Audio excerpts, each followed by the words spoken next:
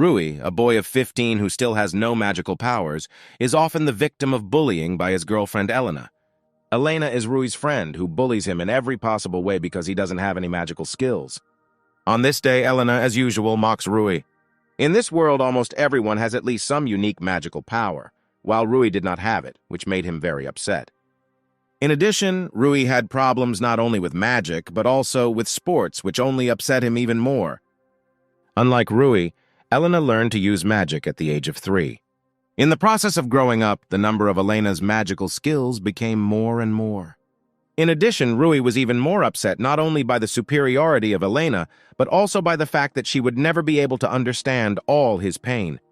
Elena also trained Rui in magic, hoping that sooner or later he would also be able to gain some kind of magical power.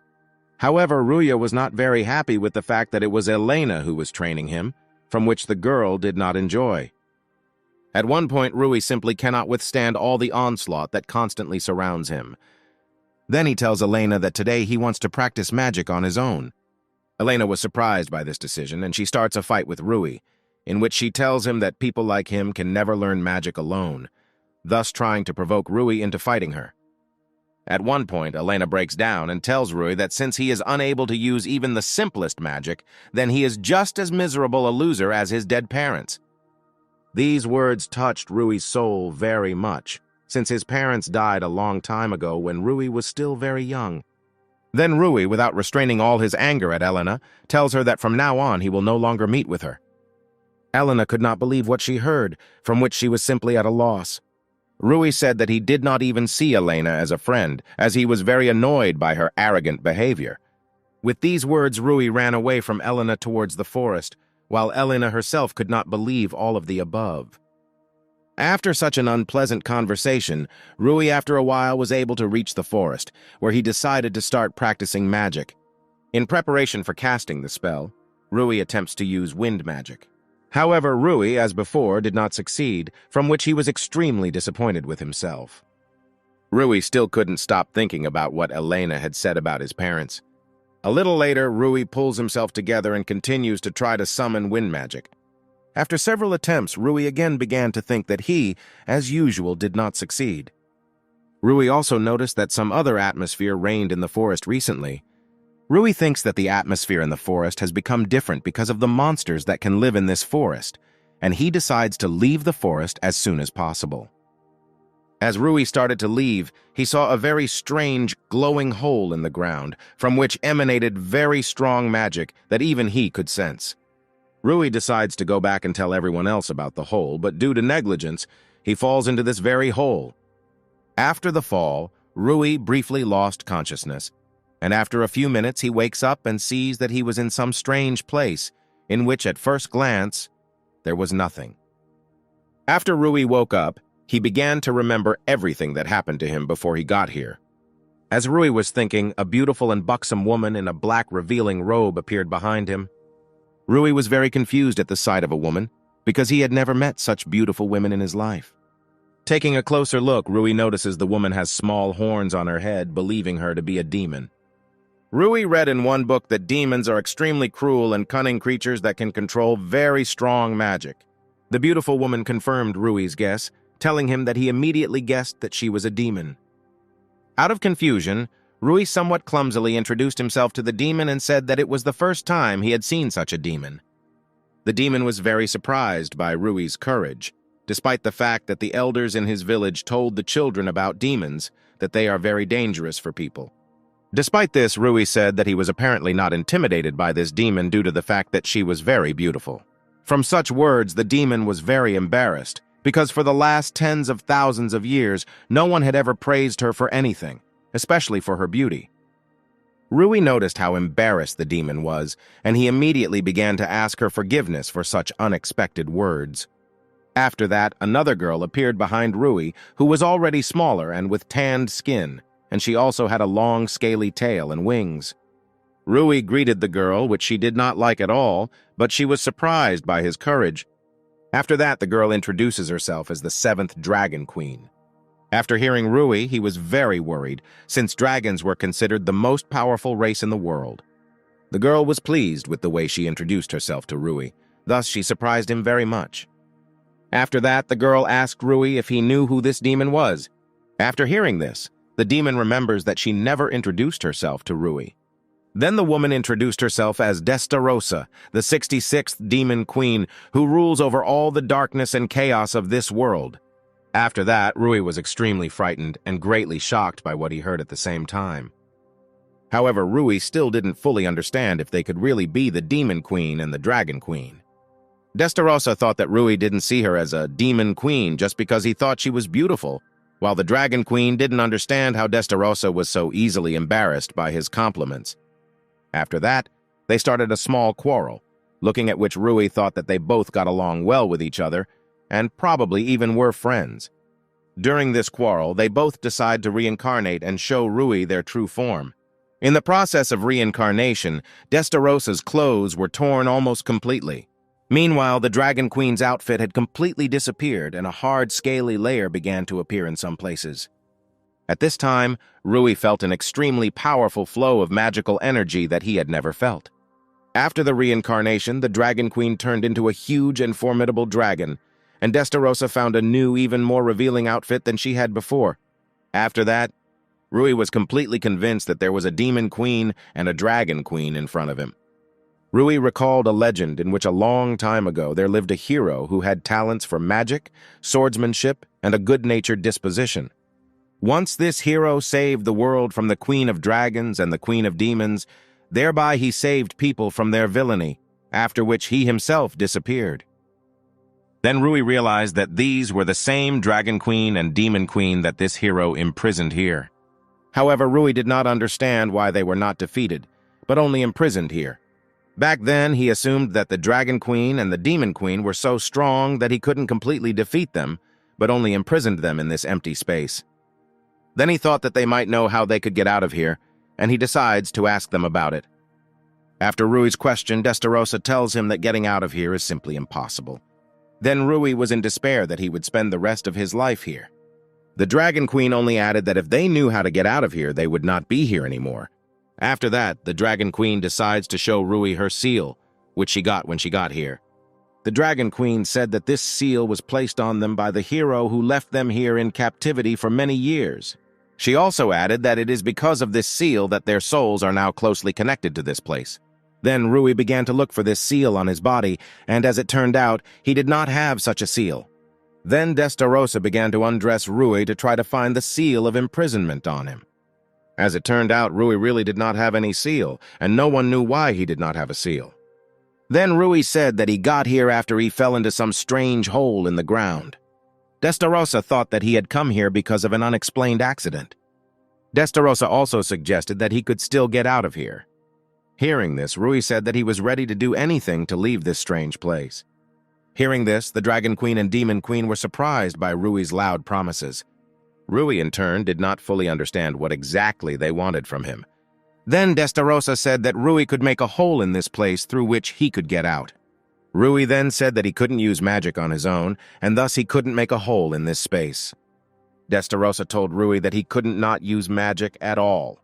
Then Destarosa offers Rui to train him in order to increase his magical powers. For a better understanding, Destarosa explained to Rui that magic is like a muscle, and the more he uses it, the stronger it becomes. But despite this, if he goes too far with his efforts, then his magic can completely end, and then he can die from it. Destarosa also added that for the most effective training, he will have to bring his condition almost to death as often as possible. Destarosa said that 500 years of training would be enough for Rui, which shocked him very much, thinking that he would simply not live. Then the Dragon Queen told Rui that time is different here, and that here 1 year equals 1 day on Earth. Then if Rui spends 500 years in this space, then only 500 days will pass on Earth. The Dragon Queen said that if they trained him, he could get out of here. Rui thought that they would not help him just like that, and then they said that in return he would help them get out, and he could not refuse such an outcome of events. The next day, Destarosa began Rui's training, which he was very grateful for. Destarosa reminded Rui that it would take him 500 years to get all of the strongest magical techniques. Rui wanted to know if time in this place really goes as the Dragon Queen said. Destarosa said that this was true, and that she once checked it herself with the help of magic. Then Rui remembered the elder in the village who took care of him when his parents died. He thought that the elder there would worry about him, and that after all these trainings, he would definitely return to him. He told Destarosa that he would try his best to get out of here as soon as possible. After saying that, she strokes Rui's head, thus praising his aspiration. Rui remembered how before his mother died, he also stroked his head, which gave Rui a pleasant warm sensation that he had not felt for a very long time. However, Destarosa asked for forgiveness if he did die here, causing Rui's emotional mood to change to a more depressing one. While training with Destarosa, Rui practiced his magical skills for a long time. From such training, Rui crawled to the Dragon Queen completely exhausted. The Dragon Queen realized from Rui's emaciated state that Destarosa was teaching him very well. No sooner had Rui regained his strength than the Dragon Queen was ready to train him. The Dragon Queen said that she would train Rui not in magic, but in a special Qigong technique. The Qigong technique was unique in that it fully revealed the full potential of any magician. There were very few people in the human world who used the Qigong technique, but this technique was not inferior to ordinary magic in strength. The Dragon Queen told Rui that if he mastered this technique, he could easily defeat even a dragon. The study of Qigong technique is based on 9 exercises, which are divided into attack and defense exercises. Any person who can learn all the exercises will be able to overcome any difficulties in his path. Rui did not understand why no one used such powerful magic. The Dragon Queen explained that this technique is very difficult to master. She also explained that in recent years it has become much easier for people to use magic, and that everyone can safely use basic magic, while Qigong techniques need to be diligently studied for years. This didn't scare Rui too much, since for him, Qigong training should be just as hard as regular magic training. The Dragon Queen also added that a person does not need any talent to learn Qigong techniques, and all training was based on meticulous training. Rui said that he will try his best and he can't wait to start training. However, the Dragon Queen didn't mention that Rui had to memorize everything he would learn. After an explanation, Destarosa appeared to them and said that the training program would change every week. The Dragon Queen thought that Rui should learn Qigong before Destarosa could teach him how to use magic. 10 years after Rui ended up in the infinite hell, his magic skills have become much stronger. Destarosa was happy with the result of her training, but she also understood that Rui needed to continue training. Destarosa noticed all the progress of Rui and saw how he became a real magician. Destarosa was also surprised by how Rui never once showed her fatigue during all the time of her continuous training. At the end of the training, Destarosa told Rui that he had had enough for today, but Rui claimed that he could still continue despite his near-total lack of magical energy. Rui also said that he tried very hard in training and that he can't just take and start to rest. Destarosa thought that Rui had an unhealthy desire to master magical skills. Then she decides to tell him that he tries very well to prove himself in all her training. She also added that despite how weak a magician he was in his world, all his efforts bring him results. Afterwards, Destarosa decides to transfer some of her magic power to Rui through her magic channel. She explained to him that mages like him had very little magic power, so she could only transfer a little magic energy to him. She also explained that if he does not use this magic, then his magic power will weaken, and over time, he will not be able to use his magic at all, which greatly frightened Rui. After that, Destarosa began the process of transferring magical energy to Rui. While she was transferring some of her magical energy to him, she noticed that during the entire time of his training, Rui's magic channels became more stretched compared to other people.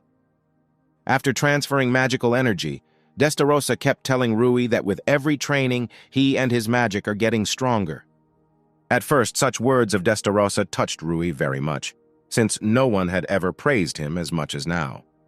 A little later, he calmed down and told Destarosa that he was very pleased to hear such warm words of support.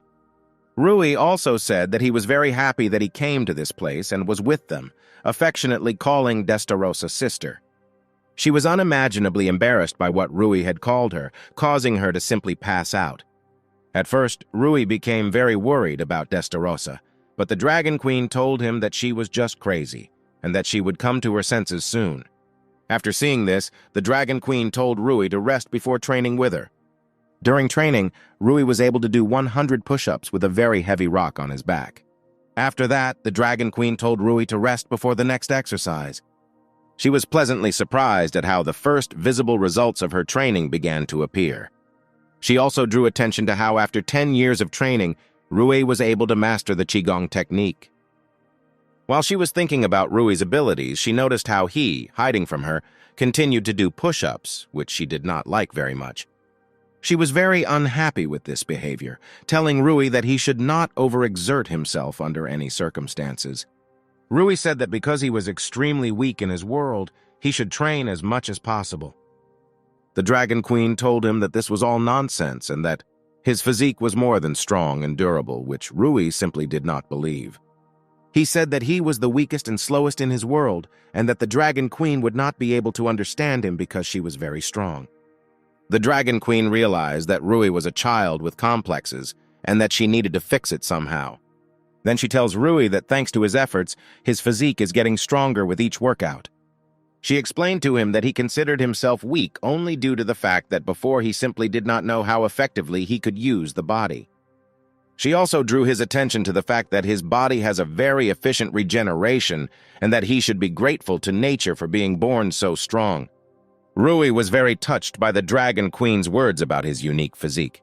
After that, he decides to ask the Dragon Queen about what her parents were like. She replied that her parents died when she was very young and that she did not even remember their faces. After this question, Rui began to feel a little awkward after his question, thinking that it was unpleasant for her to remember it. But instead, the Dragon Queen just chuckled and told Rui not to think about it, and that she also had a strong body that she got after she was born. After that, Rui could not contain his emotions and rushed into the arms of the Dragon Queen, thinking to himself that they had a lot in common. She did not fully understand what exactly was happening, to which Rui replied that she also tried very hard. After that, the Dragon Queen realized what exactly was the matter, and after a short hug, she began to calm him down. After that, Rui felt better, and he said that in her time the Dragon Queen was the same as he used to be, and that he would no longer whine. At this time, Destarosa had already managed to come to her senses, and she understood that everything had worked out for them with each other. In the 100th year of his stay in the Infinite Hell, Rui had become much stronger, and he could even use some magic tricks. He wanted to show the Dragon Queen his results, and he called her as Rio. Then she remembered how once Rui asked her if she had any name. Previously, when she terrified people, everyone knew her as the Dragon Queen, and no one saw her as a person. And after hearing that, he decided to refer to her as Rio by the name. Rui pulled Rio out of his thoughts, and he wanted to know if his magic had improved. Rio also said that his magic skills have become much stronger compared to those that he demonstrated in past training. After that, Rio began to praise Rui for being able to master half of all Qigong offensive and defensive moves in just 100 years. Rui later told Rio that every time she touches him, his heart beats faster every groove.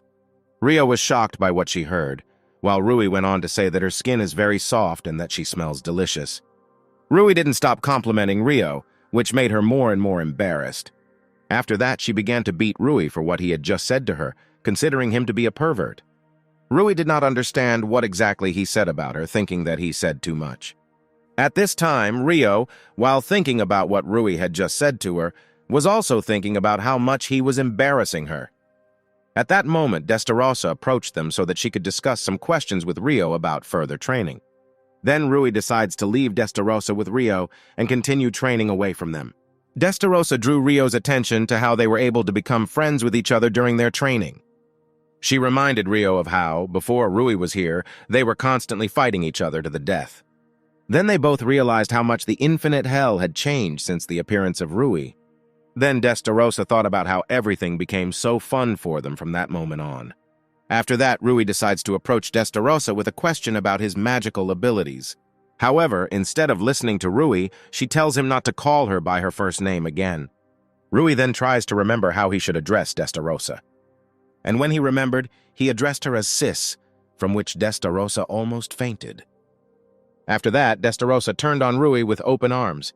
Afterwards, Rui and Destarosa begin a training session where Rui shows her his ability in using his fire magic skills. Destarosa was very pleased with how, after 100 years in an endless hell, his skills had become so strong. However, despite such a rapid increase in abilities, their moment of parting is getting closer and closer. At that moment, Rui runs up to her so that he can find out if she is pleased with his abilities. But when Rui ran up to Destarosa, he noticed that she began to cry. Rui was very upset because his little sister suddenly started crying. Destarosa, in turn, did not stop crying, tightly hugged Rui, telling him that she was crying because of him. Destarosa, without restraining her emotions, promised herself that she would definitely return him to her world, even if they never saw each other again. For 300 years in an endless hell, Rui was able to learn how to use the Dark Flame, one of the most complex and powerful spells. Destarosa and Rio were pleased that Rui was able to master magic that only high-ranking demons could use. Destarosa explained that she used to transfer some of her magic energy to Rui through magic channels from time to time so that he could use his magic skills more effectively. She was extremely pleased with how quickly Rui was able to master such complex spells. Rio said that in her training, Rui is also making great progress and that he has mastered all the Qigong skills. After training, Destarosa and Rio once again praised Rui for his efforts and dedication. After training, Rui remarked that it was getting late and that it was time for them all to sleep, to which Destarosa and Rio agreed.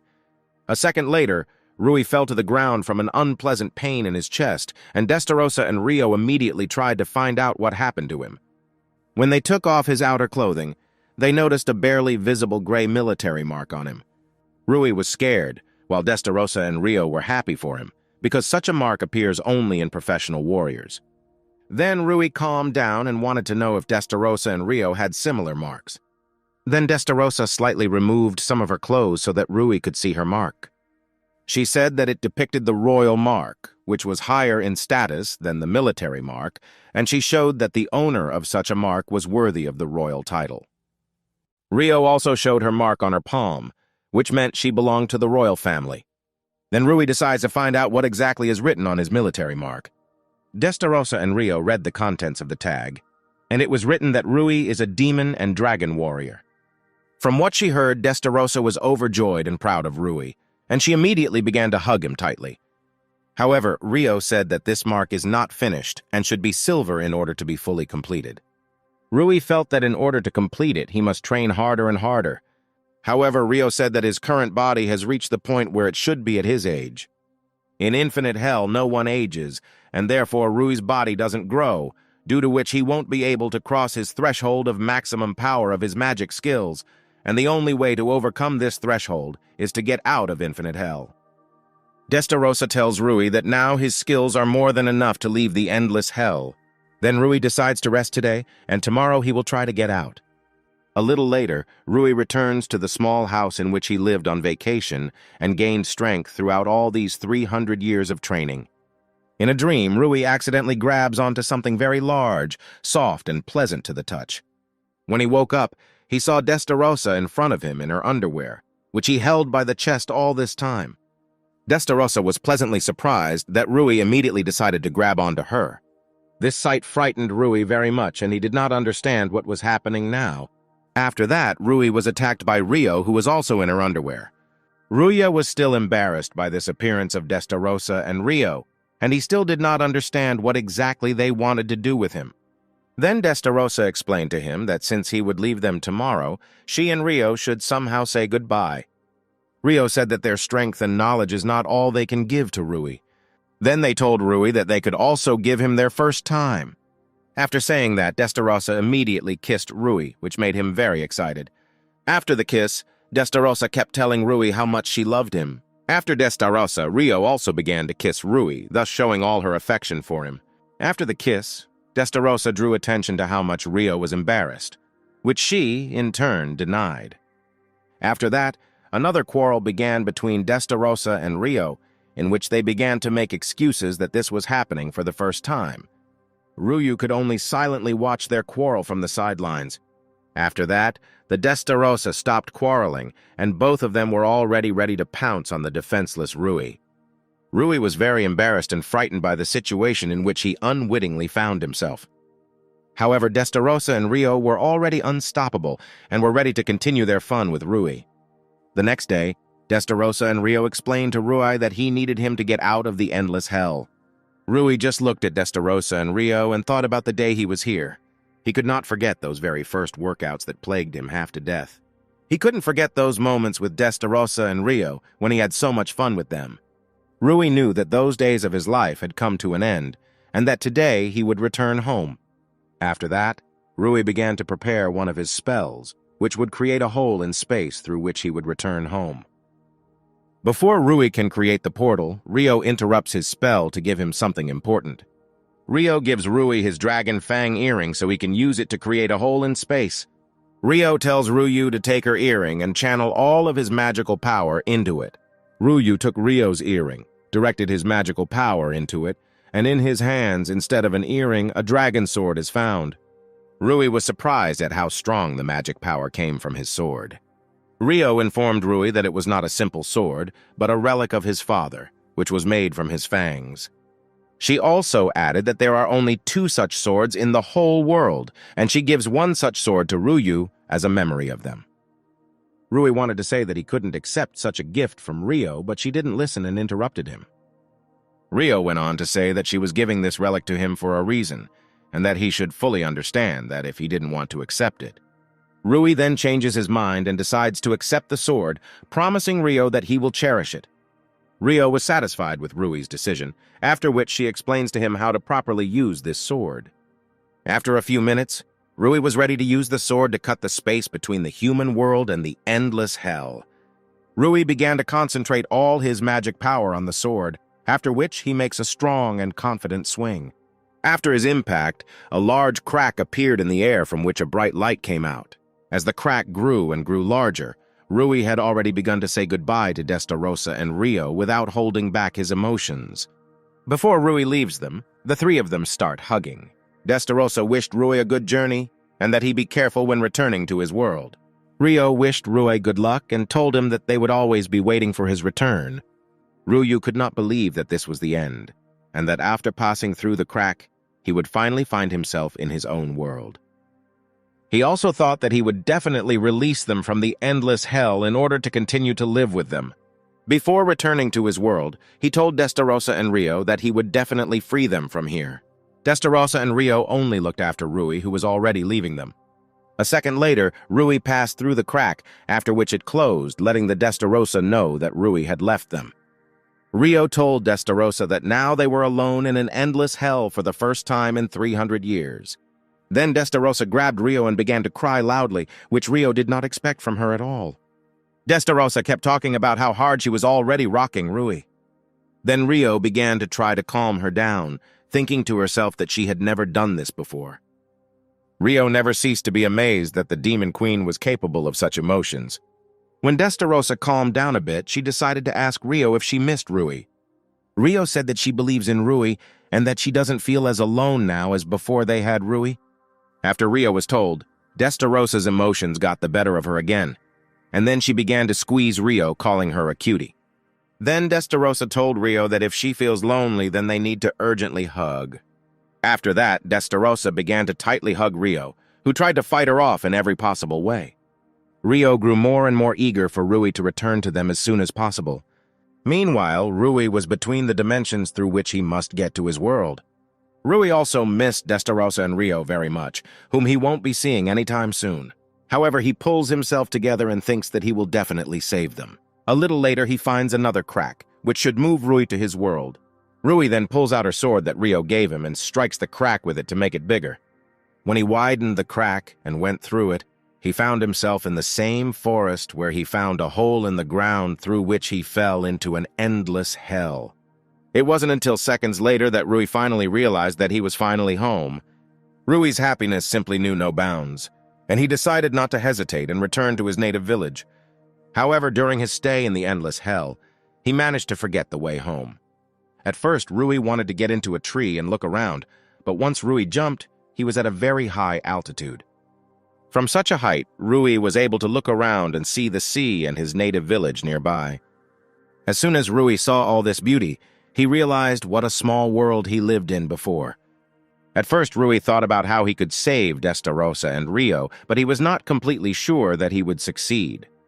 Then Rui plans to return to his home first, to be sure that nothing has changed there since his disappearance. After arriving home, Rui packed some things and was about to go to a very important place for him. This place turned out to be a large stone, on the site of which Rui's mother and father were buried. Rui apologized for his long absence and said that next time he would introduce Destarosa and Rio to them. At that moment, Rui was followed by an elder who raised Rui and looked after him after the death of his parents. The elder wanted to ask Rui where he had been disappearing all this time, to which Rui said that it was too long a story. Rui apologized to the elder for being away for so long and was very happy to see the elder. Then the elder invites Rui to go to him to give him something warm. Rui, on the other hand, created a large fireball and told the elder that he must go. The elder was shocked at how Rui was able to create such a fireball so easily. Rui said that he was fine and that now he was not as weak as before. The elder saw in Rui's eyes an unprecedented confidence in his abilities, and he also said that he would look after Rui's house. Rui thanked the elder for his concern, after which he went on about his business. While Rui was walking, he was noticed by Elena, who immediately began to tell Rui about how angry she was with him. Elena thought that since Rui did return, he wants to make peace with her. Rui told Elena that her arrogance hadn't changed since he was gone and that she should finally grow up. Elena was in the deepest shock from what Rui said to her, since before his disappearance he did not behave with her so boldly. Elena, in a fit of rage, immediately decided that Rui should answer for her words, and she was already preparing to strike Rui. However, against all Elena's expectations, Rui manages to repel her attack without getting a scratch. Elena was at a loss as to how Rui was able to stop one of her strongest moves. Rui told Elena that she couldn't see anyone around her, and that she couldn't see the people around her getting stronger while her skills remained at the same level. Then Elena only gets more angry, and she again tries to inflict at least some damage on Rui. However, despite her quick attacks, Rui still manages to dodge every one of her attacks. After that, Rui decides to use one of the Qigong techniques, during which he delivers an enhanced kick to Elena in the face. After such a strong blow, Elena fell to the ground, but even after him, she did not stop commanding Rui, telling him to pick her up. Instead, Rui only says goodbye to Elena, telling her not to get in other people's way again. Elena still did not stop shouting after Rui that sooner or later she would still be with him. On the way, Rui remembers a conversation with Destarosa and Rio, in which they discussed a plan for Rui to get them out of an endless hell. Destarosa suggested first of all finding some information about the hero who imprisoned them, since only he knows how to remove the seals from them. Rui assumed that this hero must have already died, but Rio said that his relatives or his family may also know how they can be released from here. Then Rui decides that when he returns home, he will have to find the hero's grandchildren.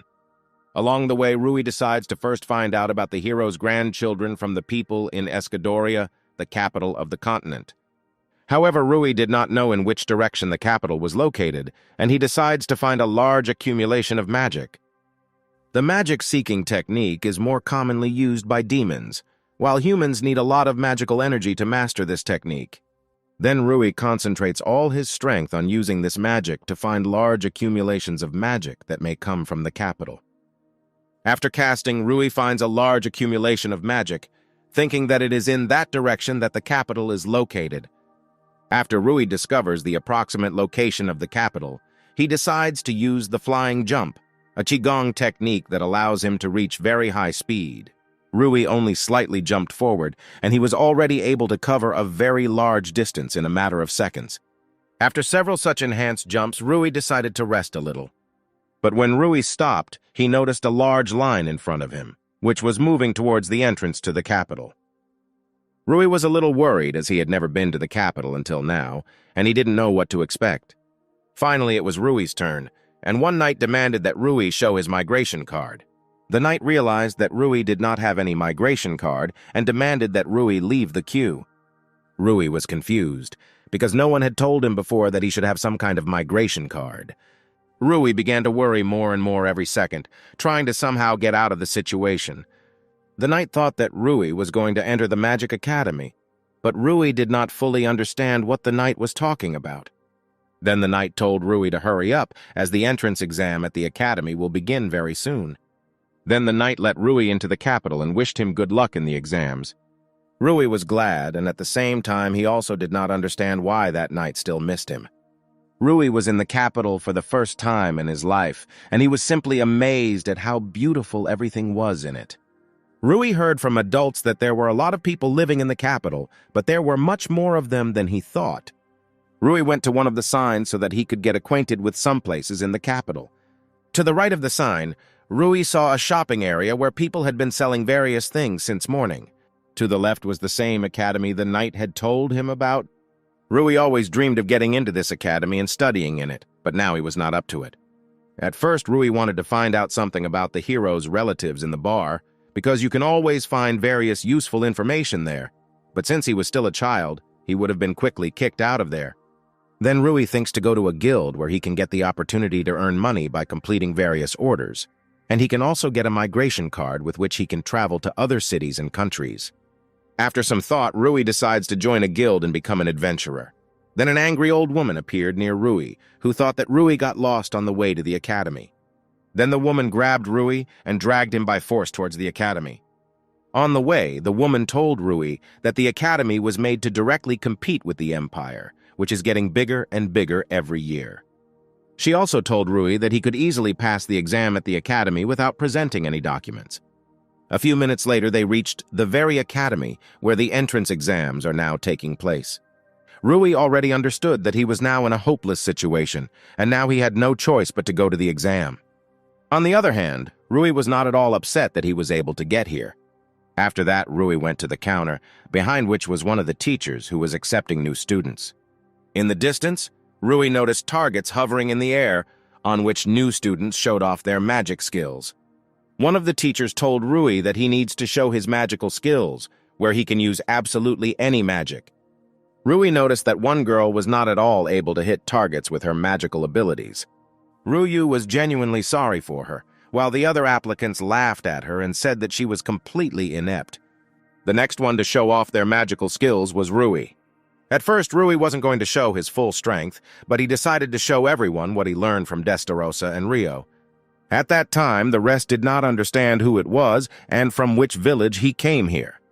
The teacher instructs Rui to start, and Rui creates a huge fireball that should take down all the targets at once. The others were shocked by what they saw and did not understand how Rui was able to use such powerful magic. After Rui used magic, a large gap formed on the ground, from which a lot of smoke emanated. While the others were scared of such magic, Rui was more than happy with his result. Rui decides to ask the teacher if he did it, but the teacher at that moment was lying on the ground unconscious. Then Rui decides to ask another teacher if he will be accepted with such skills, to which the teacher scaredly replied that he can be accepted, after which Rui was sent to the next exam. Rui was very embarrassed by the interest with which others were talking about him. At that moment, Yuri decided to turn to Rui, one of those who also decided to enter the academy. Rui did not understand what a handsome man like Yuri wanted to know from a country boy like him.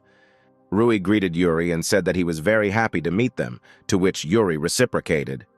After meeting, Yuri decides to immediately begin to communicate with Rui on Thai, since everyone here was exactly the same. Ruya was very surprised by such an expressive smile of Yuri, thinking to herself that girls were constantly running after Yuri. Yuri drew Rui's attention to how many unusual new students are entering the academy this year. Yuri also told Rui that he thought she would be the best among the new students, although Rui didn't quite understand who Yuri was talking about. Rui decides to ask Yuri who exactly he is talking about, telling him that he entered the academy quite recently. At first, Yuri thought a little, but a little later, he and Rui returned to the topic of conversation again. Rui wants to know from Yuri how strong she is, to which Yuri replies that she is the granddaughter of that same hero. Rui was shocked by what he heard, since he did not expect at all that the granddaughter of the hero himself would study here. Then Rui decides to ask Yuri what she looks like, which at first surprised him very much. Almost immediately, the hero's granddaughter turned out to be near Rui and Yuri. As soon as she appeared, she immediately asked Rui if he was the same new student that everyone is talking about now. When Rui told the hero's granddaughter that it was him, she told him that he looked extremely pathetic. Then Yuri decides to intervene in the matter, telling her that she does not need to insult Rui. After that, Yuri introduces Rui to Charlotte Eudelia, the granddaughter of the legendary hero. Rui immediately recalls moments from his life when he admired the hero and his deeds. He also thought that the Demon Queen and the Dragon Queen were not at all as evil as they were described in legends, but very kind creatures. Eudelia interrupted Rui's thoughts and told him that she wouldn't let some boy just take her place in the academy. Then Yuri tells Eudelia that all the exams have already ended and that there is no way to change the situation. Then Eudelia puts her hand into her chest and takes out a white glove. After she takes out the glove, she throws the glove at Rui and challenges him to a duel. Everyone around was in unprecedented shock from the fact that the granddaughter of the legendary hero challenges a simple village boy. Eudelia tells Rui that if she defeats him, he will refuse to continue to enter the academy. If Rui still manages to defeat Eudelia, then she will become his personal slave. Yuri tried with all his might to dissuade Rui from accepting the challenge, because it would be a completely irrational decision. On the one hand, Rui thought that he did not need a slave at all, but on the other hand, he had the opportunity to learn something about the hero from Eudelia. Despite persuasion from the side, Rui raises the glove, and thus he accepts Eudelia's challenge to participate in a duel. After a few minutes, Rui and Eudelia were already ready to start the battle, while the rest of the students watched it all. Regas, one of the teachers of the academy, was very worried about the duel, because if there were victims among the students, then he could suffer a heavy punishment. Yuri then reassured the teacher, telling him that he took full responsibility for himself, because he knew that deep down, the teacher also wanted to know what Rui was like. However, Yuri said that the teacher should also judge, which at first did not suit him very much. After that, Regas comes out and dictates the rules of the duel, in which the winner will be the one whose opponent loses consciousness or surrenders on his own. The teacher also added that he can end the fight himself if he considers that one of the opponents is no longer able to continue the battle. Regas also reminded the duel participants that killing during the battle is forbidden, after which Regas announced the beginning of the duel. Eudelia thought that if Rui surrendered as quickly as possible, then the duel would end quickly. After the announcement of the duel, Eudelia took out her sword, with which she was going to defeat Rui. At first, Rui was also going to take out his sword, which Rio left him, but he remembered her words that Rui should only use his sword when there is a real threat to his life. Then Rui changes his mind about using the dragon sword in the duel, and he decided to duel with his bare hands, which surprised Eudelia at first. Eudelia was already ready to strike Rui with the first blow, while not forgetting once again to remind herself that she was the granddaughter of the legendary hero.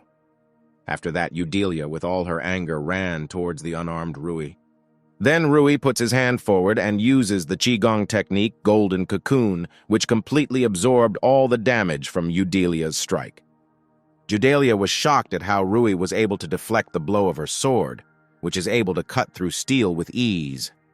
After repelling the blow, Rui says that he is not a demon king, not a dragon king, not a hero, not even a hero's grandson, but that he is just an ordinary village boy. Eudelia was still shocked at how easily Rui countered her attack with her bare hands.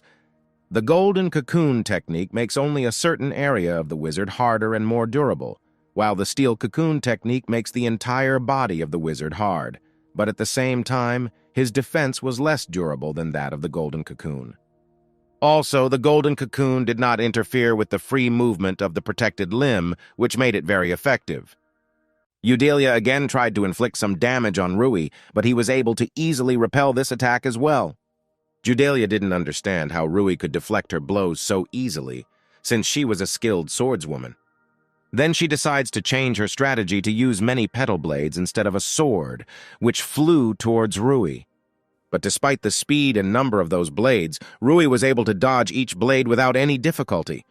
Then Eudelia decides to use a myriad of these blades so that they will surely hit Rui and neutralize him. The teacher thought it was too much, and he decides to stop the duel, but Yuri decides to stop the teacher. Yuri drew the teacher's attention to how confident and calm Rui's demeanor was, which could mean he could handle it with ease. Rui was surprised at how many petals were flying in his direction, and he felt that he needed to use very strong magic here. Then Rui decides not to run away from the petals, but on the contrary, to run towards these petals.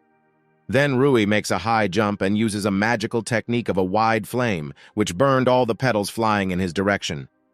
Judelia was in unimaginable shock at how Rui could deflect both sword and magic attacks so easily. Then Judelia was overtaken by childhood memories when she trained long and hard with her father. Her father told her about the hero's mark, which no one could get, and he told her that if she trained long and hard, sooner or later she would get such a mark, which in turn motivated her greatly. After that, a crowd of adults turned out to be next to her, who in every way touched her and said that she would definitely become the same hero as her grandfather. Judelia promised that she would train all the time, and that when she grew up she would become a real hero who would protect civilians from various threats. Gathering her thoughts, Judelia again was going to strike Rui with another blow. Moments before the impact, Judelia was determined not to let Rui take her place in the academy. At the moment of impact, Rui uses the golden cocoon qigong technique again to deflect the entire attack once again. Then Rui remembered those very moments from his life when Elena scoffed at him in every possible way, who believed that he had absolutely no talents in mastering magic. At that moment, Rui thought that Judelia had also had a very hard time before, and that she devoted all her time to training in order to become one of the best. Then Rui decides to apply another qigong technique, the golden sword grab, with which he not only stops Judelia's next attack, but also grabs the sword in his palm. Judelia was very frightened at how Rui was able to grab onto her weapon so easily with his bare hands. After grabbing the sword, Rui prepared to use the next Meteor Fist qigong technique, which greatly increased the power of his fist attacks. Judelia considered that these were her last seconds of life, and that she was unable to defeat Rui. However, Rui's fist manages to stop his fist within inches of Judelia's face, leaving her unharmed. Rui decided to convince Judelia that the duel had ended in his favor and that they no longer needed to continue the battle. Then Judelia was very frightened, and she began to cry while not understanding how Rui was able to defeat her so easily. Rui was very frightened by the state of Judelia in which she is now. Then Rui noticed that no one is on them now, and then he decides to create a small dark space in which no one can notice both of them. Then a large black cube appeared in front of the rest of those present, through which Rui and Judelia could not be seen. After that, Rui decides to check on Judelia's condition and try to calm her down. A little later, Judelia noticed that everything around had disappeared and that she and Rui were completely alone in a dark room. Rui explained to Judelia that he created a special cube that blocked all outside light and extraneous sounds so that no one would see Judelia in this form. After that, Rui immediately began to draw Judelia, who was very much frightened. Judelia was both frightened and surprised by such concern for her, which made her very embarrassed. Judelia decided to ask Rui why he was doing all this, despite how rudely she spoke to him. Rui only said that if someone got into some kind of trouble, then he just takes it and helps the person. Hearing this, Judelia remembered how when she was little, she also dreamed of helping people in need. Judelia thought about how she had not understood such a simple truth before. She then apologizes to Rui for her behavior and accepts her defeat. She also admitted that Rui is much stronger than her, not only in combat and magic, but also in her soul. Rui said that Judelia also showed her martial skills well, and that he was especially surprised by her last magic. Rui was about to remove the black cube, but Judelia said that friends refer to each other as you, and that they are now friends. Rui did not object to this, and they shook hands as the black cube began to collapse. The audience finally saw how Rui and Judelia finally got out of the big cube. After that, Judelia told all the spectators that she was giving up and that she fully acknowledged Rui's victory. Everyone was shocked by such a statement from the granddaughter of the legendary hero, and Judelia said that instead of her, Rui should study at the academy. Master Regus only reminded Judelia of the promise she must keep in case she loses. Rui remembered Judelia's promise to become his slave, but he said that he did not need a slave at all. Judelia said that she would not accept the fact that Rui refuses to comply with all conditions, and that she is ready to become his slave. Then Judelia began to insist that if she lost, then she must become Rui's personal slave. After that, she grabbed Rui's hand and created a slave mark on her hand, with which Judelia must now do whatever Rui wants from her. Judelia was not upset, but on the contrary, she was ready to follow all the instructions of Rui. Rui was only once again embarrassed that the granddaughter of the legendary hero had become his personal slave. After the duel, Rui and Eudelia were met at the academy by Yuri, who wanted to ask them about the results of their exams. Yuri said that he could not imagine before that someone from the hero's family would become someone's slave, which greatly embarrassed and angered Eudelia. Yuri also wanted to find out from them who they are now for each other. Eudelia only said that she didn't tell Rui because she believes that if she had told him earlier that she wanted to be friends with him, that he would have tried to stay away from her. Rui did not understand anything, and then Yuri decides to introduce himself to Rui as Yuri von Exodoria, who was the current prince of Escador. Rui was shocked by what he heard, as he could not even imagine that he would personally know someone from the royal family. Then Rui decides to address Yuri as a master, to which Yuri himself said that friends should not call each other master. After that, Yuri asked Rui if he had a place to stay for the night, since it was clear from his appearance that he was not from the capital. Rui said that he had not thought about it at all, because he expected to solve such issues as they arise. Yuri said that he would try to somehow resolve the issue of Rui's place of residence. Yuri said that Rui could spend the night at his place, and that he would be well taken care of there, so Rui wouldn't have to think about paying. Then Eudelia considered Yuri's generosity too suspicious, suggesting that he had some reason for this. Yuri also said that now there is a big shortage of population in the capital, and if the academy's rating increases thanks to students like Rui, then students from other countries will go to the capital. Yuri also added that if Rui goes to the academy, Yuri will support Rui in everything. Rui thought that if Yuri would help him, then it would be much easier for him to get comfortable, and then it would be easier for him to find the necessary information about the hero. And after such thoughts, he decides to become a student of the academy. That night, Rui spent the night in Yuri's room, and the next day he was going to look for information about the hero. As soon as Rui went outside, he saw Eudelia near the entrance, who had been waiting all morning for him to come out. Rui didn't expect to see Eudelia, and she said that she just wanted to come to Rui. So that Eudelia would not think that something was wrong, he told her that he was very glad to see her, after which her resentment changed to joy. After that, Eudelia invites Rui to take a walk with her while she will show him various places. Then Rui and Eudelia walked around the capital all day, having visited various places. During the walk, Rui thought that now he is in great debt to Eudelia, and that he now wants to free Destarossa and Rio. By doing so, he himself will devalue everything that the legendary hero has done for this world. Then Rui remembered his last night with Destarossa and Rio, when they all discussed together that the hero might still be alive now. Destarossa said that since the hero was able to create a place where no one ages like the infinite, then he could very well find a way to become virtually immortal. Then Rui said that since he locked Destarossa and Rio here, he is bad, and when he finds the hero, he will kill him. Then Rio said that there was no way they could kill the hero, since he was too strong for anyone to defeat him. Destarossa considered that the hero could not just attack and imprison them and Rio here, and he must have some good reasons for this. These words did not convince Rui in any way, and he still wanted to finish off the hero, since he could not just forgive him for the fact that they were here. Eudelia noticed that something was wrong with Rui, to which he replied that everything was fine with him. Then Rui came to his senses and he decides to learn something from Eudelia about the legendary hero, and she considered that Rui is one of her grandfather's regular fans. Eudelia said that she does not know much about her grandfather, since 300 years have passed since he disappeared. Then Eudelia tells Rui that despite this, she has several family items, among which were also her grandfather's things, which interested Rui very much.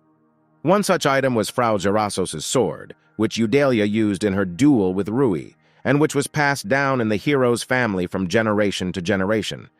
Rui began to look at the sword and could not take his eyes off him, because while he was looking at the sword, for some reason, he just felt good in his soul. When Eudelia handed the sword to Rui, the sword began to emit unusual energy, and Rui thought that the sword imbued Rui with an unusual magical power. After a few seconds, Rui returned the sword back to Eudelia, after which he felt some unusual sensation from the sword. It was getting close to night, and Rui told Eudelia that it was already late for a walk, and that both of them should already go home.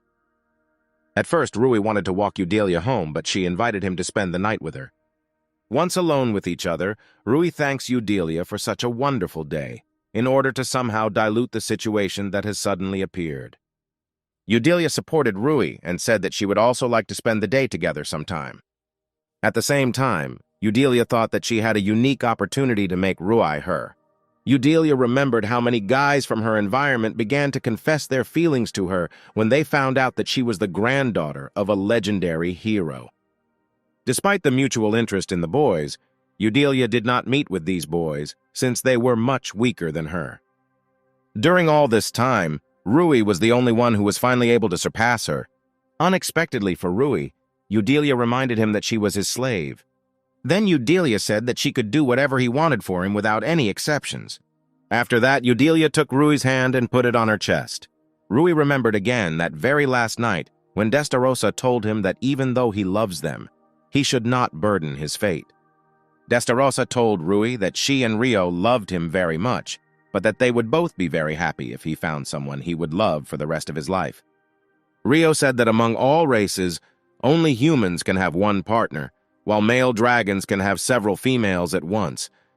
Destarossa said that male demons are also not limited to one individual, and aristocratic demons can have several dozen females at once. Rui remembered the words of Destarossa that if he finds such a person with whom he wants to connect his life, then he must act. Rio told Destarossa that she was the type to get jealous all the time, after which Rio and Destarossa got into a bit of a fight again. At first, Rui thought that he began to communicate with Eudelia only in order to learn something about the hero from her. However, after the duel and walk together, she became more and more attracted to him. Then Rui realized that Eudelia had become the very person whom he wanted to protect from dangers and with whom he would live all his life. After such thoughts, Rui decided to act, and he immediately kissed Eudelia. After a long kiss, Rui pushed Eudelia onto the bed and started taking off her shirt. Rui decided not to stop at the shirt, and he decides to take off her underwear. At one point, Eudelia felt that they were rushing things too much and wanted to stop. Rui reassured Eudelia and promised her that tonight he would be as gentle as possible with her, which calmed her down a bit. After that, Rui began to undress, and Eudelia was afraid that he simply would not fit in her. But Rui no longer listened to Eudelia, and he penetrated her, from which Eudelia experienced such unusual sensations for the first time. The next day, Rui and Eudelia were heading to the academy, and along the way, Eudelia did not stop complaining about unbearable pain. Rui suggested that she use her regeneration magic, to which Eudelia only pushed Rui and told him to think carefully about his behavior. Then Eudelia asked Rui to become her boyfriend and take all the responsibility. Ultimately, Rui decided to take responsibility and agree to Elena's proposal, despite his doubts and fear of change. Of course, the girl was completely surprised by this sudden turn of events, and it made her heart beat faster than she ever expected. A stranger approached the young couple and asked a question, wondering if they were by chance applicants. With obvious confidence, the guy expressed the opinion that they were an extremely frail and defenseless couple, which prompted them to think about their vulnerability in this situation. In addition, they showed interest and asked if the girl was the granddaughter of some hero or famous person. When the stranger tried to get closer to the girl, she firmly pushed him away and warned that if he approached again, she would take extreme measures to protect herself, including even possible violence. Michael, that was the guy's name, told her with a pleading voice to refrain from such threats and hateful words. He tried to convince her of his friendliness and intention not to pose a threat. Rui suddenly felt the need to apologize to them, even though there was no clear reason for such an action. Elena felt pleasantly embarrassed to hear the guy openly express his affection for her in front of others, and her heart began to beat faster at such unexpected sincerity. Michael didn't like the situation and decided to use his magical abilities to overcome the guy and show his strength. The main character felt puzzled about the motives of Michael, who decided to use magic in the center of the city, and tried to unravel what goals could be behind this inexplicable action. Of course, he couldn't just ignore it and decided to intervene to stop the stranger and prevent the possible consequences of his magical actions. He decided to use the stone machine gun in an attempt to stop Michael and his magical actions.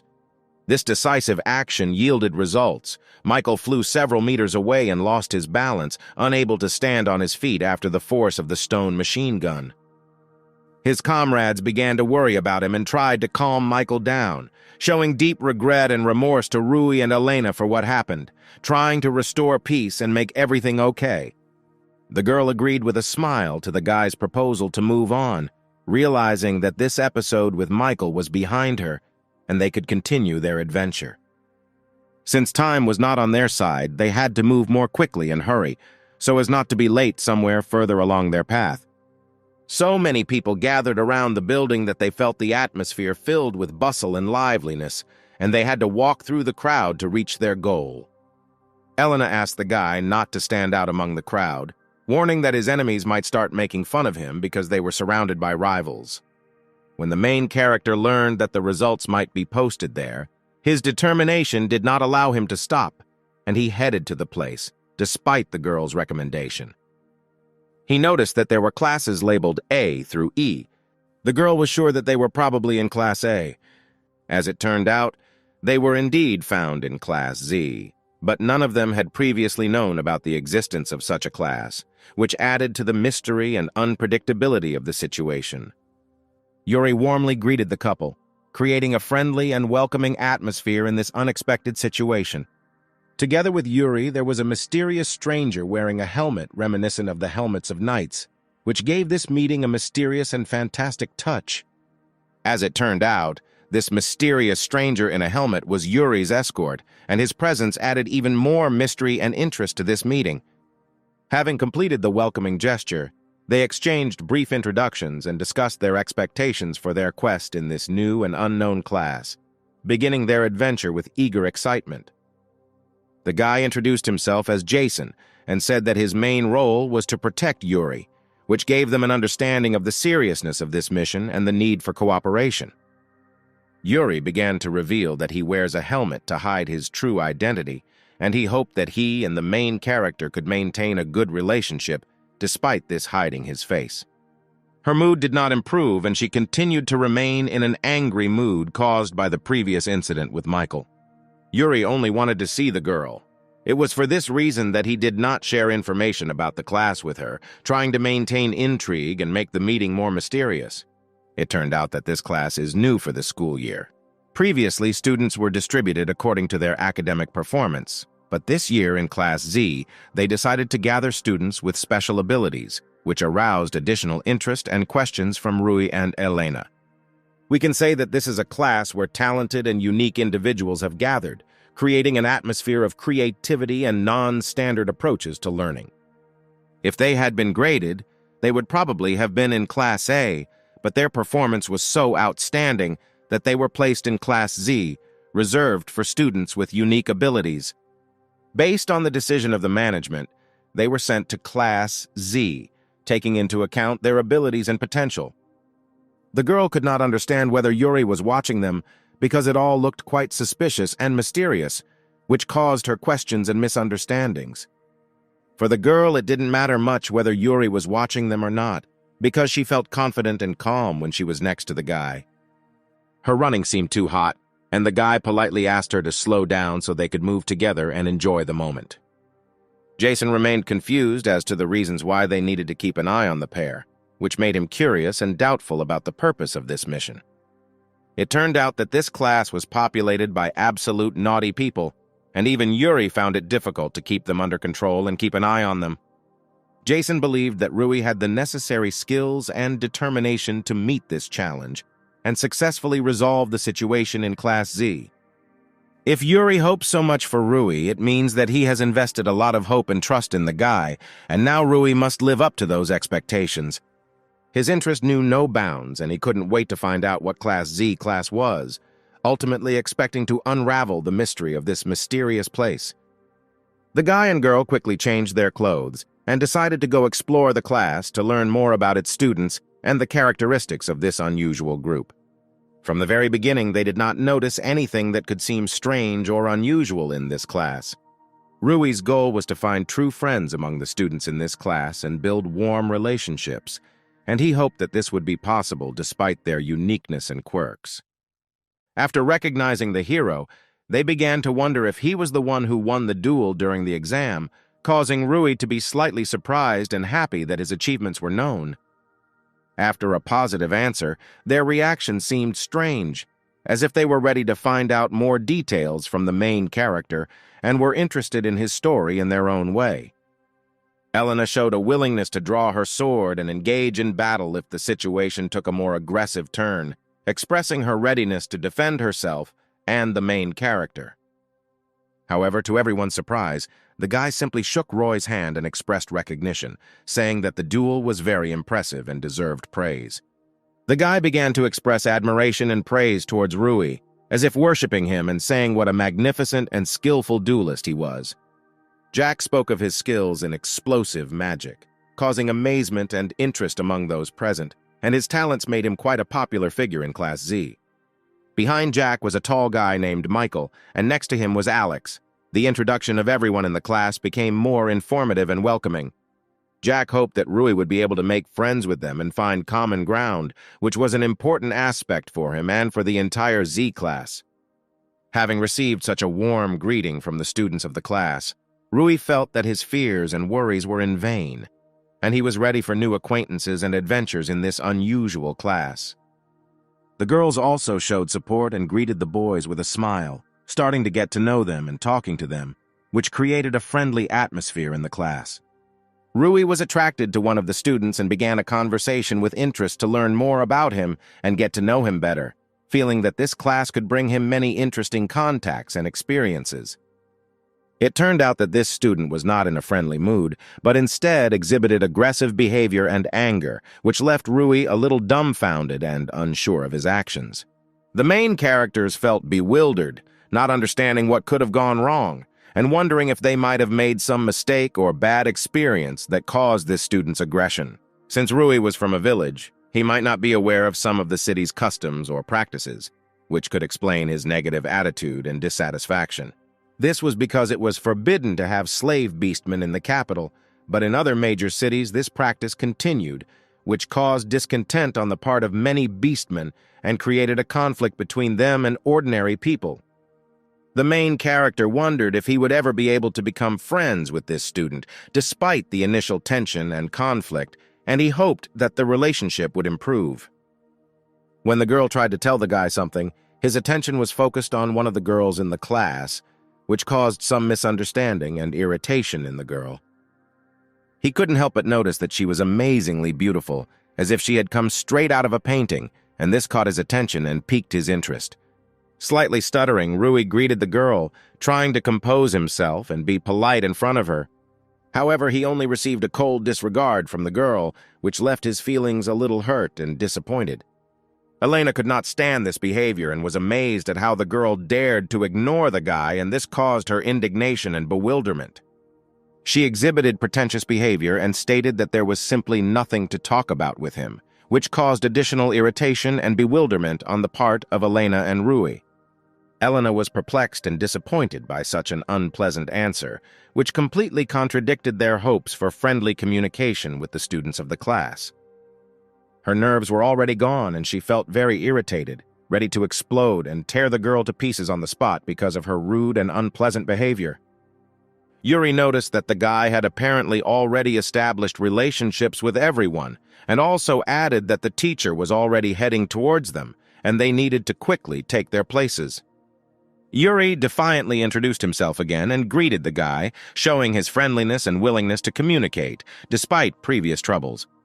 It was clear from the look of the main character that he felt satisfaction from the new class, since from that moment his life at the academy begins, and he is ready for new challenges and adventures.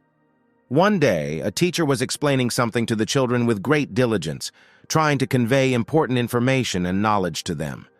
The teacher explained that in this way, water magic uses moisture from the atmosphere to achieve its goals, sharing knowledge about magical processes with students. Rui disagreed with the teacher and said that water magic was probably also capable of controlling underground waters and water sources, expressing his own vision and understanding of magical processes. 2 weeks have already passed since they entered the academy, and the main characters have been actively studying magic and adapting to the new learning environment. Everyone present was amazed at how clearly the guy explained the material, and his ability to convey knowledge aroused admiration among students and teachers. When they returned from practice, they noticed that all the chairs were scattered around the classroom, which caused surprise and bewilderment among those present. It was very cruel, and the children could not understand who had made such a mess and scattered chairs around the classroom, causing indignation and irritation. One of the guys wanted to ask some questions and find out what happened to understand the situation better.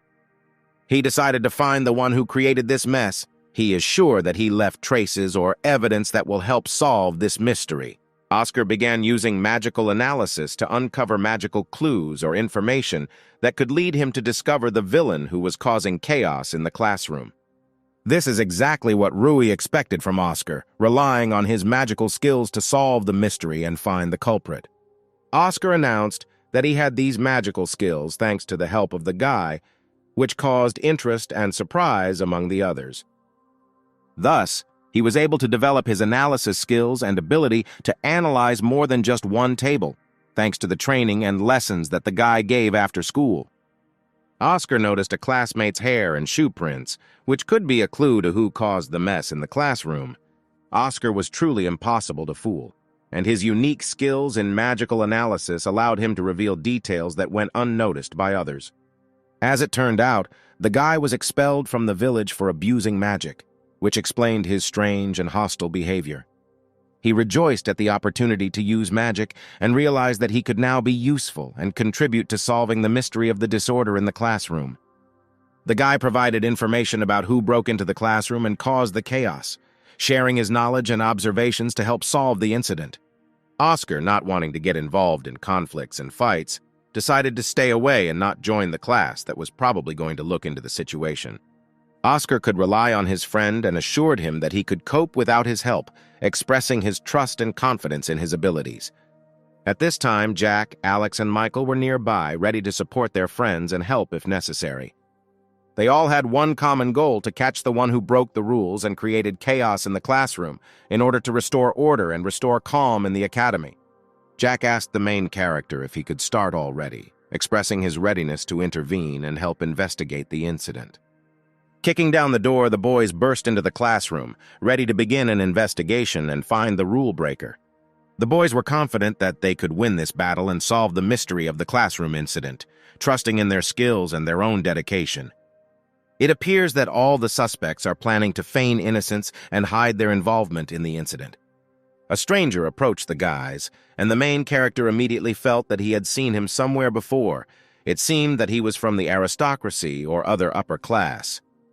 The main character apologized for the fact that they suddenly burst into the classroom and explained that one of the hooligans in their class disrupted the lesson, and now they are trying to find the culprit and restore order. The stranger asked if it was too early to suspect them of this, expressing doubt about their assumptions about who might have disrupted the lesson. The stranger also added that in their class there are many students from disadvantaged families, and this can make it difficult to find the culprit and understand the situation. After these words, Jack became enraged and was ready to tear the stranger to pieces, feeling anger and defending the honor of his class and friends.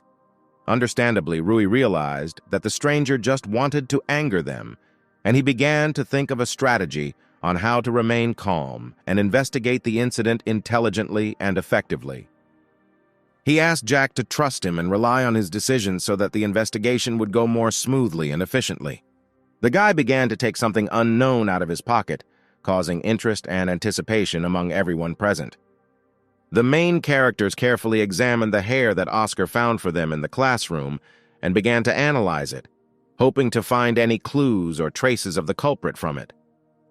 The stranger inquired how Oscar was able to find out who the hair belonged to, expressing curiosity about the methods by which Oscar used his magical powers to determine the owner of the hair. The guy started talking about how they did a genetic analysis and compared the data with known samples to determine the owner of the hair. Then he decided to explain it briefly so that others would understand the analysis process. He announced that he used his ability, called Time Rewind, to analyze the genetic information and identify the owner of the hair. The stranger was clearly surprised and did not expect such an unusual outcome of events, because the return time ability was extremely rare and powerful. As it turned out, the main characters used magic that could return time, and the hair returned to its owner's head, which surprised everyone present with its unusual magical power. In other words, it turned out that the hair belonged to a stranger, and he was involved in the incident with the thrown chairs in the classroom. The stranger could not understand how this was possible, because not even all high-class magicians could use the magic of time, and this caused him surprise and bewilderment. The stranger pointed his wand at the boy, preparing to possibly use his magical powers in response to their discovery of his crime. The stranger admitted that he was going to purge and remove the main character from the class, implying perhaps some measures to expel or punish him. He warned everyone present that they should also prepare for the punishment or consequences of carrying out a purge that would cover the entire atmosphere of the class. The main character noticed that pointing magic wands without sufficient reason is contrary not only to the rules of the school, but also to the law of magic in general. The main character realized that in this situation it was more of a self-defense, and now he had no need to hold back. The time has come for retribution and protection of their interests. After this, classmates began to jointly develop a strategy to prevent possible negative consequences and protect themselves and their class. The man ordered everyone to shoot, calling on them to take active action in this situation. The main character noticed that people were gathering near the class, and he decided that they needed to avoid direct blows and being hit by them. Michael made the decision to take responsibility and act independently in this situation. Michael decided to use a technique known as the wall to protect himself and his comrades from attacks. Jack confessed to Michael and said that he would take further action in preparation for dealing with the situation. Jack decided to use his powerful technique, called the bomb, in order to cope with the stranger and his threats. All the wands instantly exploded in the hands of their owners, causing chaos and panic in the class. This unexpected explosion, of course, was not part of their plan, and they expected an easier victory. Now the students were absolutely sure that victory was not part of their plans. The students began discussing precautions and rules for using magic to avoid such situations. Among those present was a man who was ready to deal the strongest blow to Alex. His determination and aggression could be seen in his eyes. He was not going to allow such an easy victory for his opponent, and instead of allowing the blow, he decisively activated the power-up in his legs. Because of this unexpected reaction, the guy was unable to hit him at all. His blow was completely useless. All subsequent attempts to harm this guy also ended in failure. His incredible agility and reaction made him untouchable for his opponents. He mocked them and noticed that they were too slow, and with such ease that one could even yawn without fear of anything. They were still unable to unravel his whereabouts, and he remained an inaccessible mystery to them. It was at this time that Alex suddenly appeared and delivered his decisive blow, which proved irresistible. And, in addition, apparently, he also overdid it and completely knocked out his opponents. And apparently, he not only struck but also overestimated his strength, so that the opponents were completely knocked out of action. Alex grabbed him by the throat and asked who can now be considered bad in this situation. Under Alex's influence, he began to beg for mercy and guaranteed his readiness to fulfill any request. However, the condition was that he would have to obey not only the guy, but also everyone else, following their orders. The main character is ready to strike the decisive blow in this epic battle. The blow was so devastating that the man turned and fell to the ground, groaning in pain while his opponents were left amazed by the hero's might. The blow was so powerful that he simply pierced the wall with his body, leaving a huge hole in it and causing shock among all witnesses. Such a spectacle looked incredibly impressive and epic, forcing everyone around to applaud the hero. The hero's friends were proud to have been part of this incredible victory and to have witnessed his valor. They then raised their hands to each other to symbolize and strengthen their friendship and unity. However, when Yuri learned about the boys' feat, he was overcome with rage, and he clearly did not approve of their action, not being proud of them. Jack was busy cleaning, and this was not his first endeavor in this matter. Inside himself, he admitted that it was his own fault that things had reached this extent. Yuri tormented himself with self-recrimination for simply not being able to follow them. Their promise to not allow such situations to happen again calmed them down, and they felt the obsession release from their souls. Then the main character approached Yuri and sincerely apologized, realizing that he probably suffered because of their actions. He honestly admitted that from the very beginning, when he decided to take this step, he expected that such situations would happen quite often. Yuri's voice was very tired, as if the echo of a long and restless day. Since he was still dealing with their actions, he was unable to get a good night's sleep. Rui felt incredibly uneasy and uncomfortable as he realized that his actions had led to this situation, and now his relationship with his friend had become strained and uncomfortable. At this time, the main character noticed that everyone around him continued to train, and his own experiences seemed small compared to their determination and diligence. And inspired by their determination, he also decided to go for a walk in order to relax a little and take his mind off the unpleasant situation. Leaving the class, the main character noticed how a stranger, with a smile on his face, approached him and greeted him cordially. This unexpected gesture of goodwill bathed him in a magical light, dispelling the tension that had been hanging on behind him after an unpleasant situation. The stranger, showing interest, asked if the main character was Rui. Having apologized to the guy for his sudden appearance, the main character tried to explain that his new mood and desire to talk were the result of recent events. As it turned out, the guy's name was Madison, and he was in Class 2A, which added a new dimension to their meeting.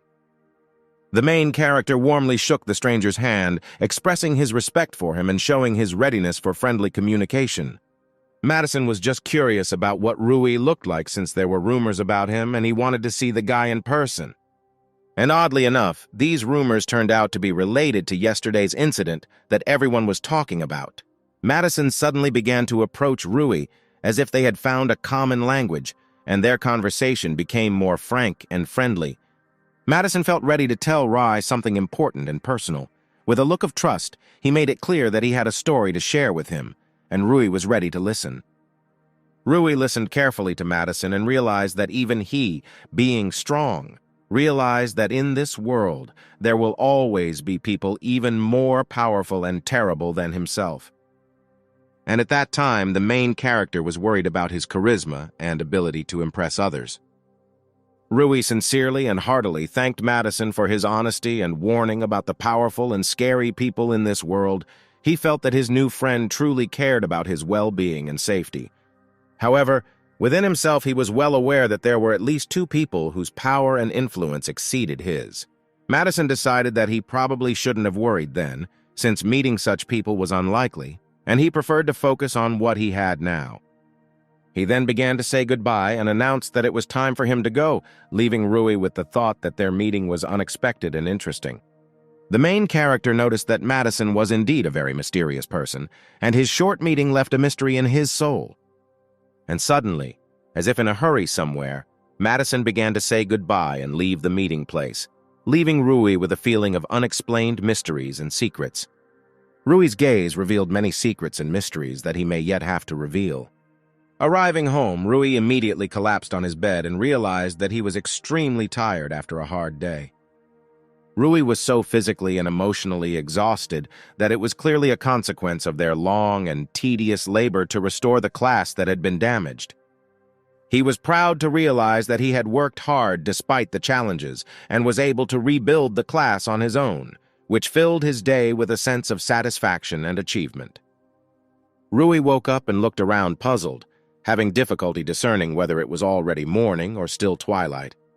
With a deep sense of confusion and bewilderment, Rui realized that he was surrounded by an unknown space and was away from his familiar surroundings, which caused him to feel a mixture of anxiety and surprise.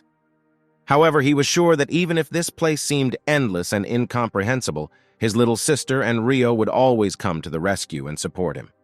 Suddenly, he realized that he felt nothing, and doubts that this place could be an endless hell came over him. The girl behind her suddenly walked up to Rui and gently asked him to remain calm, as if sensing his anxiety and helplessness. She confirmed his words that this was indeed the same endless hell in which they were. Inviting Rui to sit at the table, she told him that they needed to talk and try to figure out this strange situation in which they found themselves. The guy felt a slight awkward tension and indecision sitting at the table in this mysterious environment. Before drinking the tea that was offered to him, he wondered a little whether it was worth doing this, because the situation remained unclear and mysterious. Despite his initial doubts, Rui was pleasantly surprised to discover the exquisite taste of the tea and the warmth that enveloped him after the first sip. With a cup of tea in his hands, he couldn't help but question her identity and how they related to this strange situation. As it turned out, her name was Chris, and she was assigned to manage this endless hell, which added mystery and intrigue to their meeting. After such words, the main character instantly stood up, ready to defend, feeling an unexpected surge of tension and danger. However, she again asked him to calm down and assured him that she was not an enemy, and her intentions were good. Mixed feelings of uncertainty and anxiety remained in his heart, and he felt that he needed a clearer explanation of his role and purpose in this strange reality. It turned out that the reason was quite simple. The main character accidentally removed the seal from Endless Hell. This happened because in the real world he received an item from the hero, thanks to which the seal guarding the Endless Hell was removed. It is clear that the guy was shocked by what he heard, because he had just found out that he had accidentally released Endless Hell, and this was a shock for him. Remembering the moment when he supported Charlotte's sword and felt some kind of power from it, it became clear to him that it was at that moment that the seal was removed, revealing Endless Hell. He learned that if he collects all the hero's items, the seal on Endless Hell will be completely removed, and he will be able to return to the real world. Rui began to think that a joint effort with Charlotte could be more effective and safer than a solo search for an unknown hero whose fate he knew nothing about. He was confused, wondering why the girl who seemingly ran this place was willing to reveal information to him about how to unseal the Endless Hell. Chris admitted that the goal of Endless Hell has already been achieved, and now it seems strange to her that this hell still exists, and she decided to help Rui to rectify the situation. The guy was completely bewildered and could not understand what exactly the girl was talking about, since the information about the purpose of Endless Hell was unexpected for him. Rui felt even more confused and unsure of what was happening after learning that the girl had no right to reveal information about the purpose of the Endless Hell, and he began to realize that the whole situation was actually much more complex and mysterious than it initially seemed. After sincerely asking for his forgiveness, the girl tried to explain that she was not allowed to reveal details related to the purpose of the Endless Hell, and that she was ready to help him find the answers together.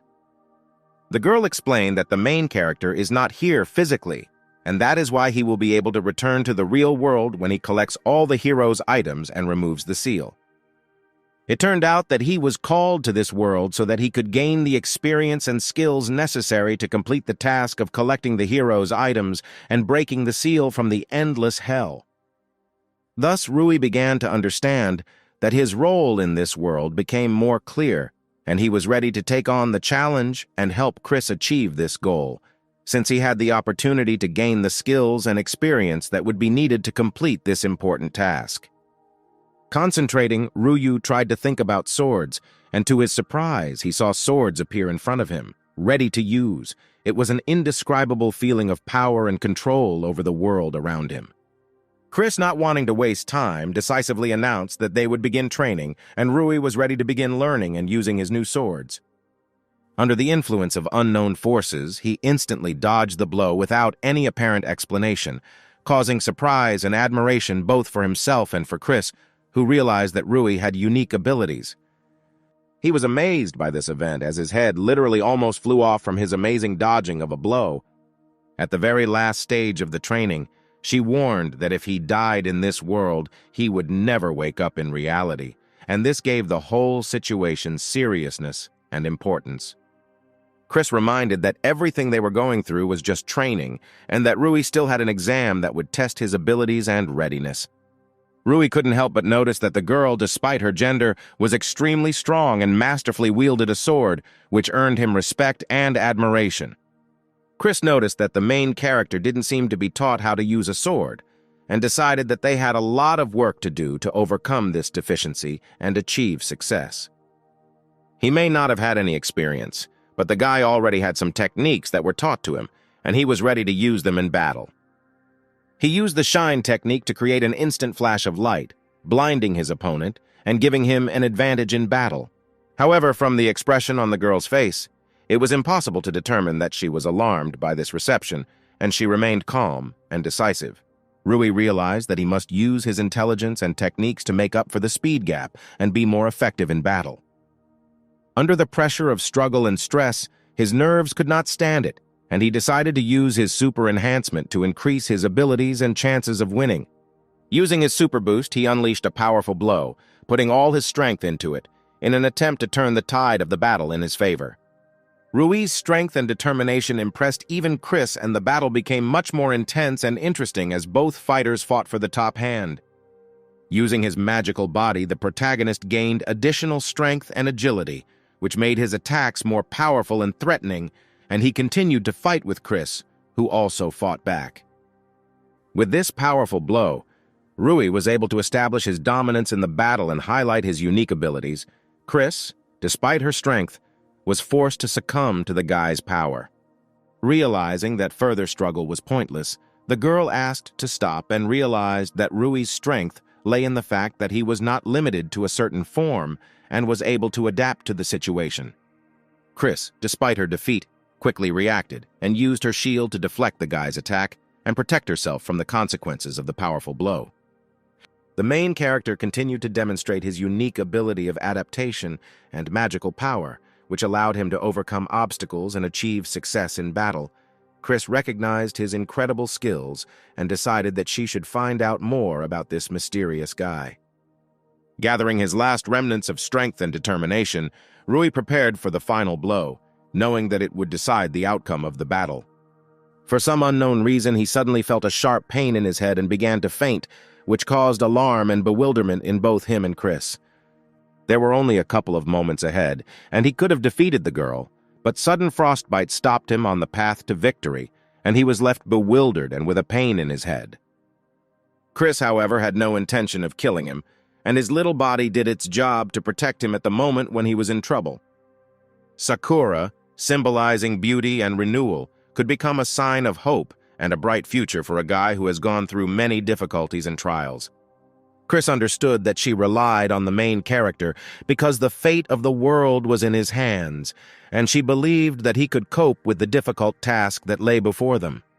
When the guy woke up, he felt that his whole body was in great pain, probably from the effects of intense training and fighting in an endless hell. Rui noticed that there were no wounds on his body, and he began to realize that perhaps he had never physically been to the endless hell, and this was all happening in another dimension or state. The dimension cut was explained as an advanced technology mixing magic and qigong. When this technology is combined with the dimension cut, a true dimension cut is created that could explain everything that happened in the infinite hell. With an opponent who is his equal in strength, Rui realized that even if he doesn't have a weapon, he can use magic to fill in the gaps in his technique and swordsmanship, making him stronger in battle. Rui had doubts that a girl might be better than him in combat or with a sword, and this could cause some self-doubt. By focusing on training with the ball, he realized that this was the way to improve his technique and skills, and he was ready to learn and develop to become better. The inner fire and determination burned within him, and he was ready for hard work. The next day, when the boy arrived at school, he was immediately welcomed and felt part of the community, preparing for new challenges and adventures. They all had nothing special to do during recess, and they decided to spend this time in a friendly conversation, discussing past events and future plans. Rui looked into the distance, his gaze rushed into the endless expanses, and suddenly his attention was attracted by the presence of someone who had already arrived. Yuri's same bodyguard, whose job it was to ensure the safety of his boss, felt surprised when the young man expressed his need for his help. With bitter sincerity in his voice, he told how he was once again kicked out of the place where he had found temporary refuge. Striving for self-improvement, the main character expressed a desire for that same bodyguard to teach him the art of wielding a sword. To improve the effectiveness of his training, he decided to turn to Charlotte, asking for help. In this chaotic duel, where Charlotte attacked with a sword and the guy tried to defend himself, the main character felt an urgent need to learn both attack and defense in order to become a true master of the sword. With pride and determination in his eyes, The guy admitted that he would pass on the ancestral technique known as the King's Defense Sword. Thus, an exchange of knowledge and skills began, where the protagonist became a teacher in the art of magic for Charlotte, while she became his mentor in swordsmanship. This union promised them not only power and skill, but also strengthening friendship and mutual respect. He silently watched as those around him strived for excellence and could not help but notice that their zeal began to influence him, instilling his own share of inspiration and desire for self-development. Of course, Rui happily accepted this dynamic atmosphere and most likely wanted to become stronger by accepting the influence of others into his character and improving with them.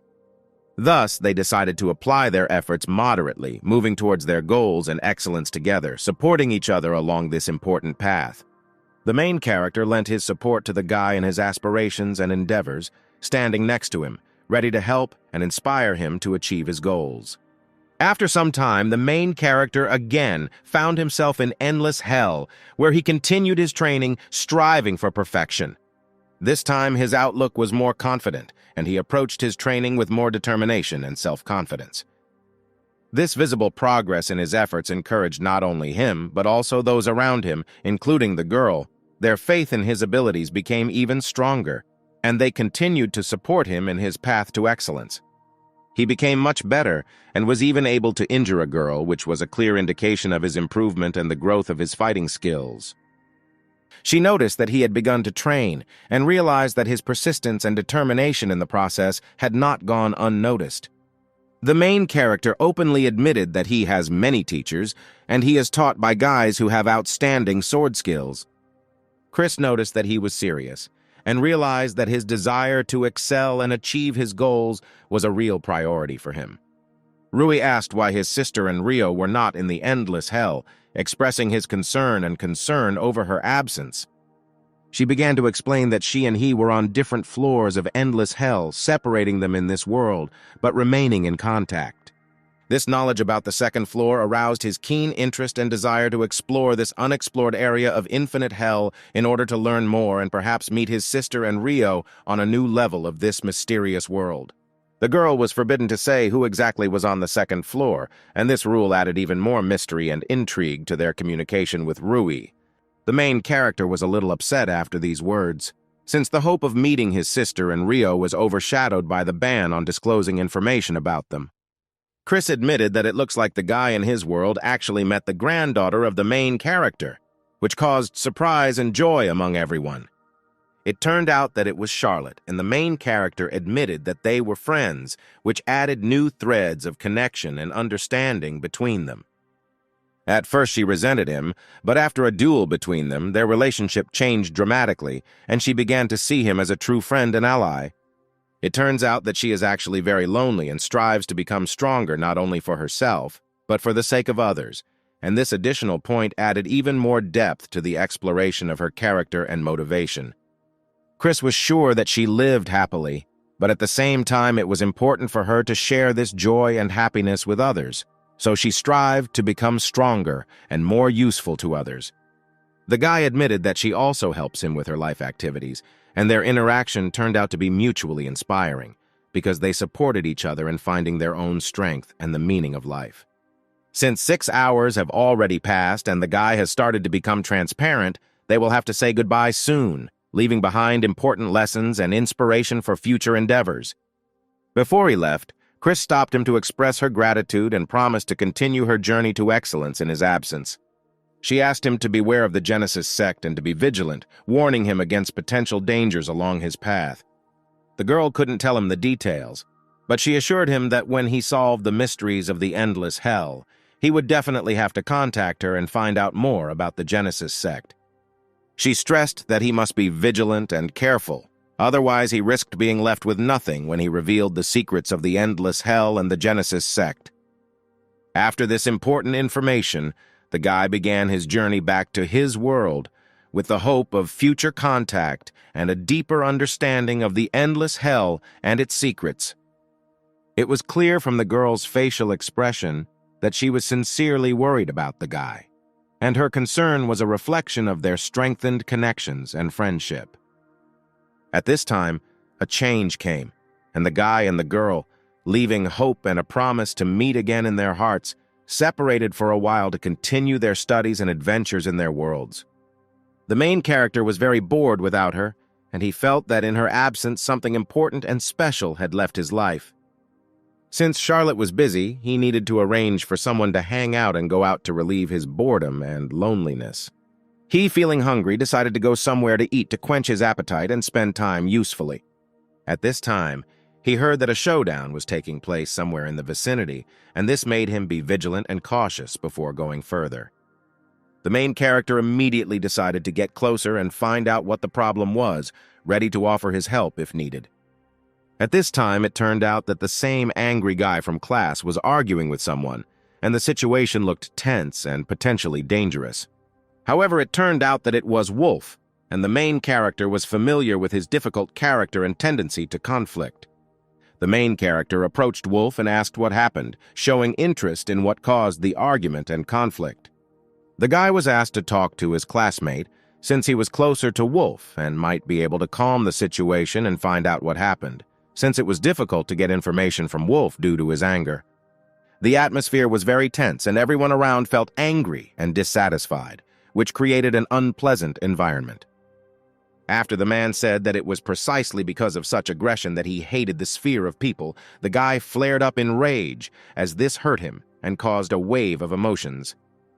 Rui intervened in the conversation and asked what had happened, revealing an interest in the conflict and a desire to resolve the situation. A classmate was accused of stealing goods from a man, and this became the cause of disagreement and conflict. The guy asked me to tell him, at least in general terms, what exactly happened, in order to understand the situation and possibly help resolve the conflict. The man began to say that a thief had entered his store, and he was sure that a classmate had stolen his goods, prompting these accusations. After he left, it became clear that the store window had been broken, adding an additional element of mystery to the situation. Immediately after calling the police, he himself decided to start a search, and his classmate actually had his stolen goods, which led to the resolution of the conflict and the restoration of justice. But the man didn't believe the guy could have done it alone and was confident he had help, leaving doubts about how exactly the item was returned. He wondered if this could really have been done by the guy alone, or if there were some hidden aspects to the story that he hadn't noticed. The boy often heard that beastmen were accused without good reason, and this made him worried that he might be caught and accused without providing evidence of his innocence. Then the main character decided that he would find the real thief in order to clear his name and provide evidence of his innocence, promoting justice in this difficult situation. However, these words did little to calm everyone down, and the tense atmosphere remained unchanged, highlighting the complexity of the situation. Rui asked if this classmate was running fast, trying to find some evidence that could confirm or refute his guilt. Then the main character decided to use magic to help solve this mysterious situation and find the real thief. He decided to use the smoke veil to create confusion and try to hide, perhaps giving himself extra time to think and act. It is clear that they immediately disappeared from the man's line of sight, leaving him in panic and bewilderment. They tried to leave the danger zone, and Rui led the guy towards safety to warn him about the possible consequences of theft and conflict. And the man could only think about where his classmates could have disappeared, leaving him in a state of confusion and unresolved questions. The man was understandably furious after such an act, and his feelings were so agitated that he could make rash decisions in an attempt to unravel this mysterious situation. He immediately began to get angry at the men standing next to him, because they could not prevent and did not see how his classmates ran away, which only increased his anger and disappointment. They could not understand what to do now, faced with growing chaos and unexpected developments. They decided that they just needed to ask the Academy for help, how to seek help from competent persons to solve riddles and solve difficult situations. One of them had to go ask for help, while the second began a search to deal with the situation as effectively as possible. All this time, classmates sat on the roof and watched everything that was happening, remaining in a safe place so as not to get into the center of the conflict. At such a dizzying pace, the protagonist, like an arrow, might even attract the attention of a local group of knights whose determination to hunt him would only increase the tense situation in which he finds himself. The guy did not fall into pessimism. On the contrary, his determination was at its best, and he strove to find the criminal as quickly as possible, filling himself with determination and hope. Wolf felt a little wary about this whole situation. He could not understand why the main characters got involved in this adventure, and a certainty arose in his mind that the mysterious individual they encountered was hiding some mysterious intentions. But the guy tirelessly and persistently began to convince Wolf of the opposite, revealing his motives and conviction that this adventure would lead to solving important mysteries and saving many lives. Since he considered his classmate his true friend, he decided to assist him in this difficult matter. The guy's reaction was extremely stunning, since he did not expect to hear such words at all and felt sincere gratitude. He could not understand how this happened, because every day he growled at him and expressed his dissatisfaction, and now they showed gratitude to him and were ready to help. However, he still couldn't figure out what the guy's true goal was.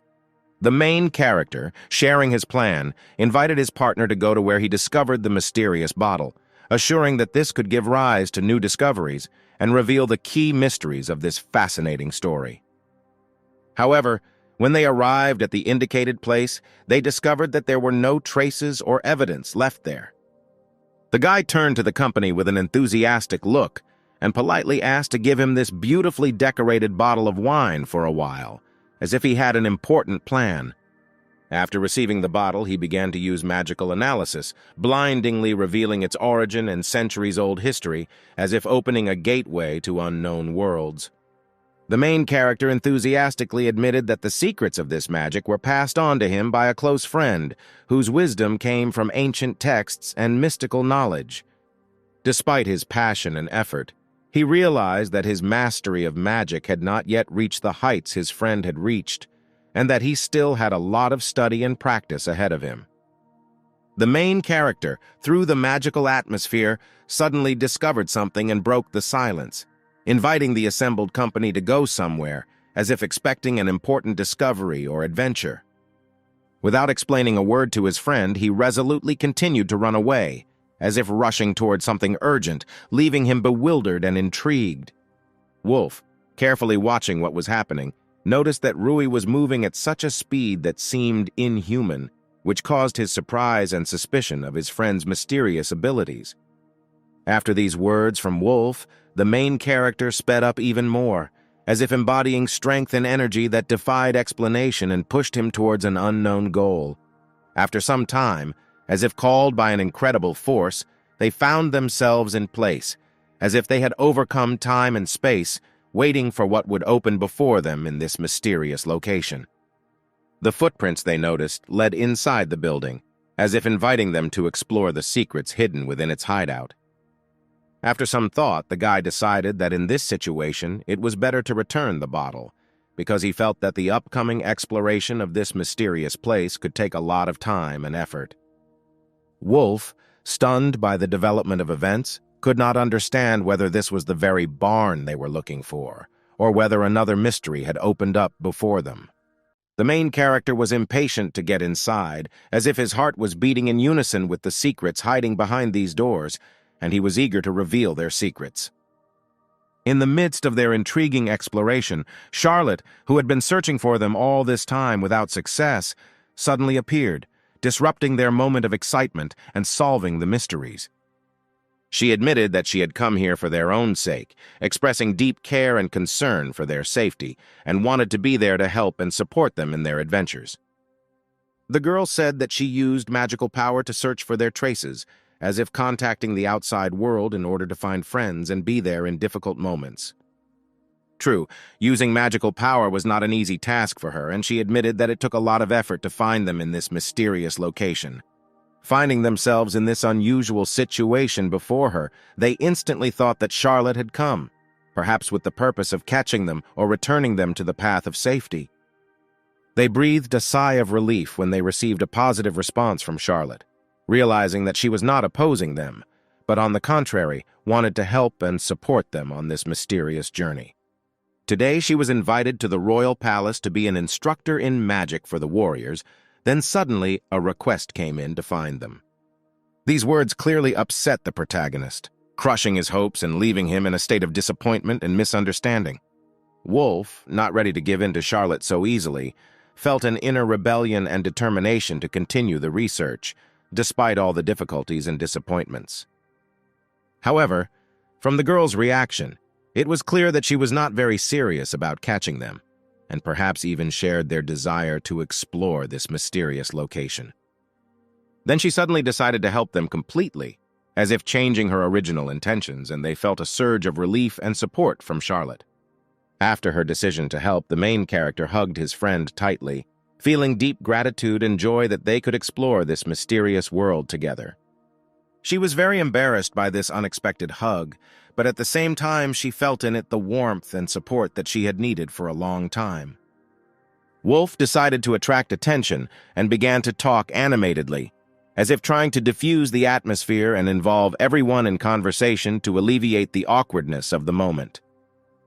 He could not understand why the girl decided to help them because she was the granddaughter of a hero, and her valor could suffer if she continued to help such a beastman.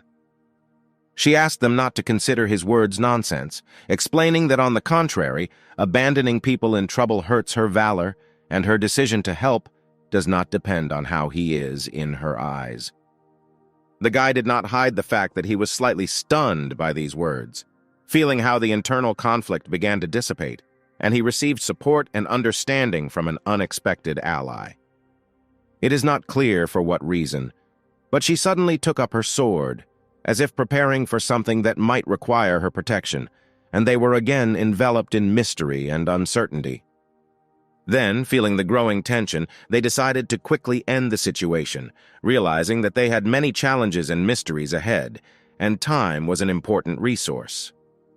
Having opened the doors, they were stunned by what they saw, as if a world of wonders and secrets had opened up before them, and they were ready for new adventures and discoveries.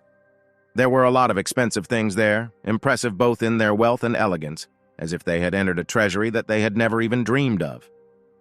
And inside it turned out to be even more spacious than Charlotte had thought. She appreciated the enormous possibilities hidden inside this place. By all appearances, the man inside was involved in shady dealings, and the guy was sure that many of the items here were stolen or acquired by dishonest means. Most likely, it was a secret warehouse of a group of thieves, where they stored looted treasures and valuables, and they found themselves in the very center of secret criminal machinations. The main character was sure that it was better to quickly inform the knights or other servants of the law about what they had discovered in order to prevent further criminal acts and restore order. And immediately after these words, gun barrels were pointed at them. They were suddenly surrounded by a threatening aura, and they realized that the situation had become even more complex and dangerous. They were surrounded by several dozen people, creating an atmosphere full of tension and hostility, and they found themselves in a conflict zone where choices and actions became decisive. A man approached them and asked if they were lost, as if trying to bring clarity to a difficult situation, and they felt a slight sense of relief, although they did not quite understand what was happening. His name was Ghoul, and he found himself the leader of this gang, managing all these people and the situation, and they realized that they were now dealing with an important player in this mysterious incident. According to their impressions, he is a fairly authoritative figure in the world of crime, which emphasized the seriousness of the situation and the need for caution in dealing with him. For some reason, the guy had doubts that this man was really the leader of the thieves, perhaps due to his unusual appearance or behavior, and this added to the mystery of the situation.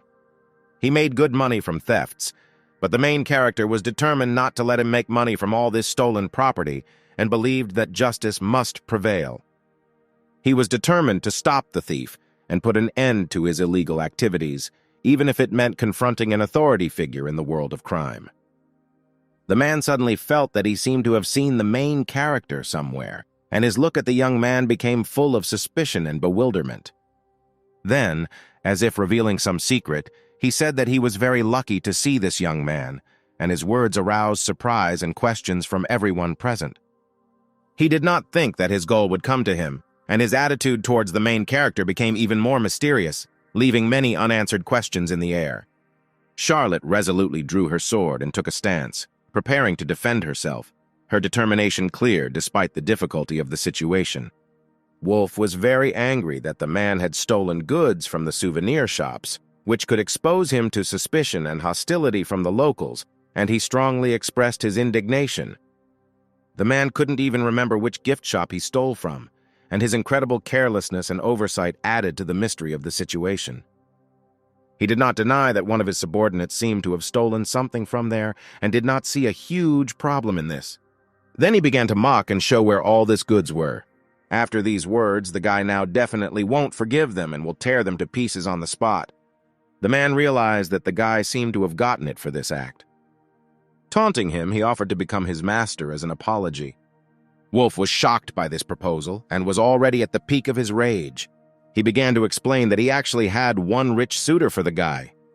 People quickly break down psychologically, so they are short-lived. Wolf's nerves could not stand it, and he was ready to tear everyone and everything to pieces. But the main character stopped him in time and thereby prevented a fight.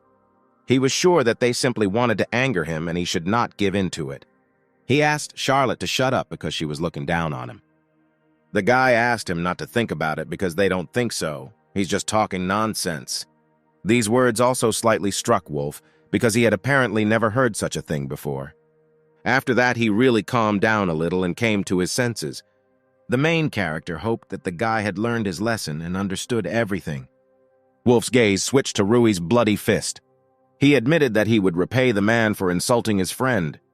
The man ordered his subordinates to deal with the guy because he sees him as a huge problem. The excitement for the fight lit up in their eyes. In addition, the man asked not to hit Rui in the face, thereby mocking him. The man realized that if he sold it to perverts who loved cute boys, they would pay a lot for it. It sounded disgusting. But after some time, the man's gaze changed very sharply. He was scared. His subordinate's fingers were broken in every possible way. The main character used a technique called golden shell and also finger removal. The man was very frightened by this and could not understand who was standing in front of him. Well, the main character was calm and noticed that the man's gun began to shake. In turn, he tried with all his might to show that he didn't care and was calm. And then he completely ordered to open fire. Well, the guy had an idea of what to use to protect them. He used a move called the crane. It was the first time Wolf had ever seen such a technique. And everyone present had already run out of ammunition. And now the friends had a chance, but they had to try not to damage the stolen property. Rui easily dealt with his opponents and did not see them as a danger. And Charlotte helped him at this time, as always. She asked to leave someone for her. Their team worked really unitedly and it brought results. Wolf was stunned by the sequence of attacks because they protect blind spots from each other. And after some time, everyone present was lying unconscious. The man had no choice but to shoot at the standing guy. Wolf turned away at that time and did not notice the bullet flying at him. In a split second, she should have approached the guy. When he already noticed this, he was very scared and did not know what to do. Rui noticed this too and realized that he needed to do something. The main character began to approach the guy in order to help him. And a split second later, screams were heard in the building and blood flowed. Wolf was informed that his arrival had long been anticipated, and the meeting was eagerly awaited, as if a harbinger of a long-awaited event. This time he was clearly late. Time flowed through his fingers like grains of sand in an hourglass, and the moment of meeting turned into an incredibly slow wait. Wolf, burning with curiosity, could not comprehend the reason for his invitation, like a mysterious invitation, unraveled only by slowly revealing riddles. He was led outside, seductively hinting at something mysterious, like a curtain rising before a mysterious performance in the evening light. The boys sought to demonstrate to their peers a creature like Wolf, as if lifting the curtain on an amazing and monstrous world hidden in the shadows. Then, as if in an unkind dance of fate, guns were pointed at him, creating a tense moment like a cinematic scene where a dark turn of events awaits resolution. For some unknown reason, Wolf was told that he was lucky, as if a mysterious happiness had seeped through the secret loops of fate, granting him unexpected luck. And at that moment it became clear to him that they were pursuing dishonest goals, like a secret conspiracy, and they were simply going to put him up for sale, like a commodity in a world of intrigue and betrayal. Their intention filled him with disbelief, like a foggy haze, and he could not realize that their plans were so permeated with darkness that it was difficult to believe in their reality. Being exposed to shock, he gradually turned his inner anxious impulse into a whirlwind of anger, like a flaring fire after the freeze of an unknown bustle. With a mocking grin, the guys asked him if he really believed that he could make friends with people, as if to undermine his confidence in his own hopes. After the incident, Wolf finally decided that he would no longer trust people, as if making a vow to himself in order to avoid such deceptions and betrayals in the future. But suddenly remembering how Rui saved him from a deadly bullet, he realized that even in the darkest moments, there is light, revising his previous beliefs with new hope. Rui justified his action, explaining that for him, Wolf is the same as everyone else, and that he does not see any obstacles in the fact that Wolf is not a person. After all people, like fugitives in search of their essence, just like Wolf at the moment, strive to find their true path in this labyrinth of existence.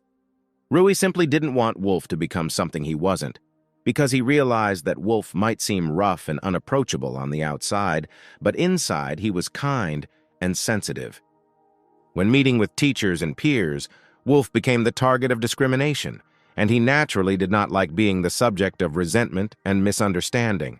Charlotte instantly ran up to the guy, eager to find out if his friend was okay, as if showing concern in moments of uncertainty. Inviting the couple to relax, Wolf himself decided to show them something unusual, like a mysterious performance that was supposed to capture their imagination. Finally, he decided to show them the real himself, not the mask he walks under, but his true appearance as a wolf, as if revealing his soul to them. Literally a moment later, the guy and girl witnessed the real Wolf in his true appearance, as if revealing to them the secret of his true essence. Charlotte suggested that it was an atavism, giving the whole situation even more mystery, as if revealing unknown facets of not only the guy, but also nature itself. She had heard about this more than once, as if revealing to her a new world of secrets and mysteries, which she had only briefly touched upon in her previous knowledge. Long ago, beastmen had the amazing ability to change their appearance, as if resurrecting an ancient legend in their own incarnation. She had heard that nowadays very few beastmen were born with such an ability. So was the guy one of those unique creatures that were legendary.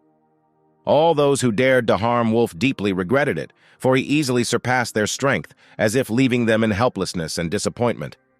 The bandits desperately tried to defend themselves from the guy's attack, putting all their efforts into repelling his attacks, as if they were caught in a whirlwind of an unpredictable battle.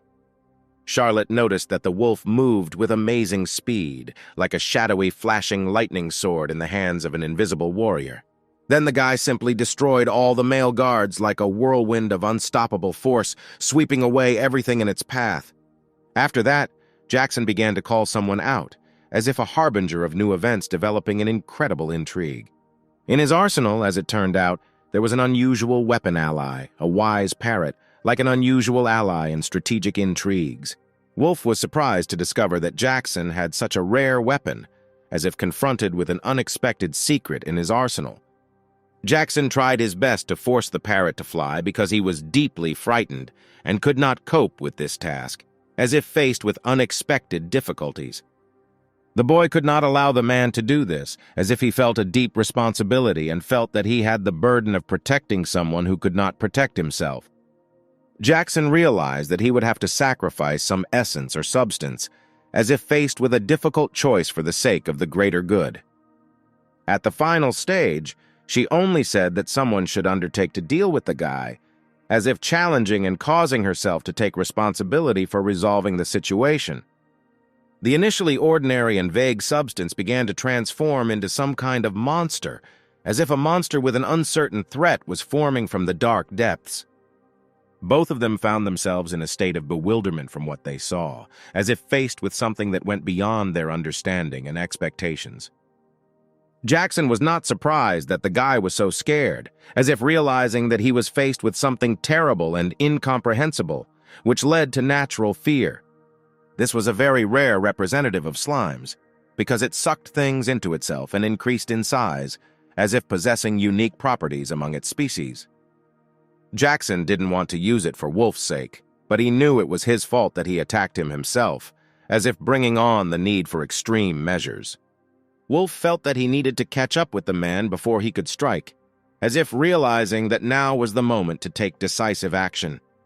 At this time, he simply stood there, posing no threat, as if remaining calm and carrying himself in a peaceful manner.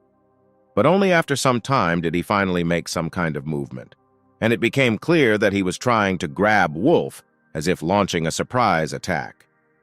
Fortunately, the guy easily dodged this attack, as if showing brilliant agility and avoiding trouble. But the stranger, who was passed out, found himself under the attack, as if becoming an unfortunate accidental participant in what was happening. Something strange was happening in that bubble. The slime began to absorb the stranger, as if immersing him in its unusual essence, causing mysterious changes. The slime absorbed him, as if plunging him into the unknown depths of his inner world, leaving behind only mysterious traces of what happened. When the enemy tried to grab Rui, Charlotte managed to save him in time, as if showing accuracy and determination in protecting her friend. The monster then began to attack the rest of those present, like a whirlwind of chaos and fear, causing a storm of struggle for survival in this incredible confrontation. They then realized that this A-rank monster was extremely dangerous, as if facing a force beyond their normal perception and resistance. If Wolf remains in this barn, he will be sucked in, as if emphasizing the inevitability of the danger and the monster's insistence on absorption. He needed to get out, as if faced with a growing threat that emphasized the urgency of his actions. The guy realized that he would have to figure out how to fight such a monster, as if faced with a challenge that required special understanding and skills. After all, even experienced adventurers fight in groups with such monsters, as if emphasizing the complexity and seriousness of the situation in which the guy found himself. But Rui asked his friends not to give up, because if he is not stopped now, it will only get worse, as if calling for decisive action in the face of an advancing threat. Thanks to Charlotte's treatment, the guy was able to begin to move, as if coming to life under her caring hands and regaining his strength. Rui decided to use a technique called glaciation, as if turning to his unique abilities in the fight against the monster. And strangely enough, a real block of ice appeared around the monster, as if the result of a magical combination of the efforts of Rui, Charlotte, and the guy. The icy appearance of the monster became more and more complete and massive, as if its essence was sealed in a cold shell. He, concentrating all his efforts, tried to get out of this ingenious trap, as if every movement became a test of will and endurance for him. To some extent, he managed to get out, and he attacked the defenseless and weak Rui at the moment, as if trying to use his instant freedom to counterattack. Charlotte couldn't just stand by and watch this. After all, she also needed to stand out, as if she was taking decisive measures to help Rui at this critical moment. Then at some point, it so happened that the monster literally swallowed the entire barn, as if devouring its walls and ceiling, leaving only traces of its greedy presence. Wolf continued to insist that they needed to escape before it was too late, as if sensing a growing threat within the space consumed by the monster. Well, the guy and Charlotte had a different opinion and began to fight the monster, as if they had decided not to give up in front of the incredible challenge that had to be overcome. The girl decided to use the technique of the heroic heart of Sakura, as if calling upon herself the strength and determination that are comparable to the splendor of spring blossoms. Then, with all her determination, she was fully prepared to attack, as if preparing for an impressive and powerful lunge towards the monster. She, framed by an atmosphere of mystery, conveyed that she entrusts everything unspoken to Rui, expressing boundless trust and creating a whirlwind of mystery and expectation around herself. As if with a magical brushstroke, he wove into his assurances not only firm certainties, but also invisible threads of concern, creating an invisible thread that connected their hearts in an invisible dance of devotion and hope. The monolith of the monster, under the power of an icy spell, disappeared under a blanket of ice, like a frozen secret, giving the landscape a gloomy beauty in which unknown mysteries of history were hidden. There was disbelief in Wolf's eyes, as if he were still wandering in the shadows of doubts, not believing that they really held this giant of time and fate. They stayed with the Ice Titan behind, only to begin racing in pursuit of Jackson, as if time was short and their fate depended on every moment they lived. After this epic battle, Rui realized that his strength had not yet fully returned, as if the inner fire, although burning brightly, took time to flare up again at full power. With Charlotte among them, amid the echoes of the battle, they claimed that Jackson had gone far ahead, hidden in the shadows of distant horizons, as if finding him had become an impossible mission in the ocean of the night. Wolf, filled with confidence, assured that he could catch up with Jackson by following the scent like a wolf that scents prey, opening up the possibility of catching up with the fugitive in this hunt for the traitor. Showing an unprecedented sense of humor, Wolf asked with a smile if the guy was going to climb on him, as if playfully ignoring the shadow of uncertainty that hovered in the air. With a slight wink, Wolf noted that if the guy decided to do this, it would become a symbol of absolute trust, like an unusual gesture that warmed the coolness of the night with unusual friendship and trust. With sadness in his voice, Wolf noted that he could not yet fully trust all people, as if shadows of suspicion still flickered in his eyes, crowding his soul. Wolf, having weighed his experiences, realized that his characteristics were different from others, and this understanding had accompanied him for a long time, as if an integral part of his uniqueness in this world. With trepidation in his voice, Wolf, eager to avoid the impression of favor, asked for help rather than doing them a favor, as if the mixture of vulnerability and strength in his request gave the moment special depth. Charlotte, possessed of determination, decided to take responsibility for those who were consumed by the slug and set out to deal with Jackson, as if she were an integral part of their destiny, filled with secrets and challenges. With an unexpected burst of friendship, the boy climbed onto the shoulders of his comrade, and together they rushed forward like a whirlwind, in which strength and determination merged, filling the night with the sonorous echo of their decisive procession. Using the bracelet Jackson found among the ruins of the capital, they deciphered the mysterious signs that opened the way forward for them, like a luminous thread leading through the dark labyrinths of the past. The bracelet was decorated with a large stone, and undoubtedly it was not just a treasure.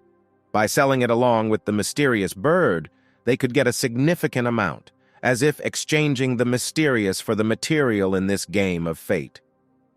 He vowed unforgiveness, deciding that by reviving his gang, he pursues the goal of taking revenge on them for all their troubles, as if creating the shadow of a majestic vendetta in his fate. Wolf, like a cunning hunter, picked up the man's scent and instantly set off in pursuit, as if dancing with the wind, where the scent became a thread leading him to a hidden goal. With the news that Jackson had already left the city limits, Wolf shared the information like the wind carrying the news of his departure, and embodied his determination to catch up with him into the desert of the night.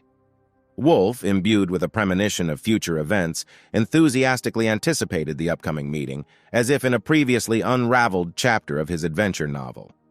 With the agility of a predator, he easily began to climb up the wall like a shadow, slowly and silently, enveloping himself in the invisible veil of the night hunt. In the blink of an eye, they disappeared from one side of the fence, like shadows crossing the line between light and darkness, leaving behind the bustling world of the city. Wolf, standing on the new side of the city labyrinth, asked what they should do next, as if the starting point of the adventure now required a choice of direction. Rui insisted that they must attack Jackson without letting him escape, as if the strategy required decisive action to ensure that the moment of retribution was not lost. With a refined strategy, Rui took advantage of the medium gravity, as if cunningly playing a game with gravity, to approach his goal with irresistible determination. Jackson was faced with a lack of understanding of what was happening, while the guy, enjoying the moment, mocked him, as if he had mastery over the secrets of their power. It was time to move on to the next stage of their plan, as if the puzzle pieces of an adventure were beginning to fit into a single canvas, awaiting completion. After that, everything depended on the guy, as if he was a key player in their strategy, and all eyes were directed in his direction, awaiting his next moves. He began to rise up in front of them, preparing for the next leap, as if there was a tense energy in the air, and the upcoming jump promised to change the course of events. With a series of worries and expectations, he flew into the air, performing the promised jump, as if a wave of action was catching them, carrying them into the next episode of this night's performance. With a mocking grin, the guy announced that it seemed like they hadn't met for a long time, as if he were in line with his own game and using a cunning move in his secret plan. Jackson couldn't understand with amazement how the guy managed to get into him, as if the mysterious meeting was shrouding them in questions, putting on a cloak of opaque mystery. Jackson tried in vain to pay off the guy, but he, being principled, insisted that he did not need the stolen things, as if refusing temptation in favor of his principles.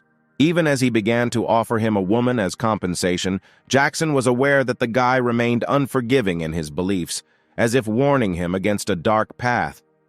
With pride and confidence, the guy declared that he was not interested in all these attempts to pay off because he already had his beloved, as if protecting his world from alien interference. In response to these words, the guy's next move was to hit the man, as if expressing his adamant unwillingness to negotiate and emphasizing his determination through the language of physical force. Rui used a technique called ground golden shell, as if revealing his prowess in fighting and creating a whirlwind of brilliance and elegance within the chaos of the fight. The blow was so powerful that Jackson was thrown several meters into the air, as if becoming part of a temporary dance of power, where gravity succumbed to the power of his crushing blow. With this sudden turn of events, they were given the opportunity to relax, as if the shadow of tension gave way to calm and their adventure phase paused for a moment. The main character politely asked the parrot if it could land, as if addressing an exotic companion with a question about the possibility of descending to the ground. Having landed, the guy immediately began to maneuver, calling his friend to look after the parrot, as if creating a picturesque picture of the interaction between members of their difficult team. With surprise, it became clear that Wolf managed to catch Jackson at the moment of his landing, as if through the magic of events, where dexterity and cunning weaved an invisible network around the characters. The guy, with his eyes evaluating every word, asked if Rui trusted him, as if the issue of trust had become a key point in their relationship. With a smile, the main character joked that he was not entirely aware of what the guy was talking about, as if adding humor to their dialogue and softening the tension of the moment. Now all that remained was to follow Charlotte, because she was still continuing her mission of rescuing the thieves, as if revealing new chapters of their adventurous journey. Noticing the man's bracelet, the main character somehow found it familiar, like a surge of long-forgotten memories, calling to the secrets of their past. Wolf, turning to his friend, began to find out if anything unusual had happened, as if carefully monitoring the well-being of the main character. It didn't take long before they found themselves next to Charlotte, as if their paths had merged in a dance of destinies and adventures, trusting the course of events. During this time, Charlotte truly provided assistance to all those affected, as if her good deeds became an integral part of their struggle for justice and well-being. It is quite natural that at this moment the knights came, as if the embodiment of the defenders of justice, adding a share of mystery and nobility to their plot. Now they were faced with the task of proving Wolf's innocence, as if the beginning of a new stage, where truth and justice were once again in the balance. This was probably the most difficult thing in their work, as if solving the mystery and protecting innocence required effort, will, and the combined strength of all forces. Yuri asked the knights to file a report on the damage caused, as if using his authority to assert the veracity of their position in a difficult situation. The guy expressed his intense indignation at what had happened, as if the fire in his eyes flickered with indignation, and his emotions spoke the language of protest and rejection. Yuri expressed his contempt for the thieves, claiming that even his stomach felt heavy at their presence, as if the words filled the air with condemnation and disgust. In addition, the parrot for some reason also seemed to be alarmed and did not listen, as if sharing its anxiety with those around it. However, in the end, the parrot seemed to find a common language with the guy and became friends, as if taming even the most rebellious birds with his charm. Wolf suggested that apparently, the parrot expresses a desire to become his friend, as if unraveling the language of birds and opening a new chapter in their adventurous union. In addition, it turned out that the guy is able to understand what the parrot is talking about, thanks to his ability called atavism, as if opening up new facets of mutual understanding for them. Since the guy was more of an animal than a man, he could somehow understand the conversations of animals, as if animal whispers sounded in his soul, revealing the mysterious world of wild nature. The guy decided to ask the manager if he could take the parrot in, as if smoothly moving from mysterious languages to practical solutions in their lives. The main character could not understand why he liked this parrot so much, as if the mystery of his attachment to his feathered friend remained unsolved. It seemed to Wolf that he knew the reason for this attachment, as if secrets flickered in his eyes, far from the gaze of everyday life. Because Wolf feels extraordinary energy and strength in the parrot, incommensurate with its tiny body, as if incredible magic and power were hidden in this feathered creature. Wolf never understood why the main character always strives to help everyone around him, as if this riddle contained the mysterious essence of his soul, full of kindness and attention to others. He may have power now, but before he was completely helpless, as if solving the riddle of the transformation from vulnerability to strength in an inexplicable life story. Previously, he was absolutely helpless, but one day he had teachers like wise guides who opened the path to potential and strength for him. He learned a lot from them, and more importantly, he learned kindness and love, so he made the decision to become one who would give rather than take away. The guy couldn't make out what his friend was talking about, as if another mystery in their relationship was unfolding before him, requiring attention and understanding. Thus, he now passes on his knowledge and teaches others what he was taught, as if the chain of goodness and learning continues on their incredible adventure. After these words, the guy, for some unknown reason, took a strange stance, as if magically joining a ritual that only he understood, adding mystery to the air around him. As it turned out, this is a pose for an animal lover, which symbolized complete obedience, as if the guy internally connected with wild nature and accepted its laws. Wolf admitted that he fell in love with the guy's spirit, as if his soul was so attractive and unique that even the beast could not resist this magic. He asked the guy to make him his attendant, as if declaring his willingness to devote himself to service and care as a sign of devotion. Rui, of course, immediately began to dissuade the guy, claiming that this was a bad idea, as if foreseeing the difficulties and failures associated with this strange idea of Wolf. Wolf shared that he's also not against just being friends with the guy, as if trying to neutralize the tension and offer a compromise solution. But in the very depths of his soul, he still wants to serve him, as if an inner desire to overcome rational considerations and follow his feelings. Rui agreed to the guy's proposal, but added that, nevertheless, he would always address him as a friend, as if emphasizing that friendship was valued above all in their relationship. Charlotte was glad to see how the guys became friends, as if in their combined strength, she saw hope for a successful resolution of all the problems and trials that faced them. She asked her friend for forgiveness, suggesting that perhaps their friendship had a connection with discrimination against beastmen, as if feeling responsible for the possible misunderstanding. The ogre sought to end discrimination, but died halfway. This work was supposed to be completed by his heirs, but unfortunately they did not have the necessary abilities, as if revealing a new layer of complex family stories.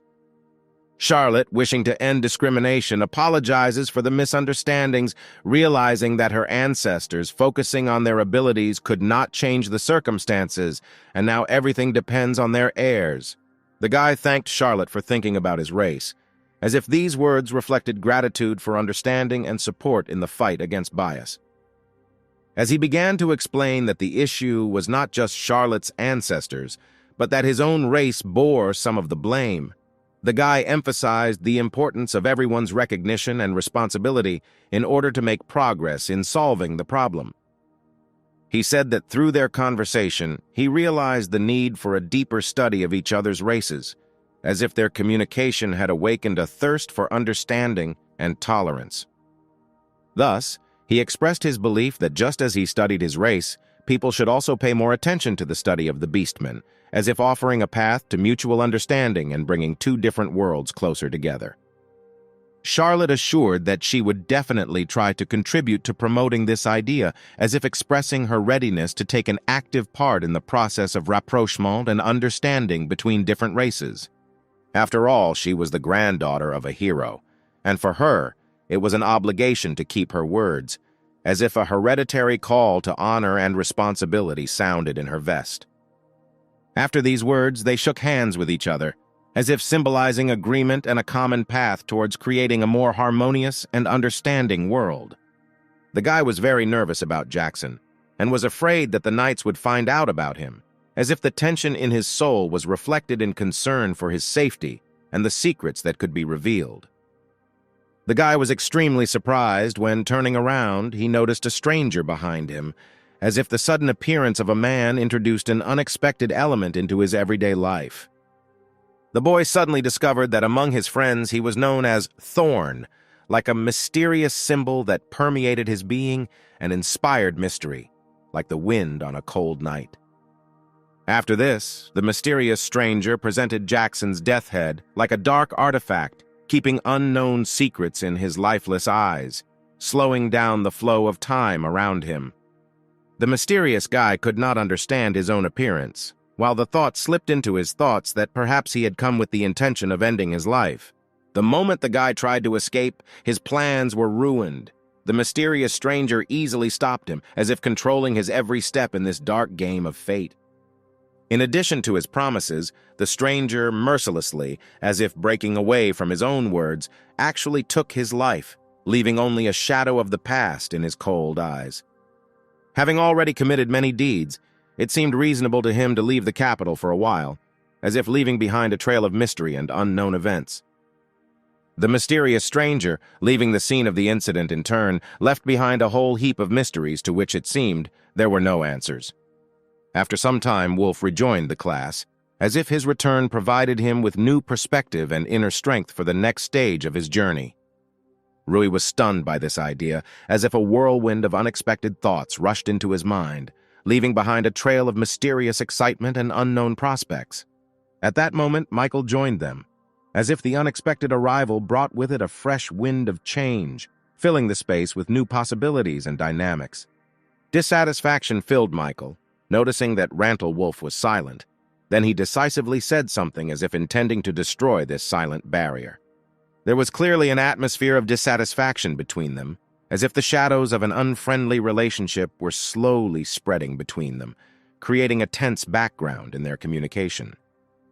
In this situation, Michael initiated everything that happened, as if taking on the role of a leader who directed the course of events in his direction.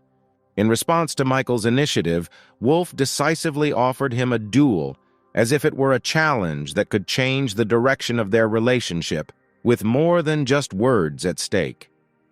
All their classmates responded to this challenge, as if they had gathered around them to witness this unusual confrontation and decide who would emerge victorious in this duel. Charlotte came to the decision that they might feel better after the duel, and therefore there was no need to intervene, as if believing in the healing power of this confrontation to resolve the tension between them.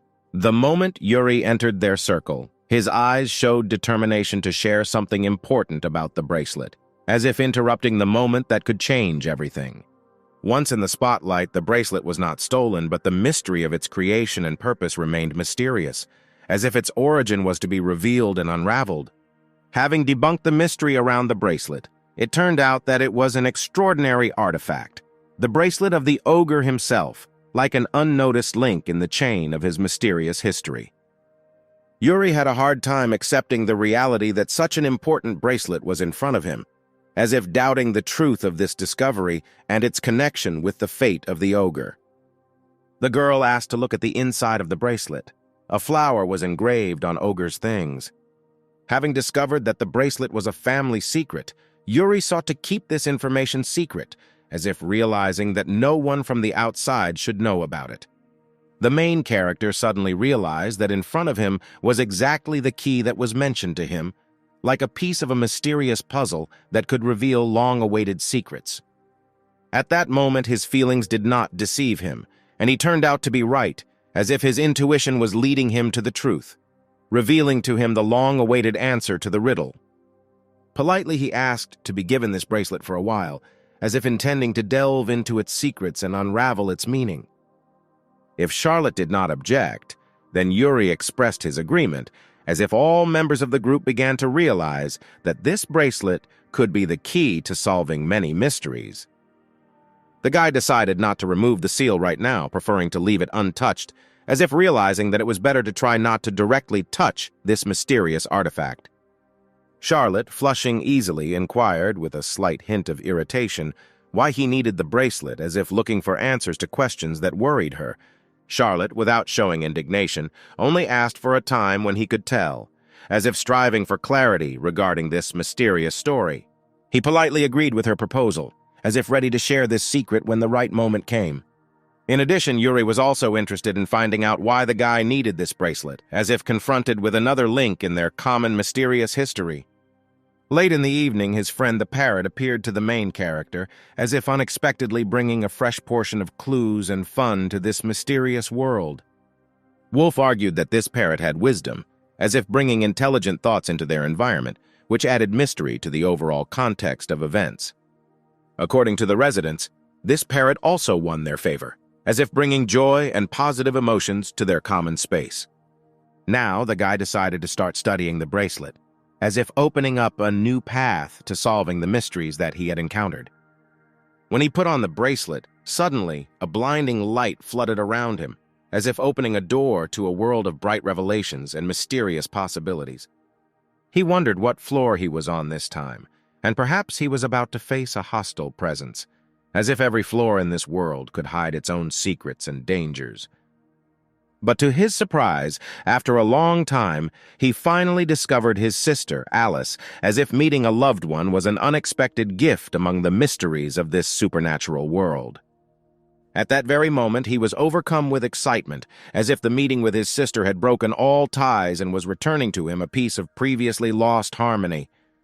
With caution, the girl asked whether Rui was really standing in front of her, as if the incredible return gave reason to wonder about the nature of this meeting.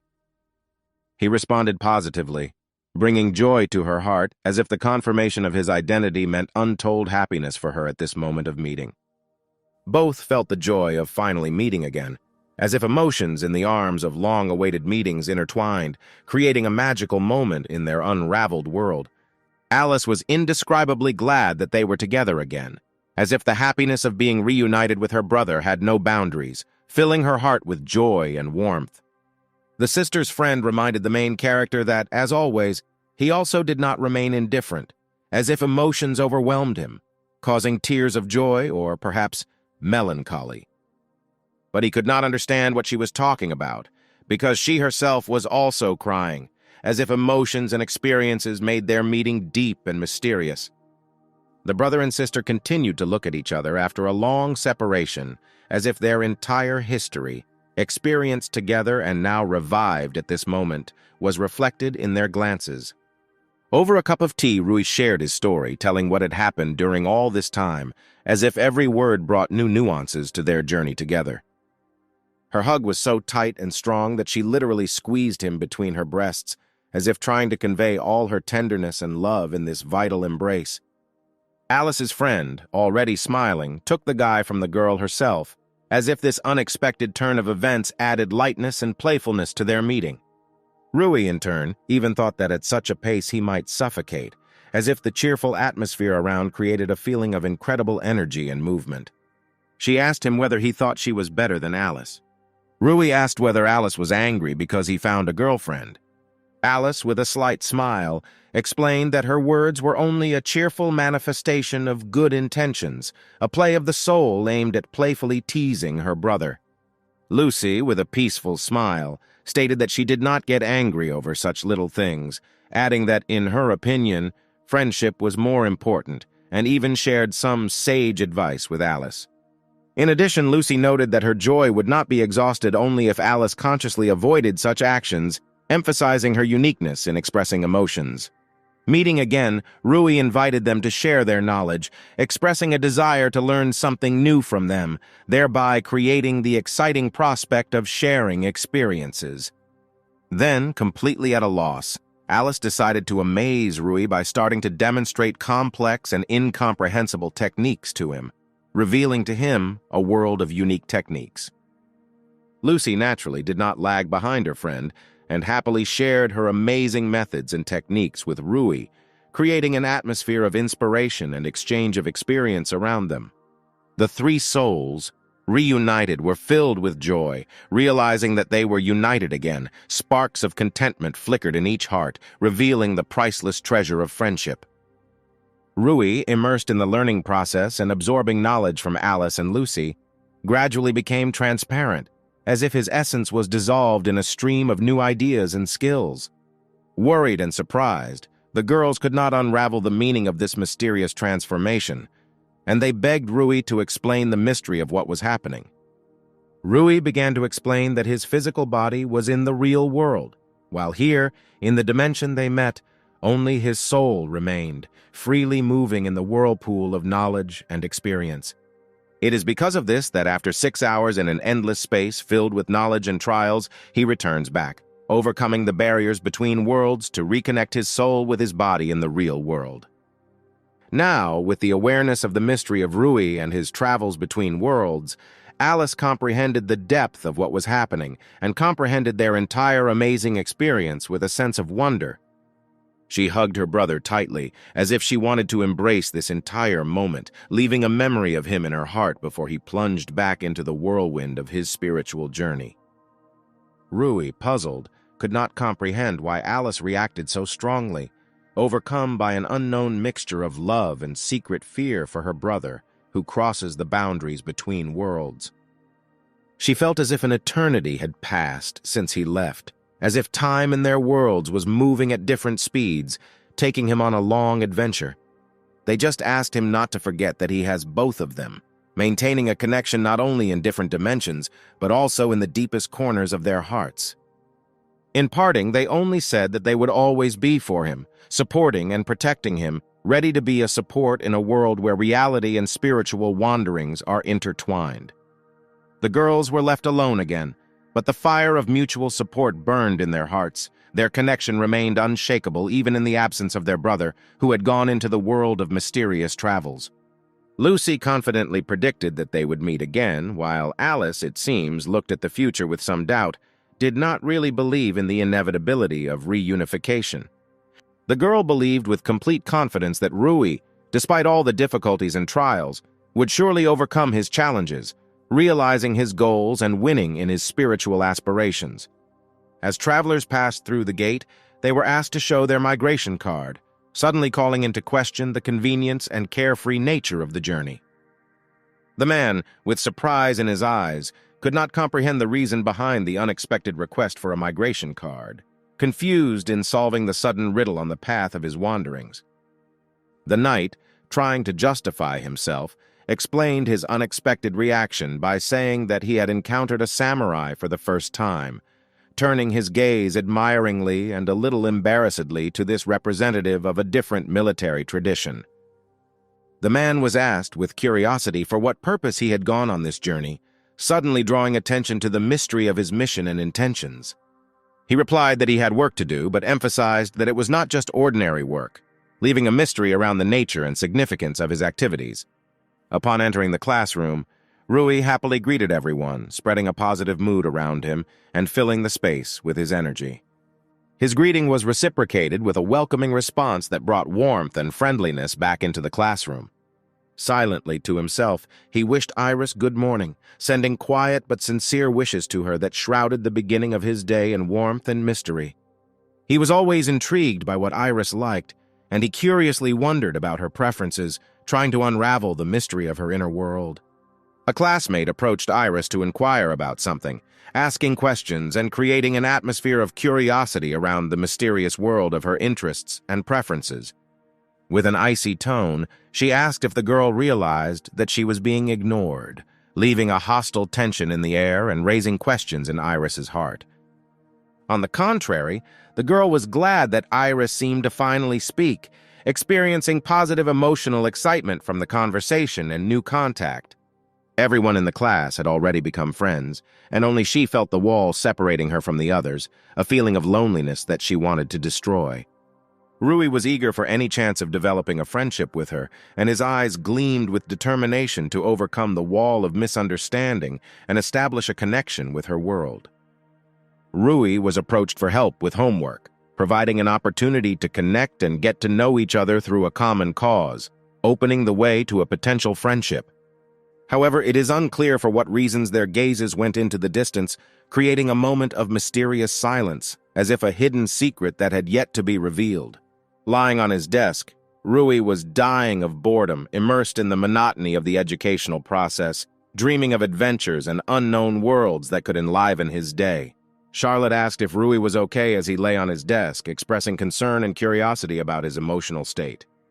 She noticed that he simply couldn't get enough sleep lately, expressing concern for his physical and emotional well-being.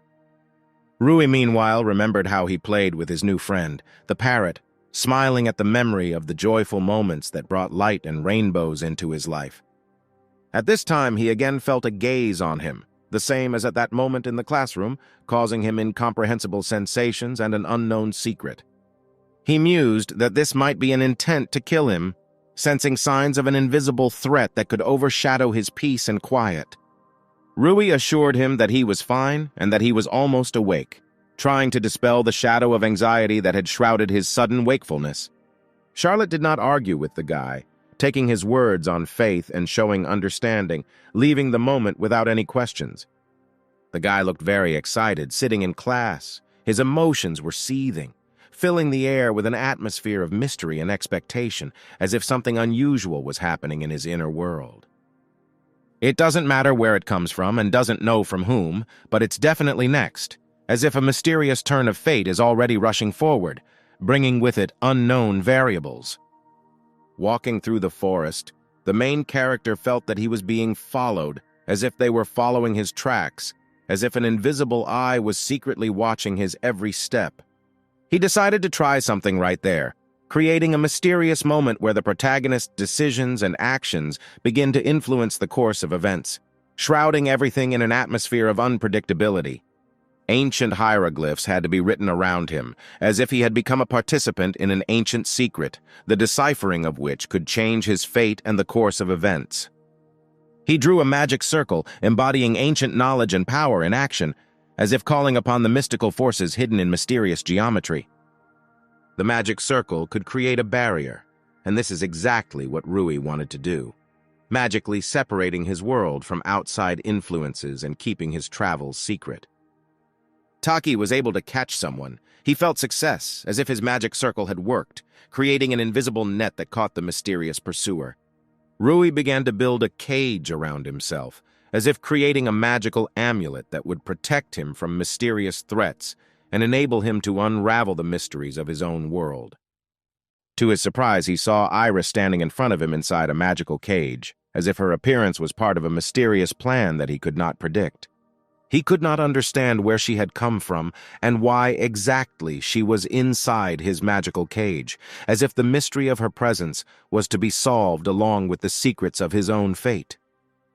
The main character wondered if she was going to catch him, sensing questions and doubts that cast a shadow of uncertainty over their meeting in the magical world.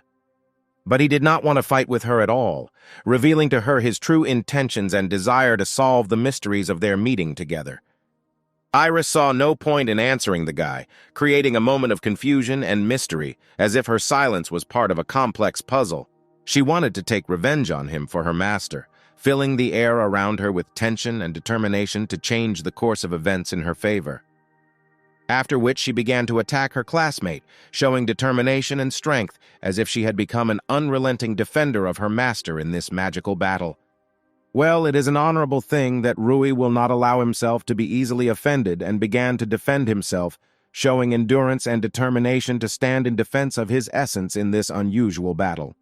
The girl used a technique called bloodshed, embodying magical power and extraordinary energy, as if her attack came from ancient times and was aimed at unleashing mysterious forces. And it really worked, and the main character lay right under the tree nearby, submitting to the power of the bloodshed technique, as if his resistance had been defeated by extraordinary strength. Now she had avenged her master, her attack leading to victory, creating a moment of satisfaction and triumph behind the rapturous magical battle. Rui, on the contrary, began to smile and said that his arm still hurt, bringing a touch of irony and playfulness to the situation, as if despite the defeat he had not lost his sense of humor. Iris could not understand how the guy could stand up, creating a new moment of mystery in this unusual story, as if he had a power that defied ordinary understanding. This time she was serious about finishing the guy off and used the bloody scythe, unleashing a new magic move with deadly energy, as if her determination was undeniable. Her gaze was confident and calm, as if at that moment her entire being was filled with determination and indifference, creating the image of a fearless warrior in this magical confrontation. In a split second, she began to attack her opponent, channeling her determination into magical movements, as if at that moment time had slowed down, leaving only the tense air around them. Easily dodging the attack, Rui danced among the glowing shards like a virtuoso, creating a whirlwind of emotion and brilliance that remained in the memory long after this incredible moment. Noticing Rui's deft movements, Mistress Iris caught something unique in them. It is not surprising that she wanted to study this guy in more detail because his grace was so attractive. Rui, like the wind, easily dodged the attack, noticing how Mistress Iris was watching him with curiosity, and slowing down the girl's steps, politely asked to explain who was at the origins of her charm and power, revealing the mystery that attracted his attention. Erupting in rage, she realized that the guy, by not recognizing her, had become the source of her disappointment, and the fire of rejection flared in her eyes. Developing further, it turned out that her mistress, who became the object of Rui's attention, turned out to be not just a woman, but a queen of demons, the embodiment of mysterious power and indomitable beauty in the world of magic. Upon hearing that her mistress was a demon queen, Rui was momentarily in a state of slight shock, shaking in surprise at the magnificent secret that had just been revealed. Rui realized that his sister, who seemed ordinary in everyday life, had suddenly taken on a mysterious complexion by becoming a demon queen, a revelation that only intensified his emotional turmoil. Iris, meeting Rui's gaze, unexpectedly declared that she felt energy from him comparable to the power of the queen, which once again excited the imagination, and created a new layer of mystery in their meeting. Yes, there was truth in these words, because after living for 300 years with Alice, a piece of her strength and soul penetrated into Rui, leaving something in him that survived time and retained its mysterious essence.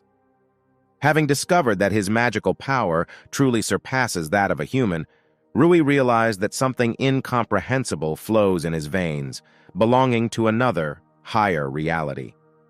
She continued, promising to transfer only a tiny part of her power to Rui, leaving this event in such a way that it remained unnoticed and unknown to ordinary people. With a smile, Iris warned that Rui has the ability to deceive others, emphasizing that his art of stealth and disguise will impress those who meet him. However, she emphasized that despite his skill in deception, she, as the mistress and queen of demons, does not fall for such tricks, remaining inaccessible to any tricks. Revealing that her magical eye had the unique ability to see magical energy, its shape and color, Iris added a new dimension to their exploration of the mysterious aspects of magic that surrounded them. There was more to Rui's gaze than just the Demon King's magical energy. She noticed in him an unknown force that could influence the deepest realities and secret currents of the universe. For the first time, she herself did not notice it, but on the day of the exams, when magic was the most important, she felt that there was something outstanding and mysterious in Ruya. While keeping a close eye on him during his exams, she noticed how adept he was at wielding black magic, revealing the darker aspects of his inner world, which added to the mystery of his personality. Then Rui, feeling her gaze, suddenly realized at what point he had used black magic, and this inner guess filled him with mixed feelings of discovery and self-knowledge. Stunned by the flow of new information and inner discoveries, Rui felt a slight shock, realizing that his world was filled with riddles and secrets that could hardly be revealed. He was lost in questions about who Iris was, who turned out to be the mistress and queen of demons, with so many mysterious and hidden abilities that each answer brought only new mysteries. Having decided to reveal her secret to the guy, Iris was ready to meet him and tell him who she really was, opening the door to new pages of their interaction. Iris revealed that she was one of the great Demon Queen's subjects and a vampire, revealing her true nature that had been hidden from view for so many vampires. Rui was undoubtedly shocked by this unexpected news, and his emotions fluctuated between surprise, respect, and slight anxiety in the face of the secrets and magic that surrounded this mysterious vampire. The main character, experiencing a mixture of feelings, dared to find out if this girl was the same vampire that he, perhaps, had always been looking for in his soul and in the world of secrets. Iris said that due to the small number of their relatives, they are on the verge of extermination, inspiring the main character that standing before him is not only a mysterious vampire, but also a protector of her people, fighting for survival. Having unraveled the plan of fate, Iris said that their family was saved from extermination by the guy's sister, who remained faithful to her past and her people, which added even more mystery and nobility in her eyes. As he studied these new details, the protagonist came into increasing shock as he comprehended the depths of mystery and connections that intertwined around him, creating a web of mysterious relationships and debts. Realizing that Alice, his sister, was in hell, the main character realized that her search became an even more difficult task because hell was a dark and inaccessible reality. Iris finally discovered a guy in the capital, a man with magical powers comparable to the Demon King, which added new nuances to their meeting and relationship. Thus, this implies that the guy who has the magical power of the Demon King is actually her real enemy, and reveals a new level of complexity in their relationship. Iris began to explain that there are only two ways to take over the magical power of another. The first is to gradually take it away over a long time, but this method is not suitable for him due to his short life. Rui naturally did not agree with this because his life was extremely long, and such a slow method was not an attractive option for him.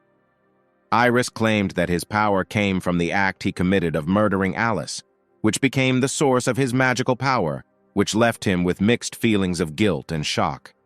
Doubting the veracity of his words, the girl could not believe her boyfriend, because the idea that he received his magical power from Alice's death seemed something incredible to her. She decided that there was no point in asking him any more questions, since his answers caused final irritation and disappointment, leaving her in a state of dissatisfaction and misunderstanding. The readiness to tear him to pieces on the spot took possession of her, and sparks of indignation flickered in her eyes, muted by rage at the perceived betrayal and riddles that kindled a dark flame within her. Iris, using the Supreme Cross blood spear, the embodiment of her might, prepared for an act of vengeance aimed at the border between light and darkness, emphasizing her determination and skill in battle.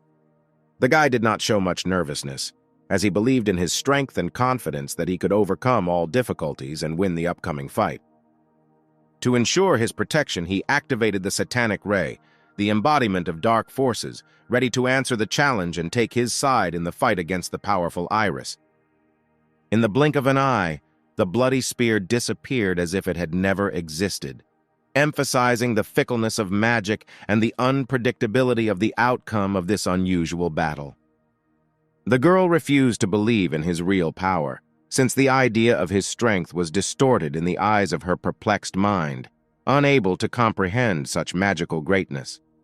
From that moment on, she fell to her knees, facing invincibility and shock, opening a new chapter in her understanding of the magic and power that stood before her. Iris, overcoming her own bewilderment, could not fully unravel the mystery of who he really was, remaining in the dark as to the true nature of his power and essence.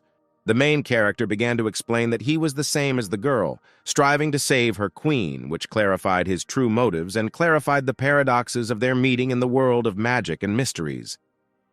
Both, having finished the storm of clashes and conversations, sat down on a snag in the forest, surrounded by silence, which seemed to slowly restore balance in their relationship.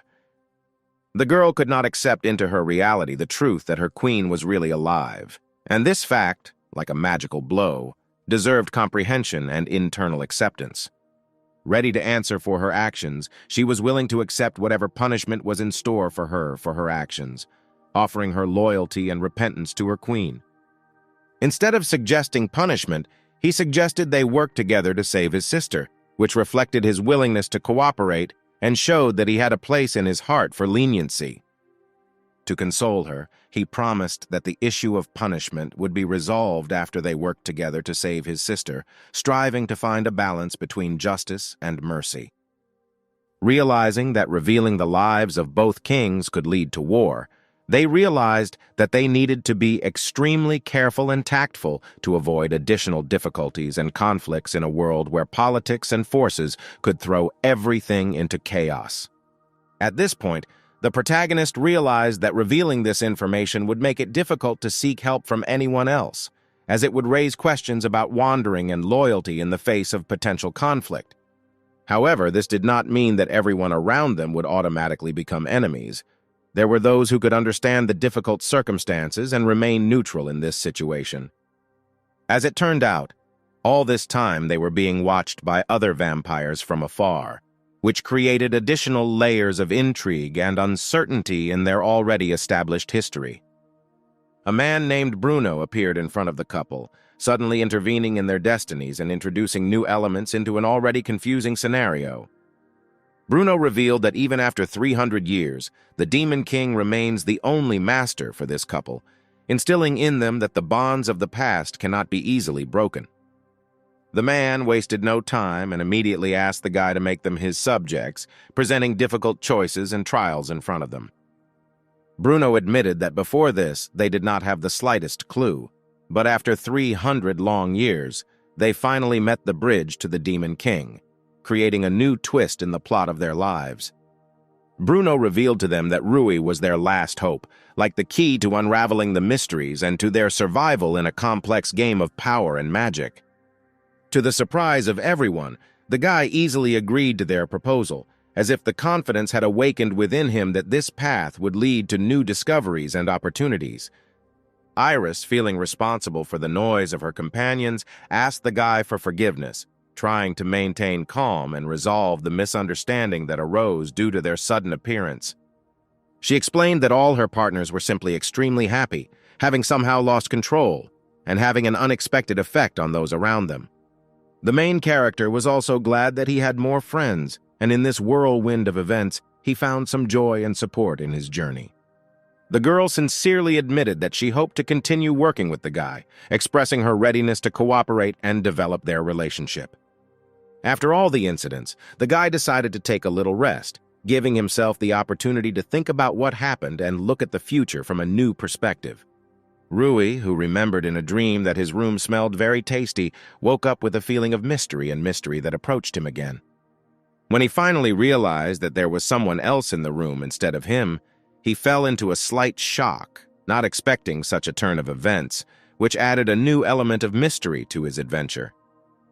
In front of him, he saw a girl standing and cooking, creating an atmosphere of warmth and comfort in the room, which left him in amazement and an incredible sense of surprise. On the edge of a spring morning, when the rays of the sun gently hugged the earth, Iris greeted a mysterious guy, whose gaze was so deep that words seemed unnecessary in their invisible conversation.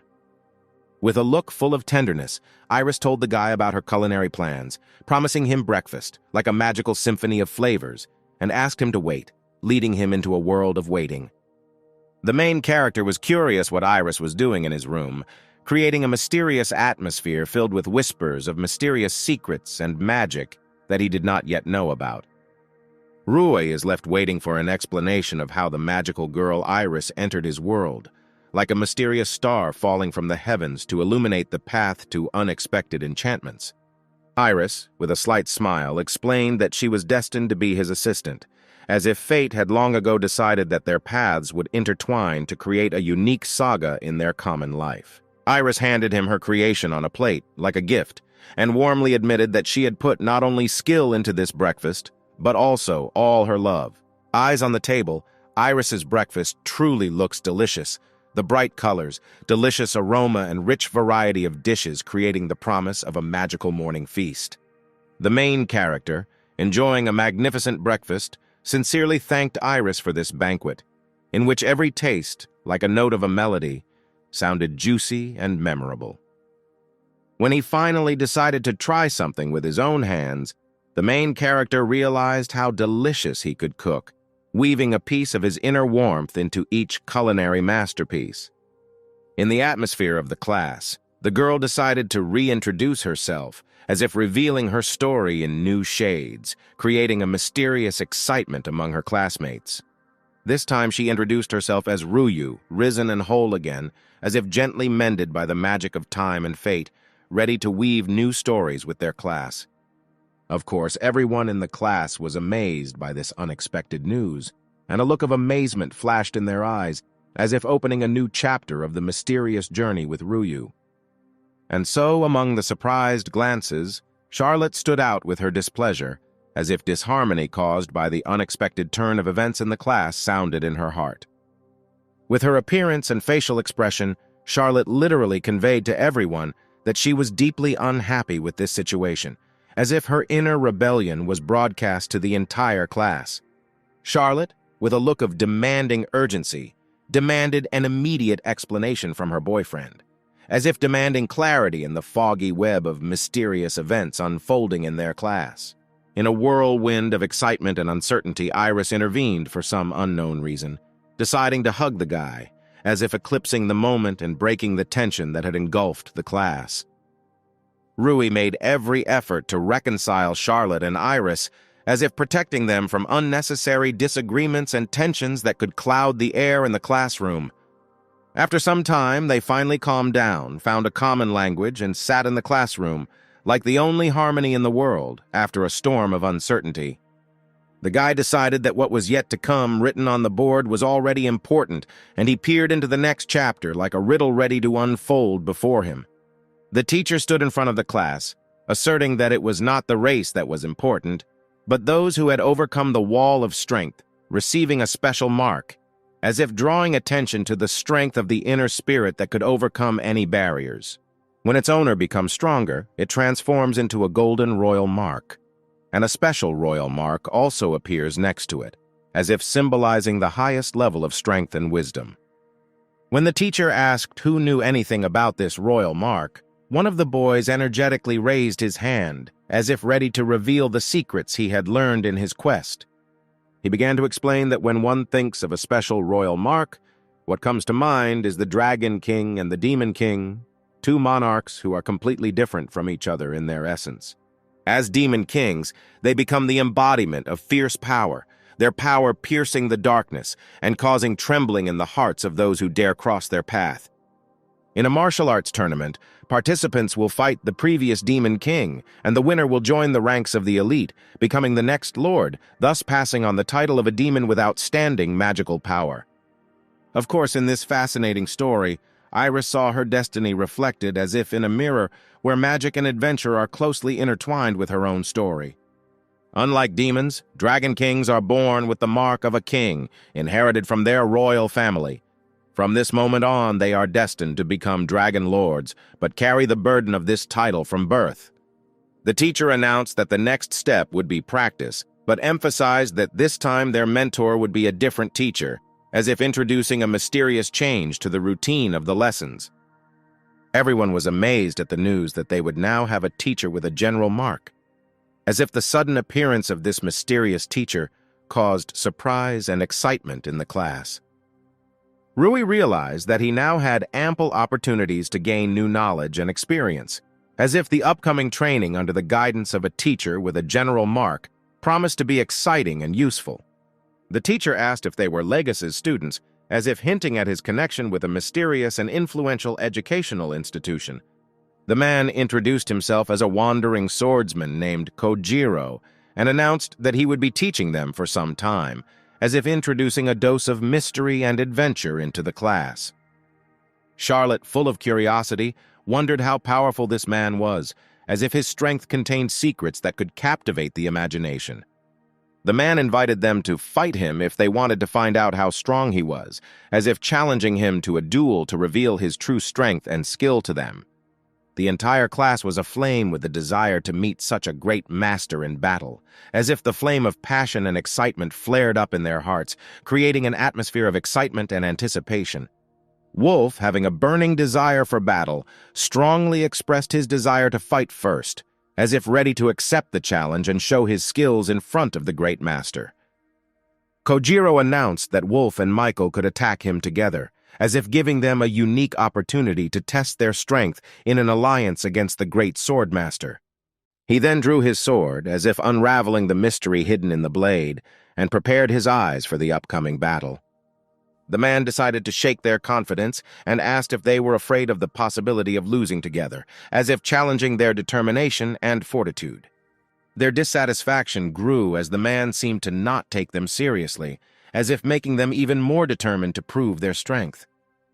Kojiro noticed the strong spirit in them and wondered what would come out of this fight, as if seeing in their determination and energy the potential for something unexpected and great.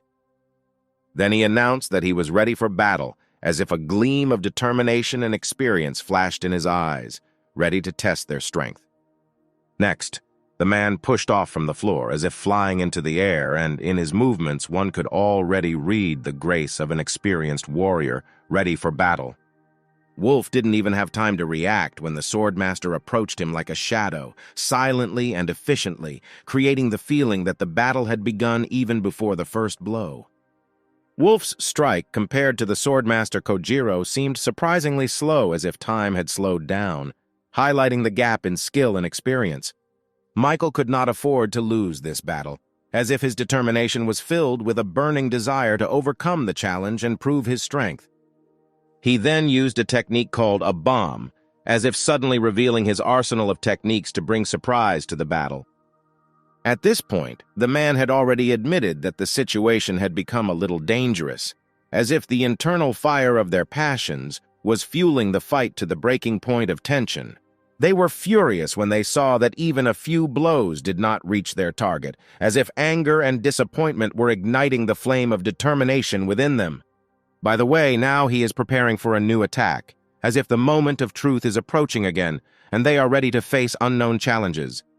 Wolf gave him advice to bite his tongue during a fight, as if trying to tactfully emphasize the need for silence at this moment, so as not to divulge his plans. With ease, Kojiro dodged the guy's attack, as if grace and skill appeared in his movements, making it clear that for him such attacks were just an easy testing stage. And then, with ease and skill, he threw Wolf several meters away from him, as if demonstrating superiority and control in this duel. Michael could not give up, because that would mean that his dignity would suffer. He stood resolutely, ready to accept the challenge and continue the battle. He was ready to use his strongest magic, like an exciting moment when he called upon his inner strength for the final decisive attack. Michael was slightly surprised that the man did not try to defend himself, but decided that if so, he would try to attack harder. The guy decided to use his highest radius bomb, as if creating a vortex of energy that would engulf everyone around him in a vortex of its power. But Kojiro still continued to stand motionless, as if his equanimity and steadfastness were a strong shield against the advancing whirlwind of magic. After a while, a smile appeared on his face, and he was ready to strike, as if his gaze contained wisdom and confidence in the upcoming action. And just at that moment, he did what he had in mind, as if the moment exploded in a powerful blow that left only an echo behind it. Michael could not believe what was happening, as if the world around him was distorted, reflecting the improbability and unexpectedness of what had happened. The man asked if they could continue, as if the inner determination and passion of battle was now moving to the next level, making them want to go further. But Michael's strength and desire to continue disappeared.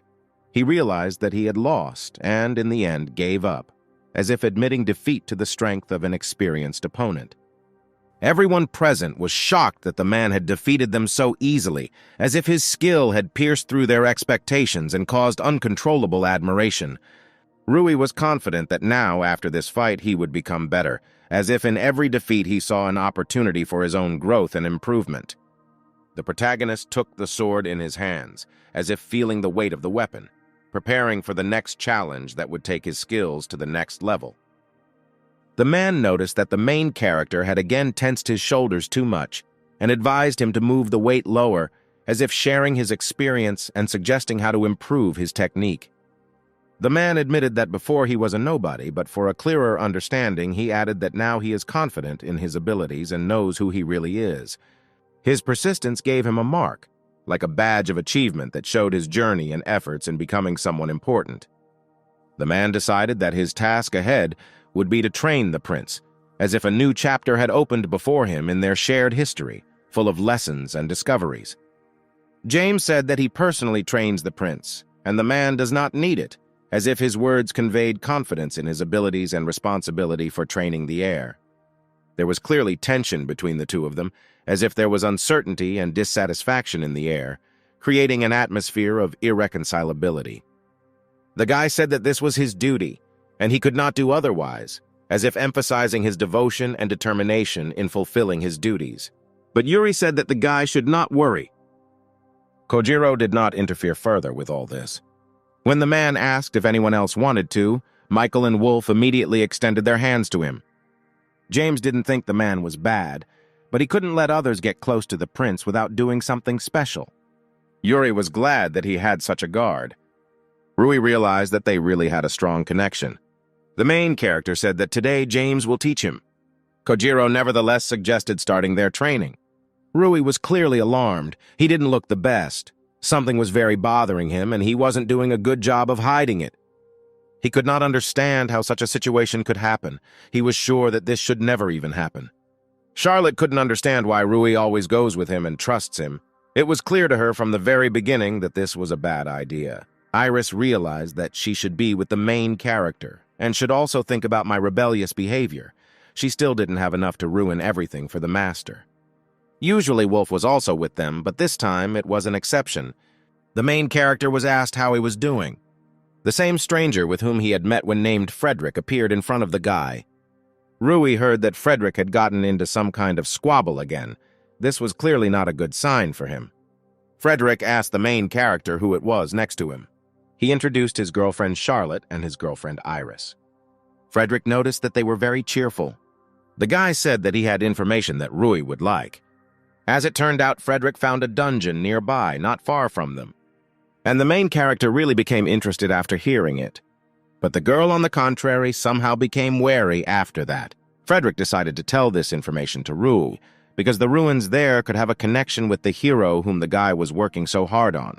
Rui's expression instantly changed. He was ready to plunge into this headlong. Frederick told the guy that he was glad that he was able to interest Rui. He found the entrance there, but there is a rather strong seal on it. So far, no one has entered it, and there is also such a template on that seal. The template really had an unusual shape, and more specifically, the shape of a petal or flower. Surprisingly, Charlotte had the exact same symbol on her sword as on this template. As it turned out, this was the family mark of the family of heroes. It was not simple, but truly legendary and meaningful. So there was a high probability that this dungeon had some kind of connection with the hero, which could play into the hands of the main character. A girl named Kazak was very interested in what awaited them for the treasure inside the dungeon. Frederick noticed that the girl had a rather unusual manner of speech, and in addition, asked where she was from. Kazak woman was born and raised in Cuba Senpai. Now the guy understood where she got such a dialect from. Charlotte couldn't understand why Wolf didn't go with them today, but as it turned out, today he's training with Michael. After the fight with Kojiro, the two of them began to train very hard and diligently, which was to bear fruit in the future. Just at that moment, Rui noticed Kojiro sitting nearby, whom he remembered a couple of seconds ago. It's clear that Rui had a bunch of questions, and one of them was about what the teacher forgot here. The man admitted that he was told that effective medicinal herbs grow here, so he was looking for them. The guy admitted that he was not here because they were actually going to see what the dungeon was up ahead. Kojiro warned the students that this could be dangerous, especially since this dungeon is new and it is unknown what kind of monsters and traps are there.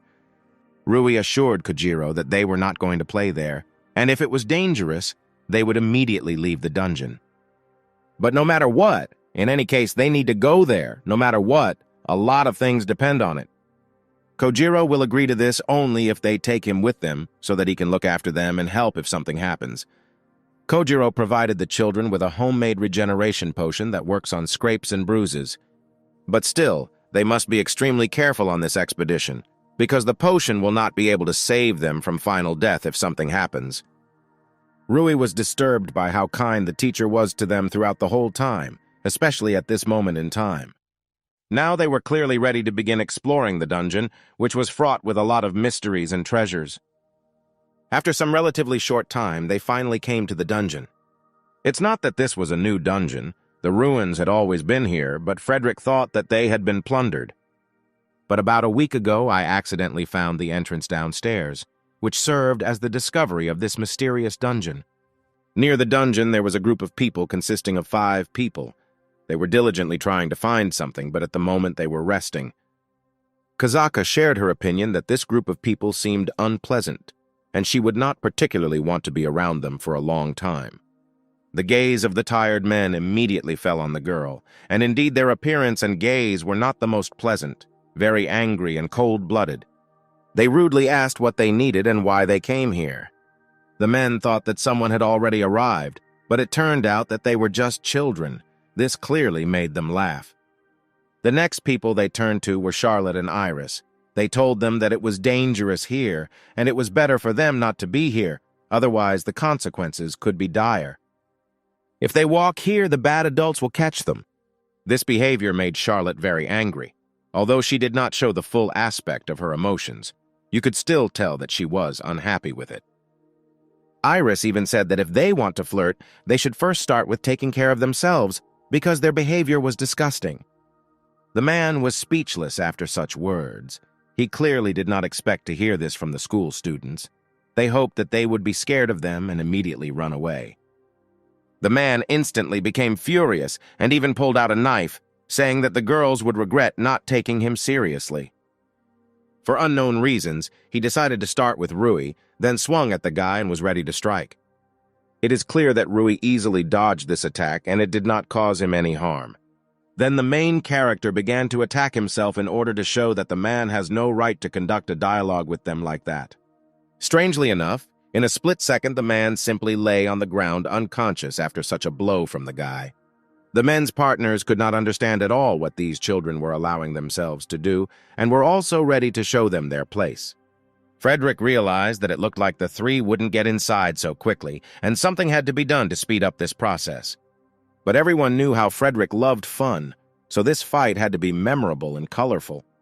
But the men didn't care about the threats of Frederick and the others, because there were more of them, and he saw this as their advantage. Sometimes you need to prove yourself like senpai. Frederick created a clay creature or a magic doll. In any case, this was a bad sign for the men, because now they certainly had no chance of winning the dungeon. This creature had a truly bewitching appearance. With its mere appearance, it could scare off many pseudo-heroes, like in this case men. Already trembling with fear, the man told the others not to dare to retreat, because they must stand to the end, no matter what happens. The man even managed to hit the creature and slightly pierce its thick ball of clay. But the problem was that after such a blow, he simply could not reach his weapon. Frederick gave the command to the golem to begin battles in order to quickly move on to the dungeon, after which the golem delivered an incredible blow with such force that the earth shook after it.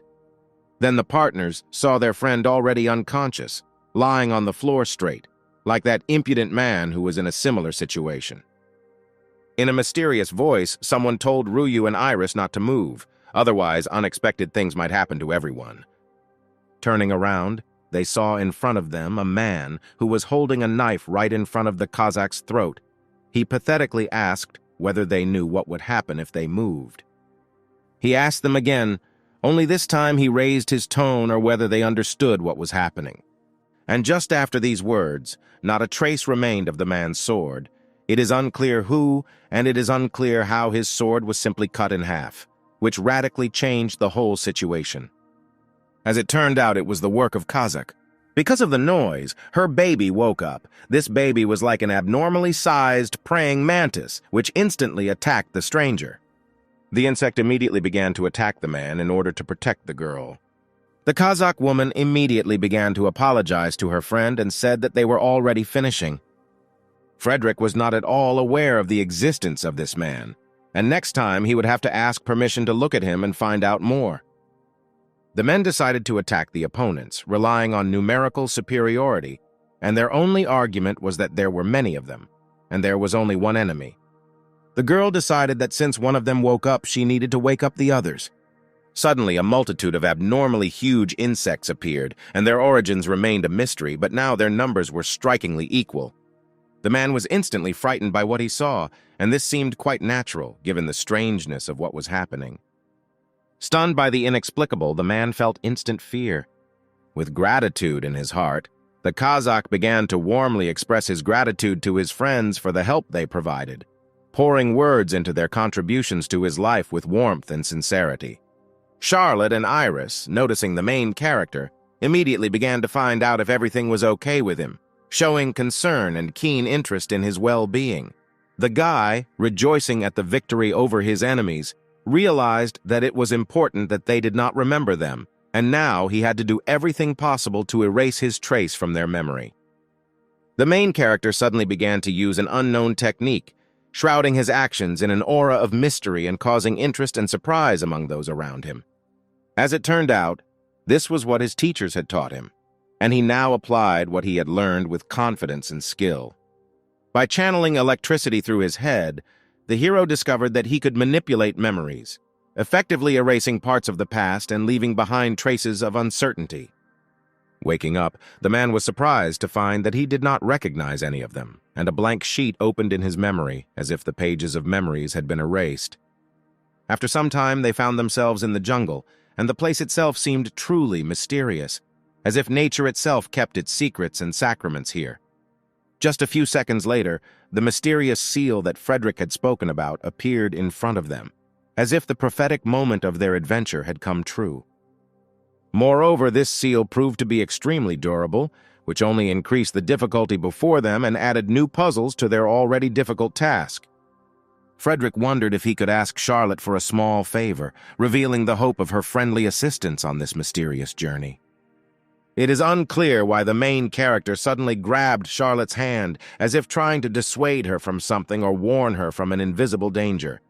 Rui asked Charlotte not to overwork herself if she was doing it for his sake, and resolutely began to investigate whether it was possible to somehow remove the mysterious seal in question. The girl, of course, was outraged by this guy's reaction, expressing her dissatisfaction and misunderstanding in response to Rui's sudden appeal. Thanking Rui for his care, she noted that his attention turns out to be important not only for her, but also for her own well-being. She also wanted to know what her ancestor was like and to see with her own eyes the history that formed the basis of her own origins. That is why she has nothing to fear. She strives to reveal the secrets of her past and moves forward with confidence, eliminating fear from the equation. Charlotte then began the process of removing the mysterious seal, setting before her an amazing path to uncovering secrets and reconnecting with the past. After some time, he managed to achieve a positive result, and that mysterious seal was finally successfully removed, opening up new horizons and secrets for them. At this time, Frederick smiled widely, confident that Charlotte would cope with the task and completely believing in her, supporting her until the very end. Although there was nothing special inside, it was thanks to the hero's granddaughter that success was achieved in removing the seal. Otherwise, all efforts could have been in vain. The protagonist's gaze faded, and for reasons unclear, he was called out and ordered to stand, creating a mysterious moment in his own story. Turning around, he noticed 3 strangers standing in front of him, creating a sudden tension and mystery in the air. There were now many more people in the jungle than expected, creating an environment that none of them had anticipated. The guy asked permission to join them in the dungeon, expressing a desire to go through unforeseen trials and secrets that were hidden in these mysterious places.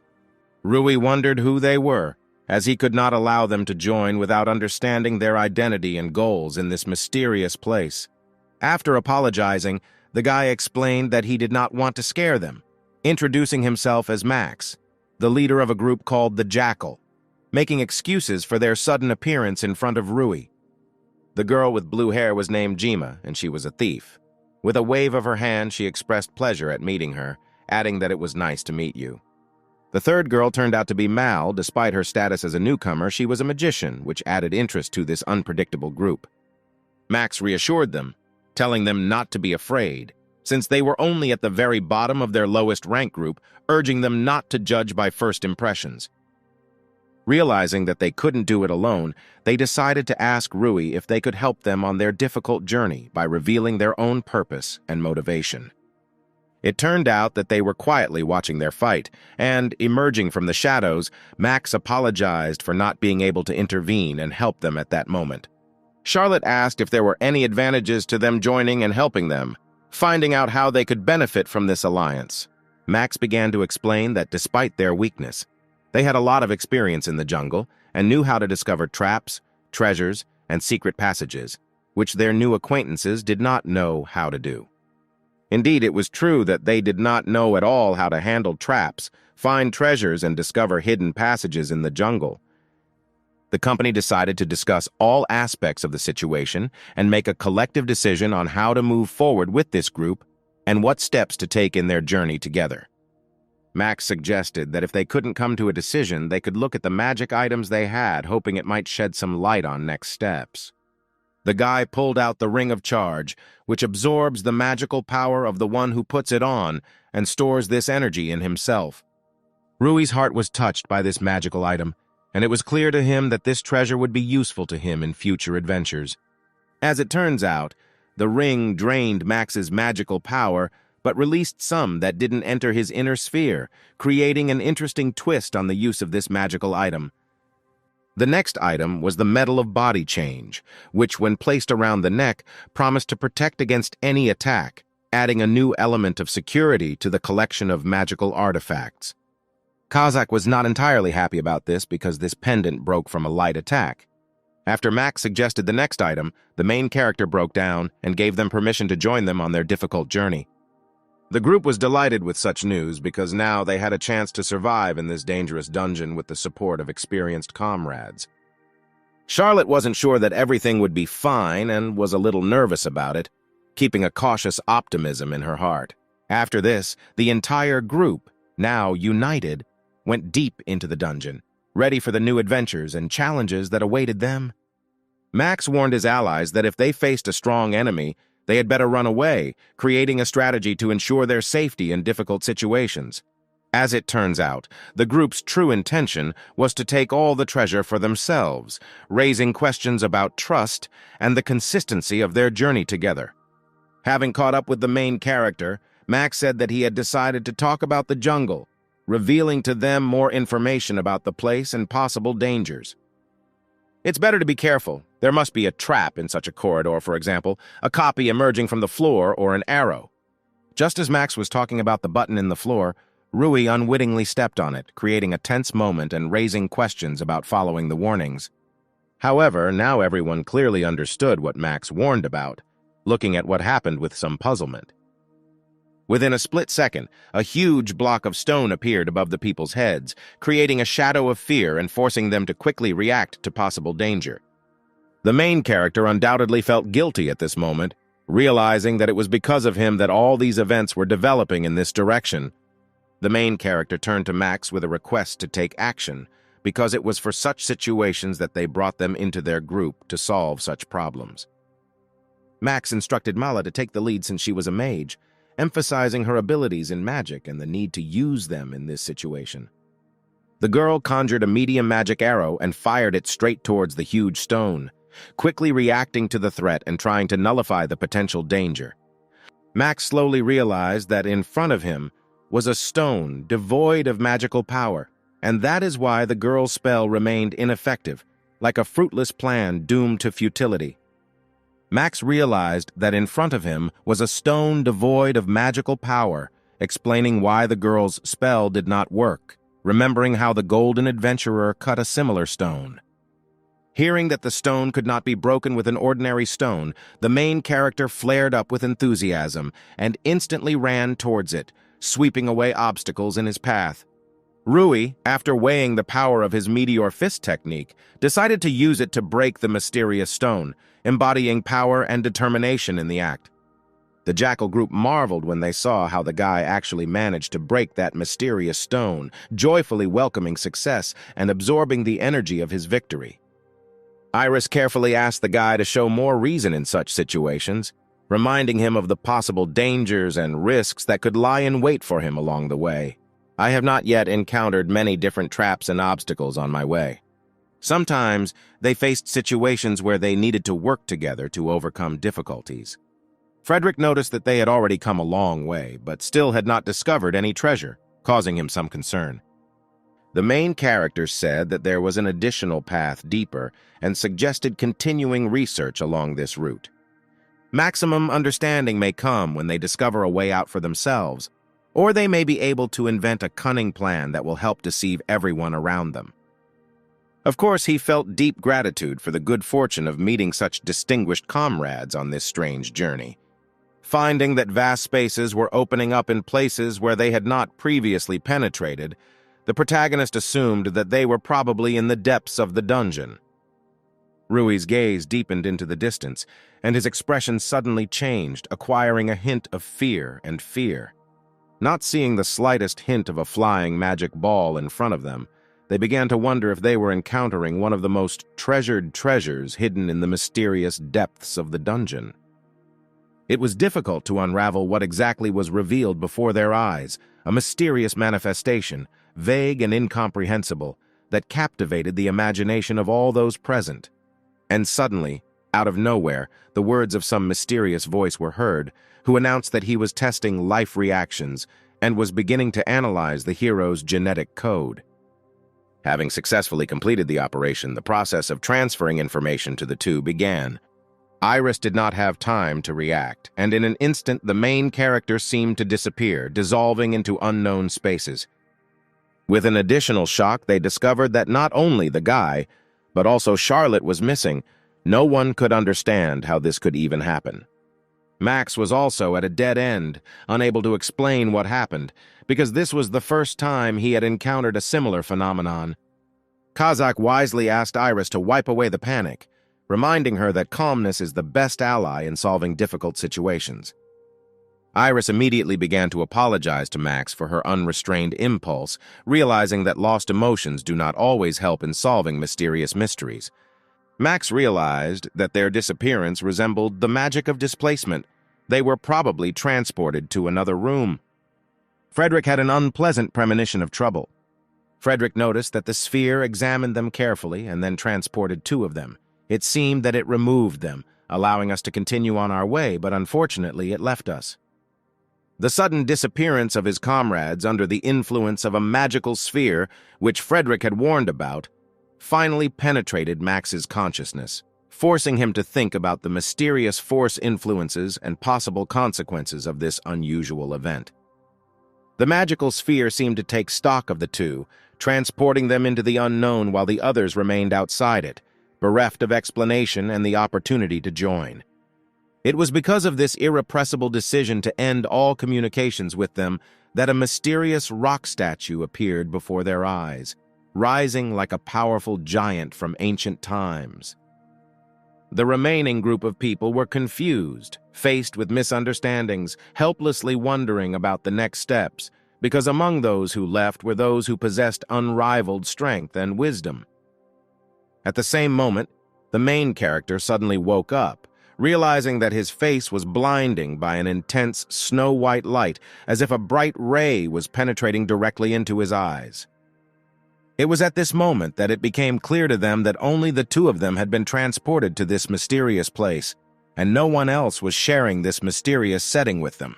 Charlotte held out hope that the others were okay, and in turn decided that they should be concerned about their safety, leaving them as an afterthought.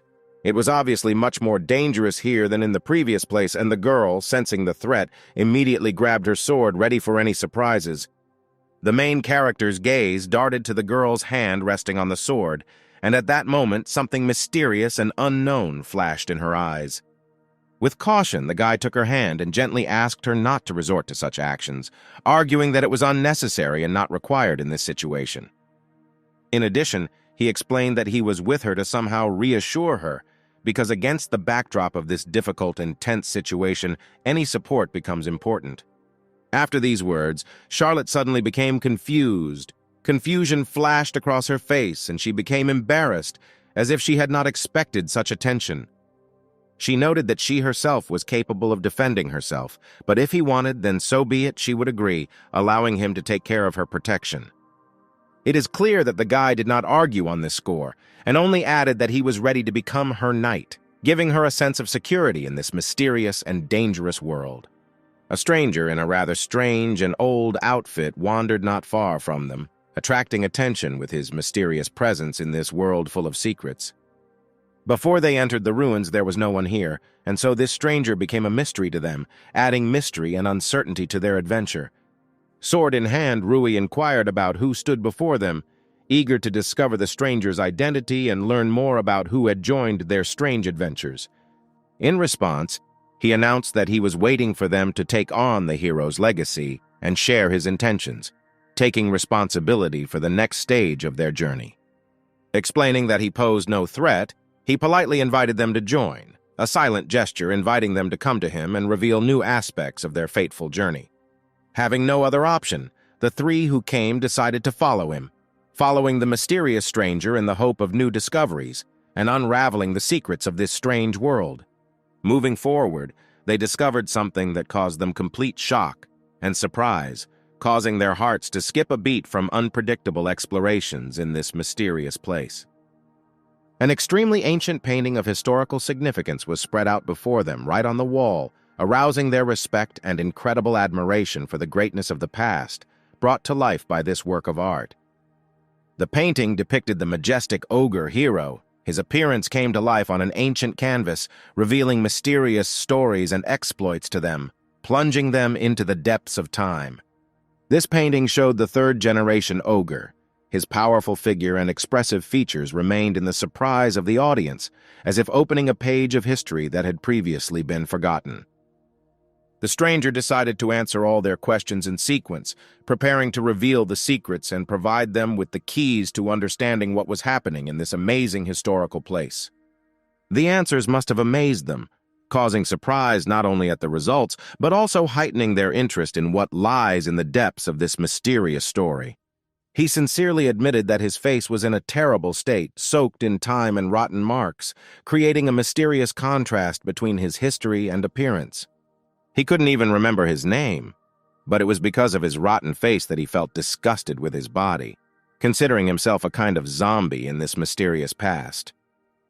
This was the place where Mr. Ogre's data protection was controlled, where secrets and important information were kept, giving them the feeling that they had entered into the core of the secrets and mysteries of this historical past. He is an integral part of this place, intended to correctly reveal the meaning of the fresco. He has long been waiting for the right people who are able to unravel the secrets and penetrate the depths of the images presented in the work of art. Rui could not understand whether it was a decision to accept this position as part of this world, or whether he himself had consciously chosen this path, leaving the mystery of his own motivations. The main character was right. The stranger decided to become immortal based on his own will, thereby revealing the secret of his choice and the greatness of his unique destiny. The stranger decided to share with the park's heroes the story of the hero and his three true friends, revealing new chapters of this exciting saga and shedding light on their true connections. The group is now faced with uncertainty, not knowing what to do without Rui, since he could easily defeat the monster, creating a void with his absence. Iris was full of confidence that she could easily take on the monster on her own, feeling the strength and determination within herself to replace Rui and take on the responsibility of protecting the group. She made the decision to use the bloody spear, going into battle with a resolve shrouded in mysterious energy, ready to fight back the monster and reaffirm her willingness to stand in defense of her friends. Unfortunately for her, this did not bring any results, and the spear simply broke on the stone golem, expressing hopelessness in front of the unshakable strength of this extraordinary creature. Max couldn't believe that the spear really broke. For the first time, he saw a golem made of stones, the embodiment of sealing magic, and this made him amazed at the unexpected and strong opponent. Realizing that magic was powerless against the stone golem, Iris decided to retreat with the group, faced with a hopeless situation where there was simply no choice. Despite the difficulty of the situation, she decided to take a chance and try to strike the enemy, trying to somehow damage him and cause at least some kind of response from this stone golem. She put all her strength into this blow, concentrating on an instant attack with the hope that it might leave at least some mark on the impenetrable armor of the stone enemy. As expected, this did little to help, and Iris simply landed back down, realizing that her attempt to break through the golem's defenses had been in vain. In a split second, she had to rush to the rescue from the monster, realizing that now the situation required not only strength, but also dexterity and the desire to survive. Fortunately, Kazaka intervened in time and saved the girl, strictly insisting that she stop getting into such dangers, showing concern for her well-being. Kazaka realized that they had apparently angered the golem and realized that they should retreat. To successfully win, they would need to attract more allies and join forces. The Kazakh was saved by Iris, and she could not understand why she was saved, because her life could simply be sacrificed in this dangerous situation. The Kazakh woman only laughed at the girl's reaction, realizing that the mysteries and secrets of this world can be unpredictable, causing different feelings and reactions. Kazaka said that Iris herself knows perfectly well why the girl saved her, adding to the mystery of this situation, in which there is something more than what is visible at first glance.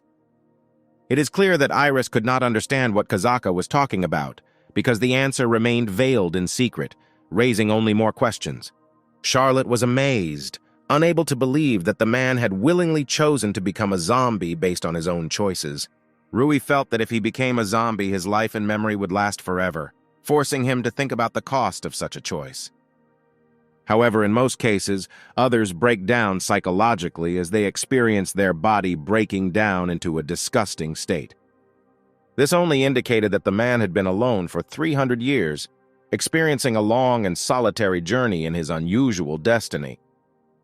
But he asked not to express sadness, since the fact that they came here is already his reward, bringing him joy and satisfaction. Then he decided to continue the explanation, revealing to them even more secrets and details of his amazing story. The mural depicts the hero and 3 others as the hero's team, considered the strongest in history, giving the group new perspectives and potential in their adventure. This reignited Charlotte's interest as unread pages of their history began to unfold, revealing endless possibilities and exciting secrets for her and the group. Information about them remains only here, but his memory seems to be starting to fail, creating a mysterious combination of valuable details and some kind of hole in his memories. The man decided to start with the one to the right of the hero. Her name is the Fairy King Titania, introducing a new character into their story with an exquisite and mysterious name. There is a fairy village somewhere, and it is there that Fairy King Titania appears to exercise his rule, adding new and unknown dimensions to their adventure. Next, to the left of the hero, is the King of the 3 Worlds, Balmung, representing another powerful character who has power over the 3 worlds in their exciting history. Rui inquired who the King of the 3 Worlds, Balmung, was, seeking to uncover the secret and essence of this mysterious ruler in their own epic. The man could not remember, and it looked very strange, as if memory like a magic mirror reflected the uncertainty and mystery in the past of this mysterious king. Charlotte could not believe what was happening and asked the man for an explanation, wanting to solve the mystery and restore a cloud of forgotten memories. Balmung was the strongest fighter on the hero's team, giving their alliance incredible strength and skill in battle, making him a key player in their history. Rui decided that he would later ask Wolf about Balmung, seeking to fill in the gaps in his memory and unravel the mysterious details of their own saga. And in the last position was the Queen of Snakes, Echinda. According to records, she had the unique ability to see the future. She was a queen of Lamias, half human, half snake. The girl, as well as the guy, unfortunately, did not have the opportunity to hear about her earlier, as if their worlds had forgiven each other, leaving an emptiness of untold stories in their hearts. Charlotte did not imagine that her generation would have to absorb such a mysterious mystery, as if fate had turned down a road where every bite opens up new pages of unknown stories. Perhaps they were trying to keep secret that he had non-human allies, implying that revealing this fact might alleviate discrimination between inhumans and beastmen. There was probably a reason, but perhaps it was better not to be deeply sad about it, leaving the mystery alone and trusting the flow of life. Rui played the game of ignorance, masking his uncertainty about how and why he ended up here with the girl. He was lucky enough to be in a key place where it was possible to find the key to unsealing the endless hell, as if a secret door led to the solution to a painful riddle. The man brought intrigue into the conversation, giving a hint that he still had something unsaid, as if revealing a page of his life full of secrets and unexpected turns. The man suddenly began to carry over the hero's words, as if opening a new chapter, where reality intertwined with fantasy, and his story became part of the plot of life. If someone in trouble needed support, the man should turn to his partners for help, as the last thread of salvation in a maze of incredible events. Rui was faced with misunderstandings, unable to figure out which partners the hero was talking about, as if trying to unravel a tangle of secrets wrapped in mysterious threads of the past. The man finally revealed his cards, sharing that their friends were attacked by a golem, as if a sudden darkness had fallen on their serene world, causing excitement and anxiety. When he easily returned back, both questions arose, as if a mystery hung in the air that needed to be solved, their gazes mixed in search of answers.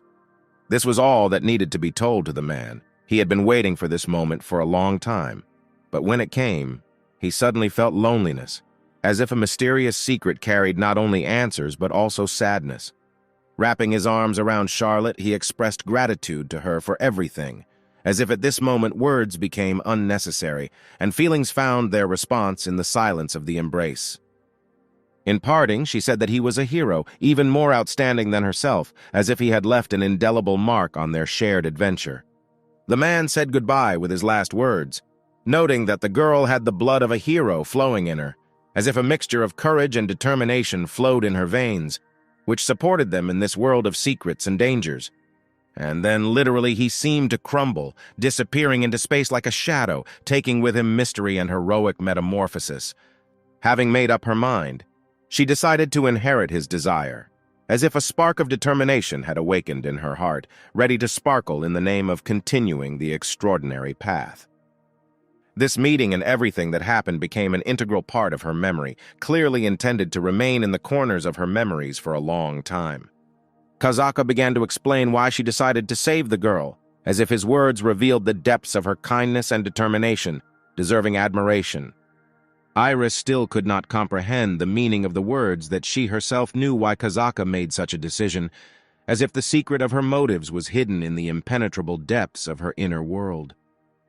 Max suddenly interrupted their conversation, warning that it was time to run, as if the decision to take important steps required immediate action.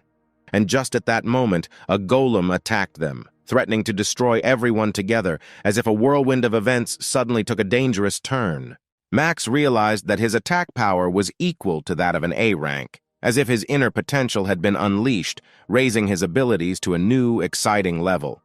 The girls were ready to escape, because they had the means to escape quickly and efficiently, as if they skillfully wielded the tools of their freedom in this tense moment.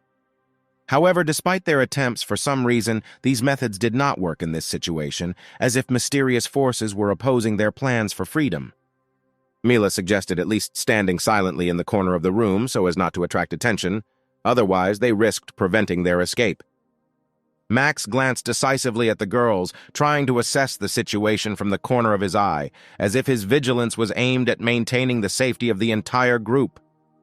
Max's face expressed anxiety, indicating that he was lost in incomprehensible circumstances, as if the worry in his eyes reflected uncertainty and the lack of a plan of action. Iris realized that it was time to take the situation into her own hands, otherwise they were in danger of death, as if the responsibility for the survival of the entire group fell on her shoulders. She then decisively approached the enemy, preparing to attack, as if her eyes sparkled with determination to change the course of events in their favor. However, the golem's reaction was amazingly fast, and it easily identified the girl, as if its attention was so penetrating that it gave them no chance of evasion. Iris was already preparing for death without even attempting to defend herself, as if acceptance of the inevitability had arisen in her heart. She faced the threat with wise calm. But for some reason, like the mysterious hand of fate, the golem suddenly froze, and the expected moment for which she had been preparing disappeared in impenetrable mystery, as if the plans had gone wrong under the influence of the magic of unknown forces. The golem, as if immersed in the world of a mystical slug, is covered with an incomprehensible sticky mass that has changed its appearance, as if the breath of a mysterious natural entity has penetrated its stone body, turning it into a mysterious creation. Max, with concern in his voice, rushed to them and asked excitedly if they were carrying any misfortunes, as if his caring gaze could change the course of fate or at least give consolation. Iris, with open eyes of disbelief, refused to believe that they could stand in the way of the golem, as if she were faced with an undeniable force turned into an unsolvable mystery. The sticky bomb, a mysterious tool of adventurers, had its own special magic, its effect lasting only a few minutes, like a short burst of magic that could change the course of adventures in the blink of an eye. Iris, with a mysterious smile, offered them a choice: try an incomprehensible drink that hid the secrets of magic, or use a potion, as if opening the door to a world of mysterious possibilities. Mila, with caring in her eyes, began to deftly bandage Iris's leg, as if wrapping thin loops of care and friendship around her, trying to shed light in the dark moment of healing. Iris, looking at them in bewilderment, did not understand why they stayed, because strategically it would have been smarter to simply slip away, as if retreating from danger. But perhaps there was something in their decision that eluded her gaze. Max, wisely deferring to Iris's better judgment, refrained from arguing as he admitted that she was indeed right, as if calling for wisdom in making inevitable decisions. In fact, it had always been the case that they preferred to leave, as if taking with them traces of an unknown past. But now, perhaps, something in Iris forced them to stay, breaking the usual ritual of flight. They skillfully manipulated other adventurers, turning them into living baits, since they, in their weakness, succumbed to their persuasion and got lost in a world of intrigue and dangerous adventures. However, when they saw Rui, they wondered if they should accept this lifestyle, as if noticing something in his fate that made them question the meaning of their own actions. Remembering his childhood dream, Max suddenly realized that he had once dreamed of becoming an adventurer, as if resurrecting in his soul the spark of adventure that had been forgotten by years of routine life. After apologizing, Max stated that even if they themselves did not ask for help, he decided to help them anyway, as if an inner impulse of kindness reflected his true intentions. The girls were also fired up with the idea, eager to demonstrate their abilities and strength to everyone, as if they had gathered the fire of determination within themselves, ready to write their name in history. Now they had a better chance of defeating the golem, as if by combining their strengths and skills, they had created an unstoppable alliance, ready to face even the most severe threat. The golem came up with the idea that setting the sticky on fire could free him from it, as if an idea was born that could seemingly change the outcome of the battle. Realizing that in this situation it was better for them to give in for now, the girls decided to retreat temporarily, as if strategically choosing the moment to retreat in order to return with renewed vigor. At this time, Max laughed and assured that there was nothing worth fearing, as if his fearlessness was like a shield protecting from the shadows of fear. Iris, deciding to trust the guy, eventually saw him draw a slingshot, as if in his hands this simple tool turned into a powerful weapon, ready for action. Iris flared with anger, realizing that he intended to use the slingshot in the battle with the golem, as if her fear turned into rage at the unwise decision, causing a storm of emotions. Max, confident in his choice of weapon, remained deaf to Iris's objections, as if his stubbornness was stronger than the opinions that divided them. Max boldly fired a smoke bomb, as if creating a veil of mystery behind which he could hide his movements and muddy the situation, anticipating the golem's moves. The girls were relieved that Max would now join their fight, as if his decision to fight alongside them had given them a new surge of motivation and strength. Kazaka handed Mila a mysterious potion, as if unspoiled forces were concentrated in this mysterious liquid, ready to reveal themselves at the right moment. Frederick expressed his gratitude to the girl and admitted that he had not counted on their help, as if in their kind actions he had discovered unexpected support and allies in a harsh struggle. Now they faced a final challenge, an all-or-nothing battle, as if they were preparing for a decisive battle where every action could determine the outcome of their adventure. Max realized that he would have to show his full essence, as if this was not just a battle but a test where he must reveal his true strengths and skills. He resorted to using the slippery ball as if creating a clever tactic that allowed him to maneuver around the golem and dodge its powerful blows. The partner used a special lubricant, as if using it to create a slippery barrier that made it difficult for the golem to move, giving strength to their alliance in this battle. And this, indeed, brought positive results, as if their cunning and joint efforts were effective in the fight against the golem, opening the way to success. Mila assured Max that he could rely on her, and then used her magic as if turning her words into reality to support him in the decisive moment. And indeed, their combined efforts began to bear fruit. The golem slowly began to fall, as if under the influence of a combination of their magic and cunning tactical moves. Max also realized that even an A-class monster couldn't stand up to such a combo, as if his experience and powers of observation told him how powerful their combined actions were. But alas, unfortunately, the monster was able to rise to its feet, as if its strength and tenacity allowed it to recover from the blows, causing a new turn in the battle. Max couldn't believe their plan didn't work, as if disappointment and bewilderment showed in his eyes, despite all their efforts and the strength of their combined approach. Luckily for Max, Iris was there to save him, as if her quick and decisive intervention was a bright spot in their battle-filled story. Max couldn't believe at all that the girl had saved him, as if surprise and recognition of his vulnerability were reflected on his face, meeting an unexpected feat. Max said that he now owes the girl for his salvation, as if acknowledging the debt and expressing gratitude for her selfless support in a difficult moment. But Iris simply did what came naturally to her, as if her kindness and willingness to help were a part of her nature that did not require special thanks. At that moment, the girl remembered Kazak's words that she herself knew why she saved her, as if secret motives and internal changes began to appear in her mind. Iris began to remember how she was rescued, as if the footage of the past came to life again in her memory, bringing with it excitement and mixed emotions. She couldn't concentrate. All her thoughts were spinning in her head, and suddenly she realized that you don't always need a reason to save someone. She just wanted to do it and express her concern. When she fights with someone, the strength and feelings stir within her, as if her heart beats in time with the fight, giving strength and determination to the battle together. And so now Iris is serious, as if her inner fire of determination has burned brighter, preparing for a new wave of battles and challenges. Now it was time for her to teach the monster a lesson, as if determination sparkled in her eyes, ready to teach him what he did not know how to expect. She was completely determined to defeat the enemy, as if a formidable hymn of determination sounded in her soul, ready to fight to the end in this battle. Iris athletically dodged the monster's attacks and smoothly walked around it, as if dancing to the rhythm of battle, her grace becoming a weapon in the fight against the enemy. And then she completely resorted to using a bloody sword, as if in her hands this sharp blade had become a continuation of her inner strength called to fight, and she planted it right in the monster's eyes, as if with a precise blow she had chosen the key point to strike, creating a short-term chance in this battle.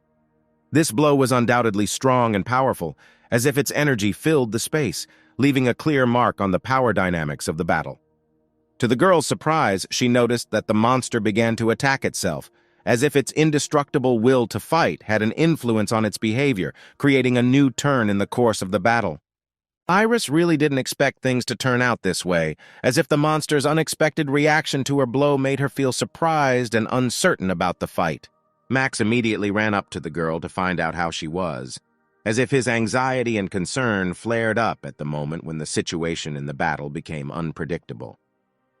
The guy provided the girl with a regeneration potion, as if his concern for her well-being had become a priority in their joint struggle, calling on the forces of restoration.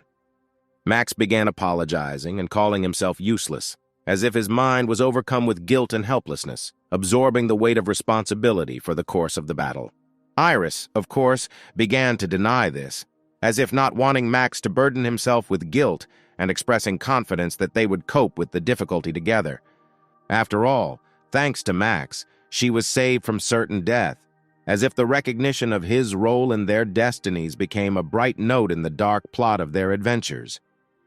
And then, as if out of nowhere, Rui appeared, as if a mysterious character had introduced a new element of surprise into the course of their events, diluting the everyday routine of the battle. Rui was glad that he was able to return to his friends, as if a joyful memory and gratitude flashed in his eyes for the opportunity to be together again. The protagonist immediately began using magical analysis, as if his mastery of magic was the key to uncovering secrets and recognizing potential threats in the world around him. The monster managed to fight it off with the magic seal stones, as if demonstrating its strength and ability to resist the effects of magic, causing bewilderment and anxiety.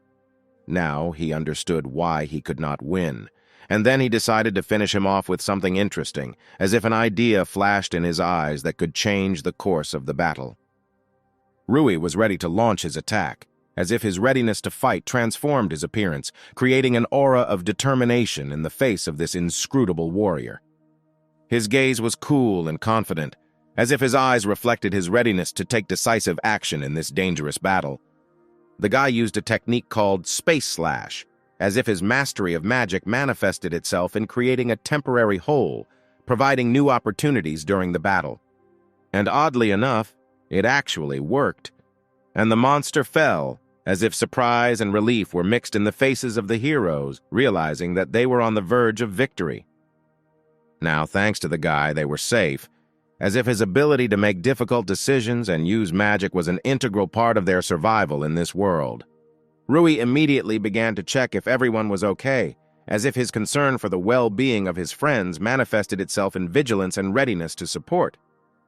Max immediately began to beg Rui to share his knowledge, as if hope for the discovery of new horizons and skills was visible in his eyes. Rui was glad that Frederick and Kazuka were okay, as if relief washed over him, making sure of the well-being of his friends. Kazuka said that if he was going to praise her, then it should be done with Iris, as if her laughter and slight mockery created an atmosphere of friendly jokes. Iris said that she always believed in Rui, that he would return, as if her confidence in him became the unshakable foundation of their friendship. He, in turn, also believed in Iris and thanked her for protecting everyone, as if at that moment their mutual trust became even stronger. And just at that moment Charlotte returned, as if her appearance was an unexpected turn in the course of events, adding mystery to their adventure. She said that Rui was great for being able to deal with the monster, as if her praise gave Rui a new shade of respect and recognition for his skills. It's always the oddballs who like the guy, like Max, as if Charlotte were expressing her playful side towards their unpredictable friend. The Kazakh noticed that something began to happen, and began to shake in some incomprehensible way, as if she expressed concern and anticipation of new events hanging over their group. Max shouted that the dungeon began to fall off, as if his exclamation pierced the air, a harbinger of a new danger and a call to action. Between the shadow of hope and the emptiness of fear, in the bottomless labyrinth of their fate, the unknown bubbles, and if they do not get out, their dreams will be buried alive under a pile of unknown circumstances. Beyond the limits of everyday life, which usually reveals a way out, this time the prospects disappeared, as if they were eclipsed by the darkness of unpredictability, and then only the heavy silence of the unknown. And suddenly, like an explosion in the dark sky, the main character suddenly remembered something that turned out to be the key to the solution, opening the way out of dark hopelessness. The information that appeared in memory turned out to be like a key to a closed castle. It was a dungeon, a building designed to store the hero's secrets, where a testing golem, the guardian of hidden mysteries, awaited those who penetrated. Suddenly realizing that it was not just a guard of secrets, but a double trap, the hero realized that his further path would be lined with collapsing secrets skillfully created in this dungeon. Max was questioned about whether he happened to have some item in his possession, and there was a shadow of suspicion in this question, as if the key to the solution might be in his hands. Max had the item, but he understood that its use required permission from his partners, because even in a dark labyrinth, the powers of united minds turned out to be important. Max revealed the secret. It was a magic stone of movement. He explained that under the influence of magic, this stone is able to transport them outside, opening the door from the darkness of the dungeon. The stone's capabilities were limited. The protagonist had to carefully select only 3 partners, whose strengths and skills would make them a team capable of overcoming the dark obstacles of the Dan. Consequently, realizing that Rui was unable to make a difficult choice, The protagonist felt the weight of responsibility facing him in selecting 3 companions for the great journey. The main character expressed gratitude to Max, but admitted that it was difficult for him to make a choice, and the decision about which partner to take with him was left hanging in the air. The hero, full of determination, did not want anyone to suffer harm because of his guilt, and this burden of responsibility pressed on his soul, making the choice even more difficult. In conclusion, he only asked to believe in him, as if it were the last thin thread connecting their destinies in this dangerous adventure. The Kazakh and Charlotte, with bewilderment in their eyes, could not recognize what decisions the guy was about to make, and their incredible adventure depended on this moment. There was a knowingness in Iris's expression, as if she had knowledge of what the guy was about to do, which added to the mystery and excitement in the air before the unpredictable turn of events. A satanic ray flashed from the hands of the protagonist, framing his figure in a dark glow, and at that moment an aura of mysticism and unknown power hung in the air. Gathering all his strength, the main character offered all his energy, directing it to save his friends, as if trying to bring down the walls of a dark labyrinth and free the captive souls. Iris realized the whole point. This beam is capable of destroying magic, and if the dungeon is created from magical power, the hero could simply erase it with his unique beam, clearing the way forward. Exhausted, the guy exhaled and declared that now everything depended on the strength of the name, as if at that moment the meaning of his words was revealed in the air, saturated with tension. Kazaka proposed a plan. They could take off with the help of her 18-meter friend, like a natural union with the power of the wind, providing them with an unexpected path to freedom. Suddenly, an unimaginable creature took them, and as if captured in the arms of magic, they all took off together from the dark dungeon, overcoming the boundaries between reality and fantasy. Naturally, they were all full of joy, realizing that they were able to escape danger and escape from the ominous mysteries of the dungeon, feeling within themselves the excitement of sudden deliverance. Arriving home, they said a friendly farewell together, as if each of them had carried into their hearts a piece of the adventure that had bound them forever on this incredible journey. Rui noticed that sharp pains were piercing his whole body, as if every cell was screaming about unbearable discomfort, and at that moment, as if out of a fog, Kojiro appeared. Having learned from the head of the hostel that he still had not returned, he could not believe that the guy returned so shabby, remembering their conversation in the forest. The teacher asked if he had used his potion. Bewilderment flashed in his eyes, as he did not expect that anyone would pay attention to his mysterious experiments. The teacher, having fallen into experimental methods of treatment, used incomprehensible means, because of which something was pinching the guy very strongly, causing him to doubt the choice of the teacher. Surprisingly, the teacher was informed that his potion was really performing well, which was confirmed in practice and turned out to be true.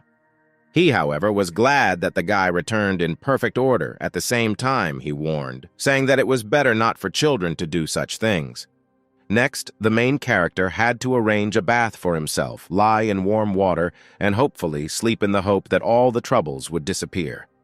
Rui still couldn't believe that he was actually worried about him and was waiting for him, and their meeting in the forest remained a mysterious secret for him. Waking up, the guy decided to go in for sports, trying to awaken his body and get away from the memories of the strange events of the previous night. And at this time, his good old friend the parrot flew to him, spreading joy with his bright feathers and cheerful cries. So in addition, with some exotic fruit in its beak, the parrot brought not only joy with its shrill greeting, but also with the aroma of mystery. It is clear that the main character was glad that they brought him fruit, and thanked his feathered friend for the unexpected morning treat. But it was time for Rui to go to school, and she said goodbye to the parrot in an amazing mixture of joy and anticipation of new adventures. Kojiro apologized for the suddenness, but announced that today was the last lesson with him, instilling mystery in the upcoming farewell and leaving behind many questions. Although they spent little time together, it was definitely worth it, filling their lives with vivid memories and unexpected turns. Rui was slightly in a stupor, because she could not understand why everything was happening this way, and the mystery of this oncoming world only increased her misunderstanding. It is clear that Charlotte immediately noticed the strange behavior of the guy, and curiosity flashed in her eyes as she tried to decipher the secrets that were in the air. He was wondering why the teacher was in a worse mood than usual today, and he thought about the possible reasons, sensing something mysterious and unknown in the air. The man, in principle, carried out his duties, but in the eyes of his students there was a shadow of some unknown mystery, making his ordinary actions more mysterious. He said that when attacking, you need to grip the sword, emphasizing the importance of reaction, and despite this, his stance became better than before, which surprised everyone around him. It's clear that the guy was happy with what he heard, saying that the stand needed to be made even better and deciding to go practice to bring his skills to perfection. Next in line was Prince Yuri, and everyone around him was curious to see what lessons of skill and secrets the mysterious teacher might reveal to him. Deciding that it wouldn't hurt for him to learn how to wield a weapon either, Prince Yuri watched the learning process with fascination, ready to plunge into the world of secrets and skills. He brought a staff to training, ready to learn not only swordsmanship, but also master other types of weapons, adding variety and uniqueness to his training. The teacher said that he would now attack, and Yuri needed to try to defend himself. Following his instructions, there was a tense atmosphere in the air, full of expectation and challenge. Yuri was serious about this training, believing in every movement of the teacher an opportunity to gain a new level of mastery and improve his skills. The teacher noticed that the guy had a good stance and his gaze was confident, emphasizing his readiness for challenges and a thirst for mastering new techniques. It is not clear why the teacher regretted him, because in his eyes one could read pride in the demonstrated level of training and the desire for improvement. But still, the teacher decided to start sparring with his student, creating an atmosphere of competition and an opportunity for Yuri to show his skills in battle. Yuri was slightly alarmed by all this, but prepared for the sparring, feeling inner strength and determination to cope with the challenges posed by his teacher. Well, it's clear that Kojiro, in turn, was calm and confident. The master, rushing forward at the speed of light, threw out his first attack, like a master of instant embodiment of power in movement, creating a whirlwind of power. Yuri, as easily as the wind, will not give up his position like an unshakable guard, standing like an impenetrable wall, calmly preparing for the inevitable meeting. Joy filled his heart for being able to defend himself, as if a bright sense of pride had ignited within him, emphasizing his ability to ensure his own safety. In the blink of an eye, the teacher's gaze changed dramatically, as if dark shadows were replaced by bright light, revealing the secrets of his true intentions. A sharp rage gripped him like a raging fire, and realizing his impulse, he apologized to Yuri, like a warm wind softening a storm of indignation. Then, like an instant of irrevocable fate, he hurled the killing blow towards the student, leaving a trail of mysterious strength and determination in the air. After which, oddly enough, the guy simply collapsed on the floor, as if an invisible burden suddenly mixed with the severity of defeat, leaving silence behind him. Everyone present was frightened by what was happening, as if a sudden shadow of fear enveloped them, causing their hearts to beat louder in confusion at the unforeseen threat. The next thing the teacher did was put a sword to Yuri's head, as if the ominous drama had reached its peak, freezing for a moment in tense silence. Kojiro said goodbye to the guy, as if this farewell contained not only finishing, but also some inexpressible weight of unspoken words and unknown experiences. Rui came to the defense of his friend, who did not allow himself to easily kill the guy, as if his determination blocked the teacher's path, turning the moment into a struggle of destinies and friendship. He could not understand what all these events meant, like a mysterious puzzle where parts of an unknown picture remained unsolved, entailing excitement and doubt. Here, Yuri's guard already appeared, who could not understand at all how the man allowed himself to do this, as if his bewilderment was expressed in a lack of understanding of what was happening before his eyes. It is clear that he immediately flared up with rage after this, as if a storm of passions had shot up in his soul, enveloping the flaring internal fire.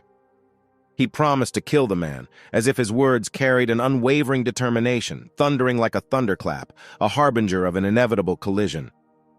The main character asked the guy not to give in to anger, as if his wise words sounded like a gentle whisper in a storm, warning against reckless actions. After Rui whispered something to the guy, he instantly calmed down, as if the mysterious words of a friend quickly dissipated the clouds of an internal windbreak.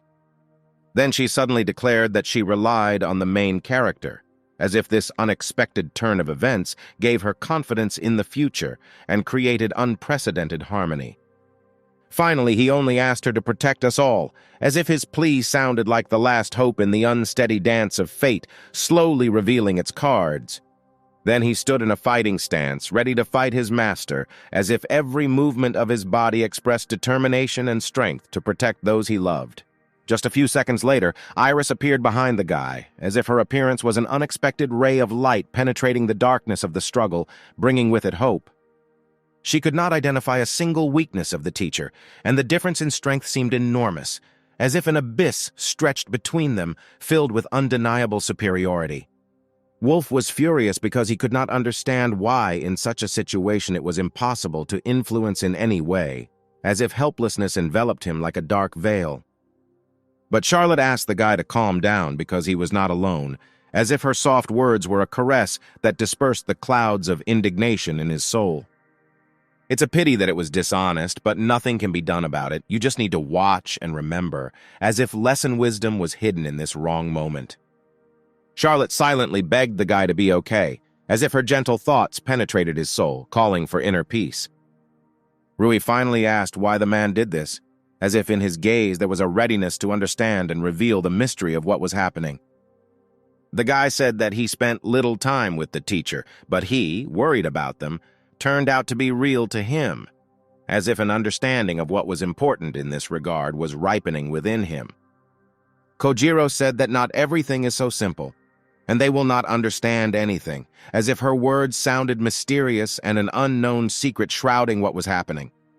He asked the guy to leave for health reasons, in addition noting that he did not want to harm anyone except the prince, as if his words sounded like a desire for a peaceful resolution of the conflict. The teacher's blow seemed fatal, but he needed to make sure that the guy's breathing stopped, as if a heavy shadow of uncertainty remained in the air. It is clear that the main character could not allow him to leave, injuring his friend, because he did not yet have a reason to attack the teacher. Rui was partially right, and it was not easy to understand why he needed to kill someone, as if a fog of mystery shrouded his actions and motives. However, he had his own reason for this, as if a fire was burning inside him, fueling his motivation, but its essence remained in the shadows. If he blocks his path, he will pass with force, as if an invisible wall was in front of him, causing him to become determined to destroy it using all his power. The teacher was serious and wanted to end the guy. Well, now Kojiro simply had no choice, and he needed to get rid of Rui. A split second later, he disappeared from the guy's field of vision, and in an instant it appeared right in front of him. This maneuver looked impressive. Well, it's clear that Rui had a good reaction and was able to dodge it. He began to repel all enemy attacks and did it skillfully and professionally. The teacher said that the guy was quite good because he could parry his blow. And all this was thanks to his teachers in the form of friends and Sister and Rio. The guy decided to strike, but it was unsuccessful. But the teacher's blow had its fruits, and Rui even moved a couple of meters. The guy even had to use magic so as not to fall on the floor. He realized that he would not be able to hit the teacher at close range, and he needed to move away. Then I decided to use a technique called Big Flame. The ball of fire moved closer and closer to the teacher. It was indeed a well-trained magic, but did the main character really think that he could take a teacher with it? Kojiro prepared to defend himself from such an attack. He needed to put in no little effort to do this. He then used magic and was still able to repel the attack. It is clear that the main character did not expect this and was surprised. But the teacher said that there was no time to be surprised. Doing what the enemy doesn't like is the basis of battle. If everything is converted into numbers, then there is not much difference between him and the teacher. But he didn't know that the guy was a difficult child. He was sure that if he continued like this, he would definitely be able to defeat the guy. Then the teacher realized that the guy was becoming stronger during the battle. In addition, he can remember its movement at incredible speed. Rui learned by memorizing from his little sister and Rio.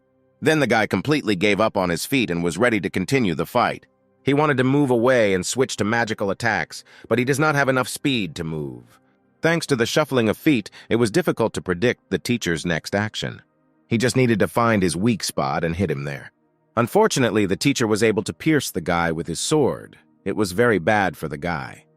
The teacher has already said goodbye to the guy. The man felt some hot air around him. He couldn't figure out what it was or who it was. As it turned out, this was the guy's plan, and now was his decisive act. The guy decided to use a space cut, as in the case of the stone monster. It was a good move, but only if the guy could hit the teacher. Kojiro, in turn, used a technique called the swallow's tail. After such a blow, the guy could no longer stand on his feet and fell, coughing in his own blood. The teacher was confused by the fact that he did not lose consciousness. He could not believe that he survived after his swallow's tail. Kojiro decided to check the prince's breathing and just go their separate ways. He pointedly said in front of the other students that he didn't like to kill without a good reason. If they leave, he will not harm them and will leave them alive. Charlotte asked whether the man wanted them to calmly watch him kill their friend. Kojiro realized that he simply had no choice. Finally, he just said that it would be very painful for them. Rui was still able to somehow wake up and tried to persuade the man to stop. Either it was memories or he really was transported to endless hell, but the very essence is that the guy was in endless hell. The girl said that the guy had become much stronger, but he still lacked something. This something was determination. If he gets into his world, he will have to face it. A situation may also arise when he has to kill the enemy. Rui said with a kind face that it is not necessary to put his life on the line. If we talk, he can understand him. The girl said that his kindness is his strength. However, if everything could be discussed, this would not happen to the warrior. Things that are important to him can be lost in an instant. Therefore, in this case, he does not need to get lost when he fights for life and death. Rui managed to whisper words of forgiveness from the girl, Rio. And then he began to get up completely in order to continue the fight and not let the man win. Rui found the strength and motivation to get up and continue the fight. Kojiro did not expect that he would have the strength to fight with such wounds. The guy is shaking all over, but is still ready to continue the fight with the teacher. Rui was determined he wanted to put an end to this lawlessness. Kojiro asked for forgiveness for treating him like a child and will now accept him as an obstacle to his goal. The teacher was ready to strike Rui again. But to the surprise of everyone, the guy was able to easily repel this attack without using a weapon, with his bare hands. Kojiro couldn't understand how Rui managed to do it so easily. He was confused, because his movements were very careful. Then the main character began to launch his attack. Kojiro will notice that Rui's number of hits has changed, which means that he has become stronger. The main character realized that he needed to use a third attack technique called Saranui. This blow was really strong and unexpected for the teacher. The man immediately fell to his knees after such a blow, and the guy immediately began to thank him, because thanks to him he learned the horror of war and true determination. And with the help of this power, he'll overcome the teacher. Kojiro did not expect such a surge of strength from the guy. He was not ready for it. In such a small amount of time, he became stronger. He became too strong. Kojiro couldn't believe that willpower changes people like that. The man noticed changes in the guy's face. It is unclear why the main character's eyes changed color and became red. Rui realized that this is not just like that, and they give him strength. The main character remembered how in endless hell he said that when they were training, he noticed that she began to defend herself faster than he began to attack. The girl was happy about this, because it meant that the guy became stronger, and that he noticed it. It's called the Dragon's Eye, and only the strongest of dragons have it. Unlike the Magic Eye, it also sees life and qigong, muscle tension, and movement. With this, you can understand how the enemy will attack. Rui was upset when he learned that only dragons could wield it. But the girl made him happy and told him that he could have it too. Her blood flows inside him, and thus he can also use Dragon Qigong. Rui was really glad that he too would someday have the Dragon Eye. He will appear when Rui senses real danger and is ready to fight with his will. Then the power of dragons will definitely save him. Rui was grateful for these words and Rio's lessons. It is clear that for Kojiro, this meant that he had even more problems. He was sure that now he would definitely not lose and walk towards his goal. It is clear that Rui will not just stand there and began to defend himself. The main character needed to jump back, but he didn't hit. He hoped that everything would work out. On top of that, Rui literally managed to cut off the teacher's hand during his attack. The main character asked whether Kojiro was ready to continue the fight since he could no longer use a sword. After these words, Kojiro became completely furious. But he also has a reason for which he needs to win this battle. Even if he's covered in blood or dirt, he must win. But Rui also has his own reason, all his friends and people dear to him. He is obliged to protect them. Their battle will go down in history as a legendary confrontation. He became stronger in order to defeat the teacher. Kojiro lost his arm, and now this. But Ryu cannot lose no matter what. The main character began using Dragon Qigong as his #1 attacking move. Rui was ready to use the Dragon Star Fist. Kojiro was wondering if the guy could stop his ace in the hole. Giant General's Sword. This is magic that only magicians with a general mark can use. But on the way to save Rio and her sister, there will probably be even stronger opponents. Rui, with inner tension, gathered the last bit of determination in himself to deliver the final blow, feeling a growing wave of energy ready to spill out at the moment of the solemn embodiment of his determination. Rui, trained by the strongest, was ready to take charge again and protect Yuri and everyone, holding his resolve as a guard ready for the test. Kojiro admitted that the guy turned out to be much more complex than it seemed at first glance, and agreed with this, encountering unexpected depth and strength in him. He sincerely regretted his actions, realizing that if he were as strong as that guy, he wouldn't have to do what he was doing now. Rui, feeling the weight of responsibility for his friends and loved ones, was ready for anything, feeling an unshakable determination within himself. As a result, he will be able to avoid Kojiro's attack and carry out his own, which will show how masterful he is in his strength and dexterity. And, as expected, the blow was too heavy for Kojiro, who simply passed out, unable to bear this crushing blow. Rui attributed his success to Rio. Thanks to her, he gained the determination that allowed him to overcome all difficulties. Of course, the protagonist's instant victory was inseparable from the support of his friends, who were always there, ready to defend him.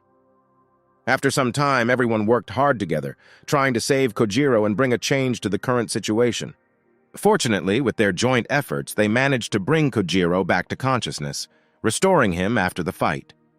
The guy apologized immediately after waking up, having previously warned that the next moments would be painful.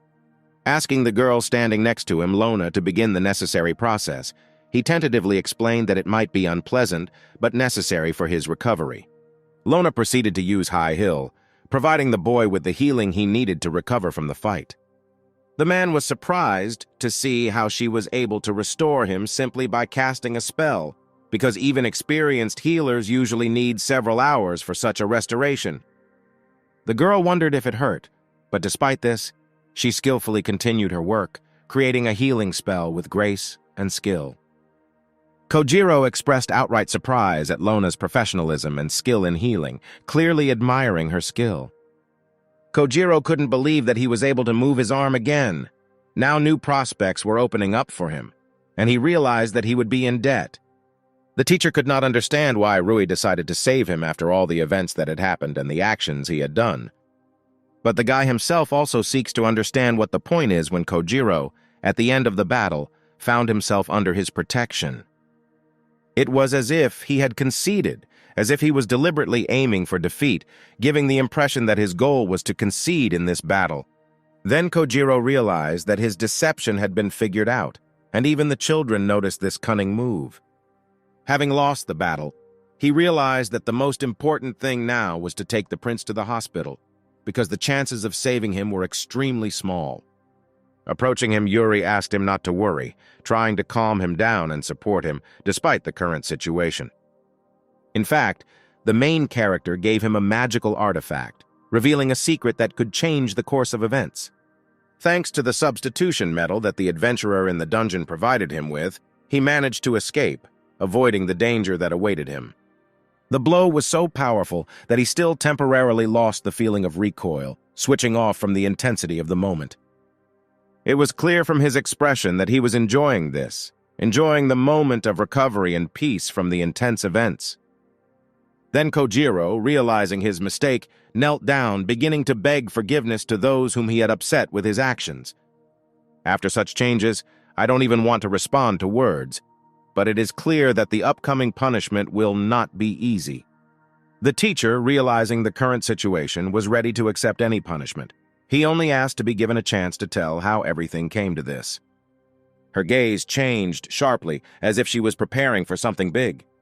A second later, the man fell to the floor as if conquered by a wave of pain that overwhelmed him, depriving him of support. Lona could not understand what was wrong, because she was treating, but the temperature continued to rise, as if the rebellious organism did not want to agree with her efforts. After some time, the man began to feel better, as if the shadow of pain was gradually dissolving under an invisible ray of relief. Well, nothing can be done about it. The temperature does not subside because of this, as if it had become an unruly element, ignoring any attempts to influence. As it turned out, the man had the mark of a slave, as if invisible chains of long-lasting submission paved the way to his past, intertwining with his present. Rui noticed that he was not just a slave, because the seal was made in the wrong sequence, as if a moment had flown through his awareness, revealing a mystery hidden in the mystical signs. The man said that the guy was great, because he understood that this mark was prohibited by royal decree, being an illegal seal of slavery, as if he had unraveled the secret message in the signs of submission. It's only a matter of time before he dies due to his failure to kill the prince, but he wants them to listen, as if his final plea remains forever hanging in the air awaiting justice. As it turned out, he has a 7-year-old daughter, but a year ago she fell ill with an unknown illness, as if the shadow of a mysterious illness had enveloped their lives, leaving a trace of mysterious moments. His symptoms were the same as those of his wives who had died several years ago, as if the curse of the past had come to life again in their lives, repeating itself with merciless precision. Many doctors were unable to cure his daughter. She weakened day by day when he lived far away. 2 men came offering a special magical item to relieve the symptoms. In return, he had to carry out several errands. He realized the severity of his sins. He no longer cared what would happen to him, as if the burden of regret had become an integral part of his existence. Well, his daughter named Fuyu was sinless, and he begged to save her, like the last innocent soul captured by fate. The main character asked if everyone had heard the man, emphasizing that it was their responsibility to save his daughter, as if the question hung in the air, filling him with determination. Just then, 2 strangers were sitting in the man's house discussing that they had discovered a potential source of income, as if invisible threads of fate intertwined their decisions in an unpredictable whirlpool. After all, it's enough to just keep her alive, as if a mysterious proposal sounded in the room, breaking the silence and infiltrating the plans of strangers. They decided that they needed to make more money from that samurai, seeking to get rich quickly, as if the greedy minds of strangers were weaving plans, ignoring moral boundaries. Well, their sweet conversation was interrupted by Rui, who spectacularly appeared like a shadow of the unknown past, disrupting the flow of their greedy plans. The guy was really furious and ready to deal with them, as if the fire of indignation burned in his eyes, guiding him forward. The men immediately picked up knives just in case, as if the dark shadows were preparing to dance in anticipation of the outbreak of a threat. Then the main characters commanded Iris to start something, as if she had become the executor of their strategy, an invisible hand embodying their intentions. The girl then began to crush her opponents, as if a whirlwind of revenge had suddenly erupted, and she became an unstoppable force, falling on those who faced her wrath. And then she took Fu Yu in her arms, as if gently and decisively protecting her from the storms of a hostile world, creating a protective shield around her ward.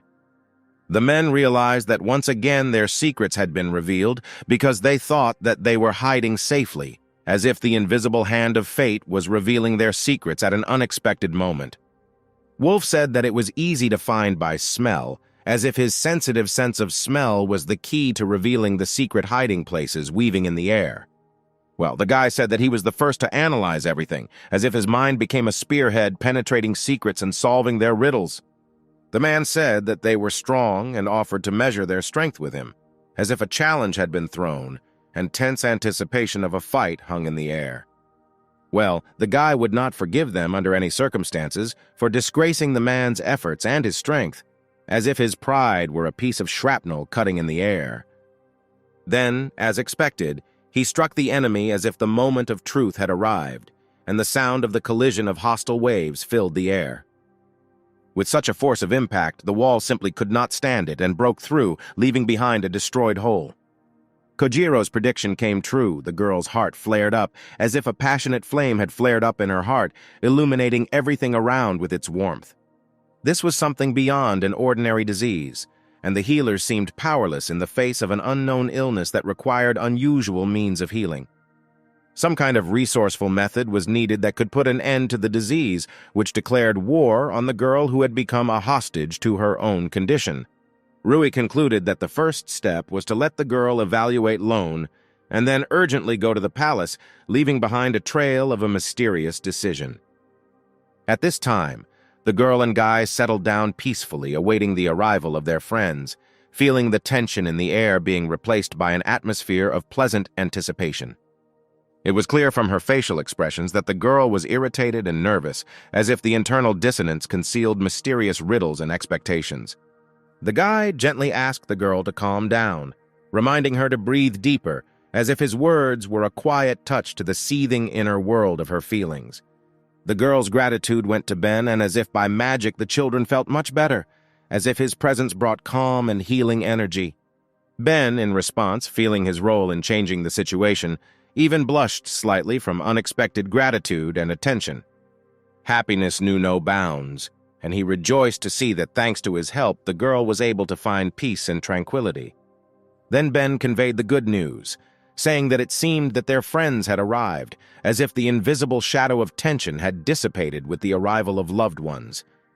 As the guy predicted, everything happened exactly like that. His friends actually came, confirming his instincts and ending the wait.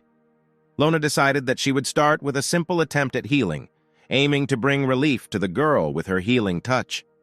Fuya even managed to come to her senses, but naturally she was completely bewildered, unable to realize what place she had ended up in. Lona cautiously asked if the girl could share a little conversation with her, as if offering a warm hand in the uncharted waters of communication. Ben noticed that the girl had a rather unhealthy complexion, as if the dullness reflected her inner state, causing concern and concern. If the situation continued, the girl would not last long, which is why Ben felt an urgent need to find a way to recover her. The main character tried to solve the riddle. It seemed not a disease, but some kind of curse, and lowering the temperature turned out to be not a simple enough solution. Doctors and healers, it would seem, should have noticed something deeper, since attention must be paid not only to obvious symptoms, but also to mysterious aspects. Ben asked if something was captivating the main character, if something had caught his attention, as if waiting for key information that could reveal secrets.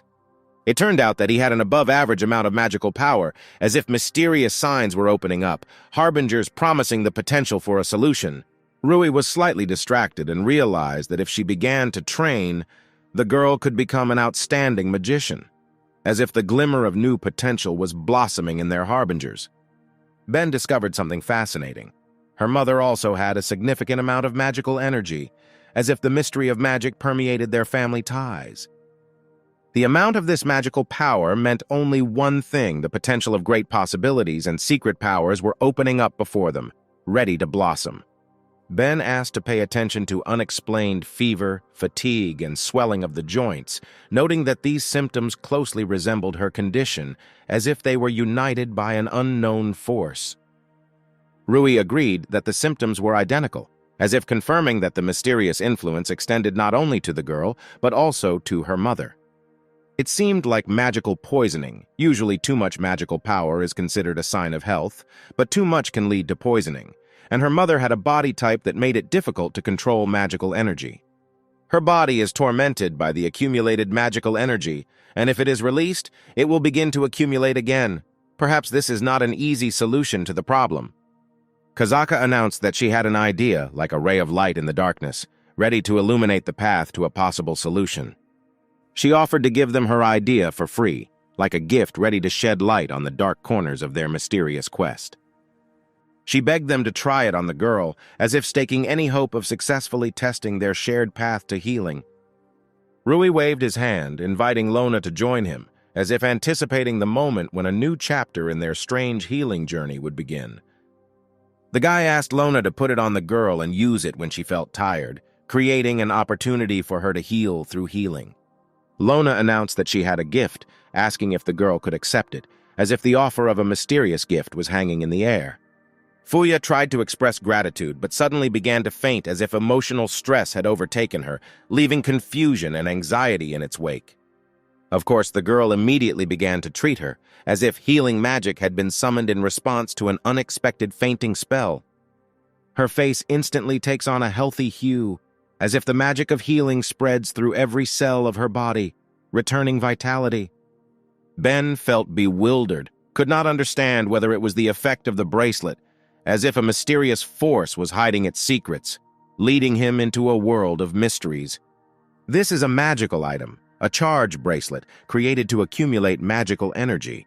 When it is filled, the release of magical power will begin.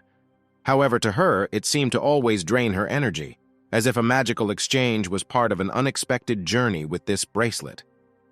The Kazakh woman asked to give her money instead of gratitude, explaining that she bought the bracelet at a big discount from Max and simply spent the money for nothing. Wolf noticed that the girl was blushing, indicating her embarrassment, as if embarrassment bloomed on her cheeks, creating a non-verbal response. After some time, Rui decided to visit Kojiro, as if the clock was ticking, measuring the moment when they would cross paths again. The teacher expressed gratitude for the guy's visit, announcing that the academy was closed for the holidays and now he had free time. As the guy noted, the man seemed to feel great, as if positive energy and satisfaction surrounded him. It all happened because the protagonist erased the mark of a slave, as if the act of liberation marked the beginning of a new stage in their relationship. Kojiro realized that it was because of him that they were sent on vacation, and he brought trouble to Lagasse, as if the shadow of regret lay heavily on his shoulders. The man should have been severely punished, but Yuri took him under his wing, as if his difficult past was in the hands of a man ready to change the outcome of events. So far, he has not been removed from the post of class teacher, as if the educational institution provided him with a temporary refuge, allowing time to heal the wounds. It was as if suddenly an almost sepulchral silence reigned, as if everything around instantly froze, leaving only the echo of previous events. A jailer recently told a man that the guy cured his daughter. He not only saved him from robbers, but also had a healing effect. The man couldn't even imagine how he could thank the guy for this, as if her daughter's life had received a second chance, leaving behind a debt of gratitude. Rui stated that a man should not be grateful for this, as if the act of healing had become a natural manifestation of her gift, a kind of integral part of her being. After all, at the very least, he simply acted in a natural way, expressing concern and asking her to leave quickly for the good of his own daughter. The man firmly decided that he would never forget his debt. Someday he would definitely return it. He swears with his commander's mark, as if the promise remained in his heart like a sealed agreement. At this time, Iris seemed alarmed by something, as if the shadow of an indefinite anxiety was approaching, overshadowing the clarity of her usual mood. Although it was still early, the guy was extremely tired and decided to take a nap, as if the need for rest had become the main pressing issue.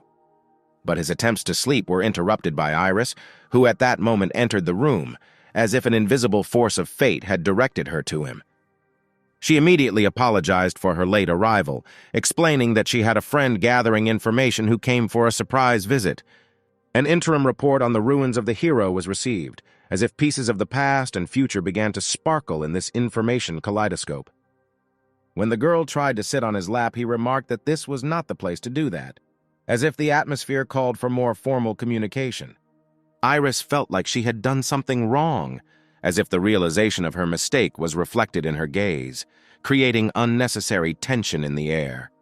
Then she pressed herself as close to the guy as possible, as if trying to smooth out the previous awkwardness and restore communication on a closer level. She even wondered if it was all too fast, as if trying to decipher the fine line between the speed of events and her comfort. The main character realized that it was really too close. There were only two people in the room, and at the same time they were so close to the bed that it would be difficult for him to concentrate. The girl noticed the guy's worried look, as if the reflection of his anxiety was mirrored in her attentive gaze. Iris was annoyed that the guy was not listening to her, as if an invisible wall of misunderstanding had risen between them. Now, realizing his mistake, he was ready to listen carefully to her, as if awareness of his own inattention had opened up a new perspective for him in communication. The girl decided to tell so that the information would not leak out, as if the circumstances required clarity and common understanding in a situation full of tension. Since the guy didn't listen to her, she decided to get closer to him. He noticed that this was impossible, as if reality had interrupted their moment, emphasizing the inadmissibility of further physical steps. Although perhaps this attracted him, as if a moment of intimacy left a mark on his perception. Iris wondered if their relationship was a servant-master relationship. At first, she showed him respect, as if trying to decipher the subtle dynamics of their bond. As the companion of the great demon king, she was content enough to help him, as if in her eyes he was not just a servant, but a companion in great deeds. Spending time together, succumbing to his strength and kindness just looking at him, her soul becomes warm, as if emotional memories warm her inner world. And then for the first time she felt the distance between them. She began to feel jealous of the hero's granddaughter, as if a new element of interaction brought with it difficulties. She realizes that she may not be worth it, but she decides to try anyway. As if the desire to cross the border of her feelings became too strong to resist, she asked if the guy wouldn't mind, he could return her feelings. Then she kissed the guy, as if this moment had become decisive in their relationship, filling the space with new, unknown emotions. To my surprise, the guy didn't try to resist at all, as if at that moment he decided to indulge in the flow of feelings, leaving questions and doubts behind. He noticed that it was unusually pleasant, as if in this kiss he had found something that he had been missing for a long time. The girl said that she was very pleased, as if the confirmation of her feelings added warmth to the air and blurred the sharp edges of their misunderstanding. Rui reciprocated. He was flattered that such a girl had feelings for him, as if mutual recognition brought them even closer. Iris asked if she could come down, as if the question became a bridge to return to more mundane questions and activities. Rui said that this was not necessary, as if he gave her freedom of choice, creating an atmosphere of mutual respect and understanding. In fact, she didn't tell him anything, as if a secret was hidden in her eyes, adding heightened interest to the moment. From their first meeting, she fell in love with his sweet face, as if the facial expressions of his face became a magical guide to the world of her feelings. She apologized for ignoring him the first time she met the guy because she felt embarrassed and insecure. Then she thought that someday they would have to be enemies, as if the first impression left its mark on her perception of the situation. Fate is a strange thing. Back then, she didn't think their relationship would develop into this, as if a path that began with uncertainty led them to an unexpected turn. She couldn't stop looking at the guy's sweet face, as if she found something in his features that made her heart beat faster. For a long time, she had wanted to make him blush, as if in this embarrassment she saw a peculiar charm and inexpressible tenderness. The guy only asked to be more gentle, as if his request sounded tender and trembling. Iris apologized for disobeying his request for more gentleness, but then, defying this order, kissed the guy passionately, revealing the reciprocity and her own passion. Meanwhile, Charlotte was sitting in her room, unable to understand who Iris thought she was, as if a mysterious shadow of misunderstanding had passed through her thoughts. She didn't know what she was doing because if she was attacked, she would come back, as if a mysterious threat lurked in her ignorance and uncertainty. She noticed a brochure from a harvest festival she had attended often as a child, as if memories of past joys had resurfaced in her mind. And in this, she saw some kind of sign from the universe. She understood what was needed, as if the random find had become a reminder and direction for her from the cosmos. While the guy was sleeping, it was time to enjoy his sweet sleeping face, as if these moments of peace brought joy and peace. Using her long nails, the girl decided to sneak into the room, as if her determination and dexterity were the keys to the secret corners. Carefully opening the doors, she immediately asked for forgiveness and wanted to ask something, as if her sudden appearance was accompanied by sincere intentions. To her surprise, she did not notice anyone in the room, as if the emptiness and silence became her silent testimony. And only on the table did she see a note, as if the mysterious message had become her only guide in this quiet emptiness. It was a note from Charlotte, where she said that she had taken the guy and asked everyone to go to his room, as if mysterious courses of events were developing under her leadership. There was no longer any warmth left on the bed, so that meant that they had long since left, as if the empty bed was evidence of their temporary absence. She agreed and now takes her for a rival in love. Next time she will not give in to her, as if a hot struggle for attention and feelings had flared up in her heart. At this time, the couple was directly running somewhere, as if their haste was evidence of urgent concerns or exciting events. The guy, waking up in the morning and finding that she was in his room, was scared. He would have been grateful if she had warned in advance that they would leave, because the surprise caused misunderstanding and anxiety. And then the gaze of a couple of girls fell somewhere in the distance, as if something had attracted their attention in the distant future. This is the trading country of Bloom, as if the name of the place carried a hint of prosperity and variety of trading opportunities. They really use ships as homes, as if sea travel has become not only a means of transportation for them, but also a way of life. A state city on the seashore, founded long ago by a great merchant, it is called the largest port on the mainland, as if its history is imbued with great trading traditions. Usually there are more people in the capital, but today there are a little more people here. All because today is the first day of the fertility festival, as if a festive atmosphere filled the streets of the city. The main character was incredibly happy, because for the first time he came to some festival, as if enthusiasm and excitement filled his heart. He immediately grabbed his girlfriend's hand and told them to go, as if the excitement of discovering a new adventure had visibly awakened his resolve. Charlotte slightly did not expect such abruptness from the guy, as if his unexpected energy gave their walk an unexpected pace. She noticed that they hadn't gone on a date together in a long time, and she was glad that she brought him, as if remembering how nice it was to spend time together gave them a special mood. And then their journey into the world of adventure began, as if every step at the festival opened up new, interesting opportunities for them. They both had as much fun as they could, as if every moment at the festival became a reason for laughter and joy. It was just time for a snack, as if appetite had become an involuntary companion of their exciting journey through the gastronomic delights of the festival. Rui really enjoyed the food, as well as everything else about the festival, as if the delicious food had become an integral part of his positive experience of the event. So they will be cheerful for the second half of the day. Charlotte's fish soup is also very tasty, as if the delightful impressions left them with energy and satisfaction. However, all the stores she showed were good, as if the selection of offers pleased them with variety and quality. There were even magical objects that Max probably didn't have. Somehow they continued to meet him, as if the mystery of magic added a new element of interest to their everyday life. He, Wolf, and Byrne also see each other often.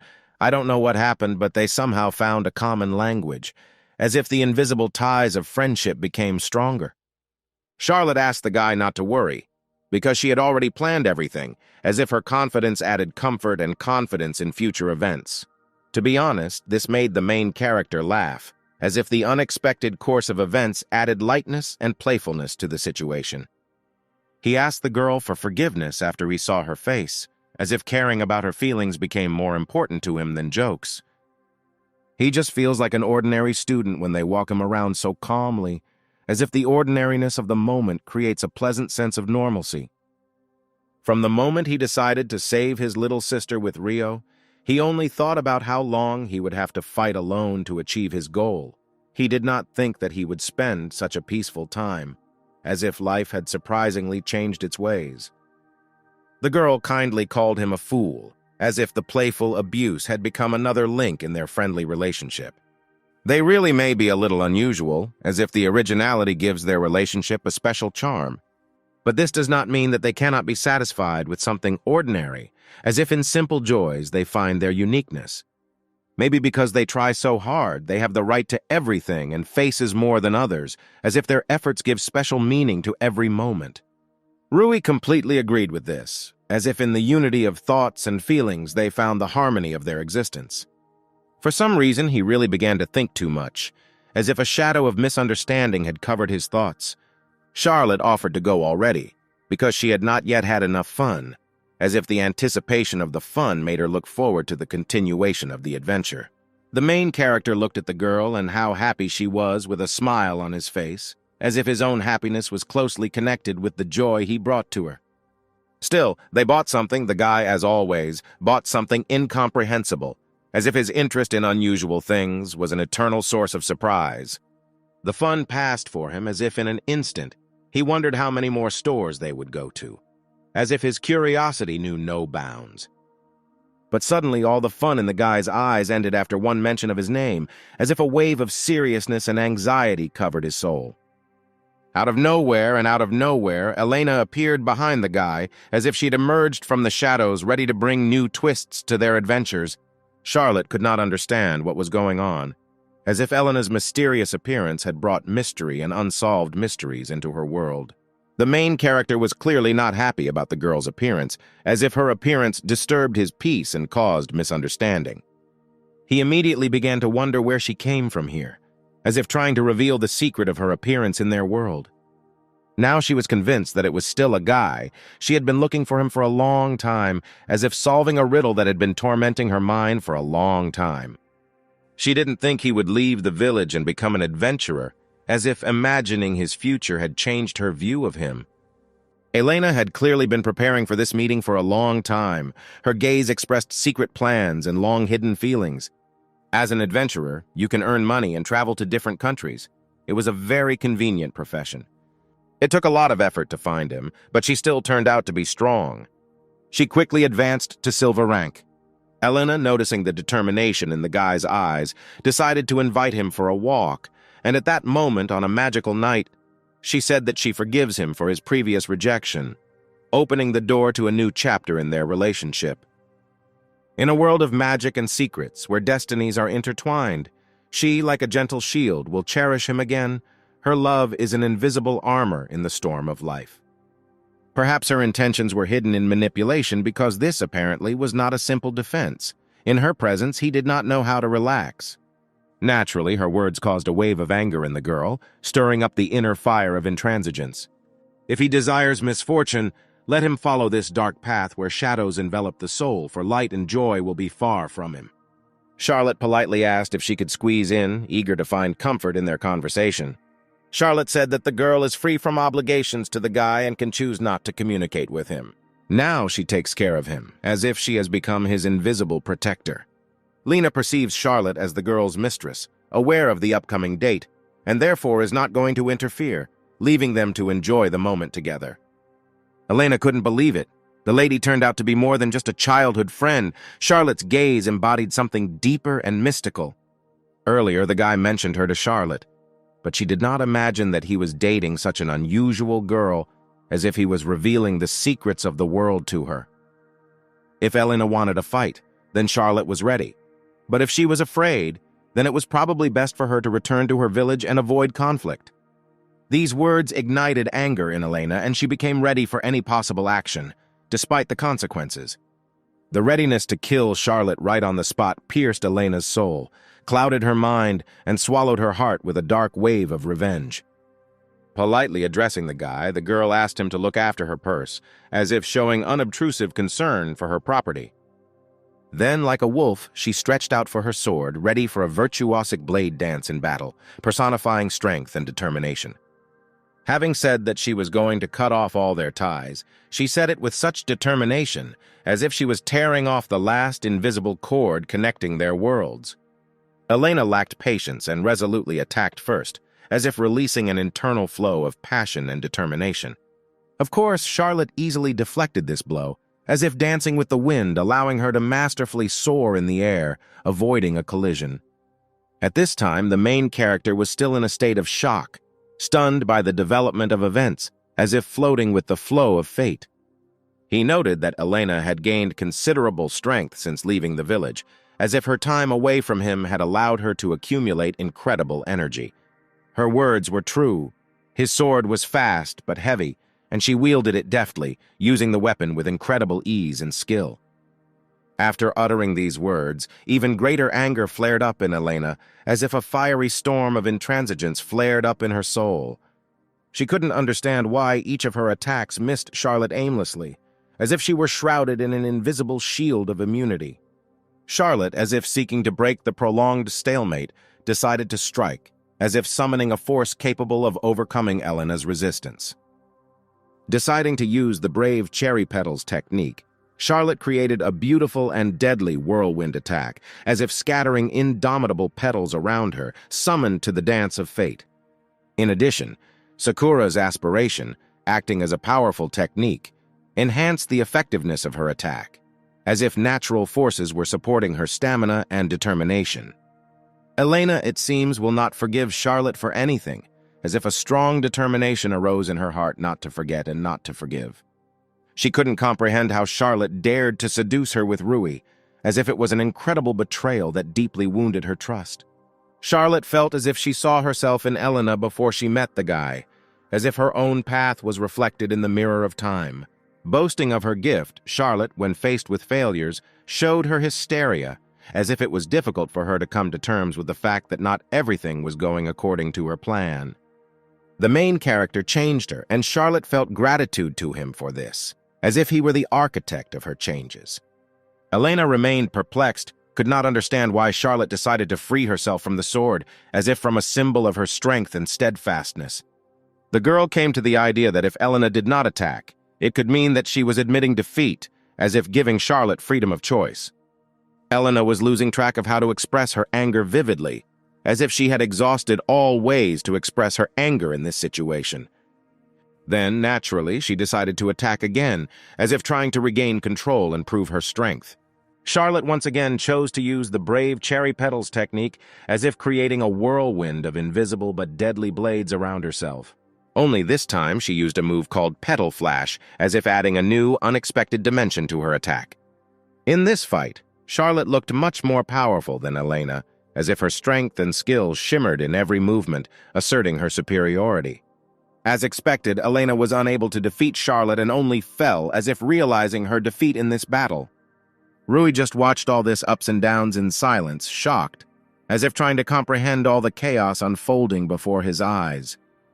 Charlotte clearly expressed joy at being able to protect not only herself, but also the guy, as if she had found satisfaction in her determination and strength.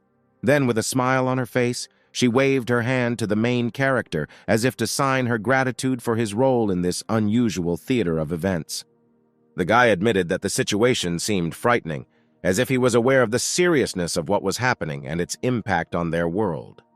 Even after explaining what had happened, they were still pursued, and it was lucky that they were somehow able to return to the capital, as if carried away by a whirlwind of incomprehensible events. The girl began to apologize for disrupting his first festival, as if feeling responsible for the unsuccessful conclusion of events. But the main character did not think that there was any problem in this, as if appreciating the importance of the moment and looking at the situation with optimism. Plus, he added that she was truly amazing, as if finding great qualities in her that outweighed the bad parts.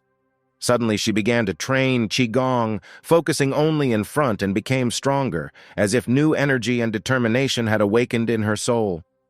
In response to this, when he saw Elena, he instantly fell down, as if feeling like a failure in comparison with her inner strength. It seems that in this situation, it is difficult for him to find the strength to become stronger, as if he feels his own limitations in the fight against current circumstances. Charlotte instantly grabbed the guy's hand and walked with him somewhere. As if holding his hand, she was opening up new horizons before them. Dragging him to the bed, she declared that she had become stronger thanks to him, taking him as a model, as if in his presence she found strength and inspiration. Although the main character did not expect such a turn of events, he felt touched by this, as if something unexpected and pleasant had awakened in his heart. He was only frightened by such a girl, but this does not change who he is, as if his own stable personality traits remain inside him. Rui was glad that a person appeared in his life whom he could trust and discuss everything, as if he had found his support and understanding in this regard. Although it is difficult for him to admit, simply forgetting this girl turned out to be a difficult task for him, as if her influence had left a deep mark on his heart. Charlotte promised to make him forget her, as if her eyes sparkled with determination to erase the memories of her previous girlfriend. After that, she kissed him passionately, as if this kiss was a promise of a new beginning and oblivion of previous difficulties. For the first time, she yielded to him, realizing that she also needed to become more experienced in these sensual moments, as if discovering new facets of her own desires. Charlotte promised that she would try all day to make him forget, as if trying to create moments of weightlessness and pleasure for him. The main character apologized for everyone constantly paying attention to him, as if aware of his role in the spotlight. But Charlotte did not attach any importance to this, as if for her the lack of time was just an insignificant factor in their communication. Elena, after the battle, still could not come to her senses and was ready to go to extremes, even to the point of thinking about killing Charlotte. She couldn't comprehend how Charlotte dared to desecrate her boyfriend, as if in her eyes it was supernatural audacity. At that moment, a stranger approached the girl and asked if he could ask her something, as if the sudden appearance of a stranger added a new twist to events. The man introduced himself by the name of Thorn, as if adding to the mystery of his appearance in this already tense environment. He said that he was helping find the way for lost lambs, as if his arrival turned out to be some kind of strange salvation at this moment. Elena stated that he looked suspicious and did not want to talk to him, as if she felt something mystical and disturbing in his presence. The man was still able to hold the girl by mentioning her hated enemy and the person she seeks to win back, as if these words had an effect on her, making her think. The stranger asked to believe him, clarifying whether what he was saying was true, as if casting doubt on his veracity. The man said that he knows all these details because he is a pastor and is able to sense people's weaknesses, claiming that they can help Elena. Elena could not comprehend what the man meant when he spoke of saving her, as if his words remained a secret, incomprehensible and mysterious to her. No matter how he looks, he is actually well placed in a large organization. If she wants help, they can help solve her problems, as if providing new perspectives and opportunities. Elena noticed that it all really looked very suspicious, as if every element of this incident was filled with mystery and uncertainty. But if, like today, she misses the guy again, it's as if doubt and fear of loss are tormenting her heart. In the worst case, you can beat them up and just leave. She is just going to use them and nothing more, as if her goal is to survive at any cost. Elena stated that she agreed to the man's terms, as if making a decision that she believed could ensure her survival and protection. Elena was curious about what kind of organization this was, as if she was trying to unravel the veil of secrecy surrounding this mysterious man and his proposal. He said that he was a member of an organization called the Church of Genesis, confident that she would definitely like the name, as if assuming that she would find something attractive in it. The man was disappointed that nothing was known about the Demon King until now, as if his expectations and hopes for new information remained unfulfilled. He reminded that the subordinate is trying harder at his job, as if calling for greater dedication and diligence in performing his duties. 300 years have passed since separation from Rui's sister Alice, and he has aged greatly, as if time had left its inevitable mark on him. However, after more than a century of searching, there is not a single clue, and there are very few who are looking for her seriously, as if the mystery of her disappearance remained unsolved and forgotten. A guy approached the man and asked if she could talk to him for a moment, as if the appearance of a new face brought some change to the routine. The guy's name was Jason, as if the new name gave him individuality and mystery in this difficult world. 300 years have passed since the mistress disappeared, and the inhabitants of the demon territory began to show dissatisfaction due to the long absence of their king, as if the power and order in their world began to be shaken. Recently, wars have begun, as if demons deprived of their ruler fall into chaos and struggle for power, bringing with them destruction and anxiety. And this was just the beginning, as if the shadows of future storms were already darkly stretching ahead, foreshadowing even greater trials and changes. The man was furious at the news that there was a new contender for the throne, as if his power was under threat, and this made him angry and worried. The man is almost the only protector of the Demon King's family. The guy realizes that angering him is in vain, and it is probably better for him not to worry about the possible consequences. As he said earlier, due to the absence of a king, the inhabitants of the demon territory have a hard time, however, thanks to him. The country was not left without a ruler, and this prevents complete chaos from disintegrating. But this still cannot continue for long, as if the pressure of circumstances and the instability of power are slowly but surely eroding the foundations of a demonic society. The man agreed that there was some truth in this, But it was wrong to assume that he was not looking for a replacement, as if recognizing his secret desire to find a worthy heir. Jason confidently declared that he would become the new king, as if challenging the current protector of the Demon King's lineage. It is clear that the man was not just angry, but simply furious after hearing what he heard, as if his emotions flared up and turned into a storm of indignation. Jason's gaze, on the contrary, was very confident and calm, as if he did not have the slightest doubt about his words and actions. The man said that the guy had simply wasted his time and asked him not to come into his sight again, as if stopping any discussions and putting an end to their meeting. Someone approached the guy and said that he was great, as if expressing recognition for his determination and courage in a difficult situation. They asked Jason how it all went, as if expecting details about the meeting with the man and the conversation about claiming the throne. He began to say that, as the Prime Minister said, he was too devoted to the country, and better than others he did not involve himself in this either, as if conveying the assessment of his situation by senior officials. The man who appeared said that they would then ask them themselves, as if hinting that fate might bring unexpected turns. It was Minister Gran who heard their conversation, as if suddenly intervening in events and leaving his mark on the turns of history. He was interested and asked for more details, as if trying to unravel the mystery and understand what forces and influences were currently operating in their demonic society. However, everything that the guy tells further will become a big secret. He has one condition, as if hinting that this information is not intended for a wide range of people. He wants permission to enter human territory, as if raising the question of the need for cooperation and interaction between two different worlds.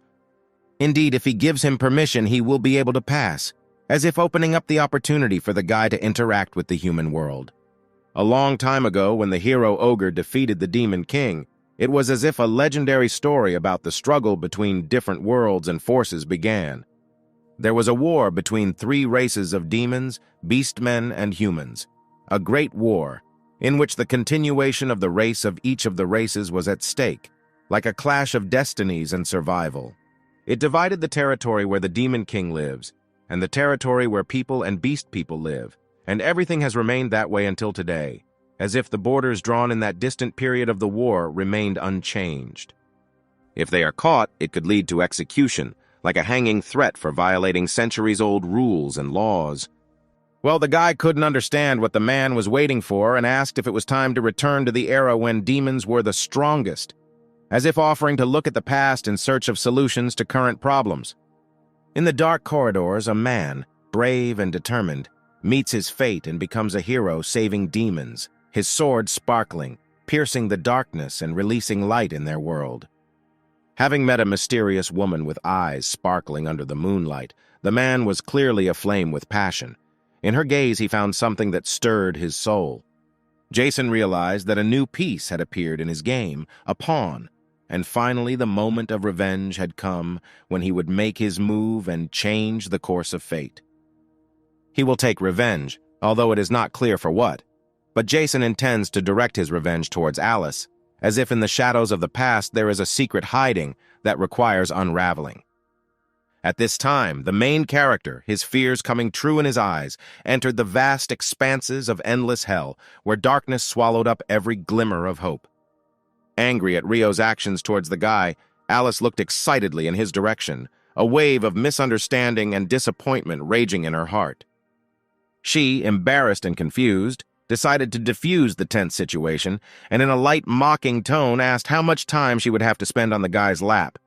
Alice noted dissatisfiedly that she had to sit on her knees more often than she would like, while in turn she never preferred this position.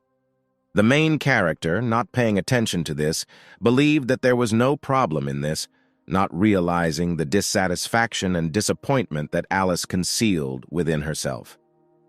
Rio embroidered fun into every minute with the fabric of her mood, generously decorating life with smiles and funny stories, trying to bring her sister out of seriousness and into the world of laughter.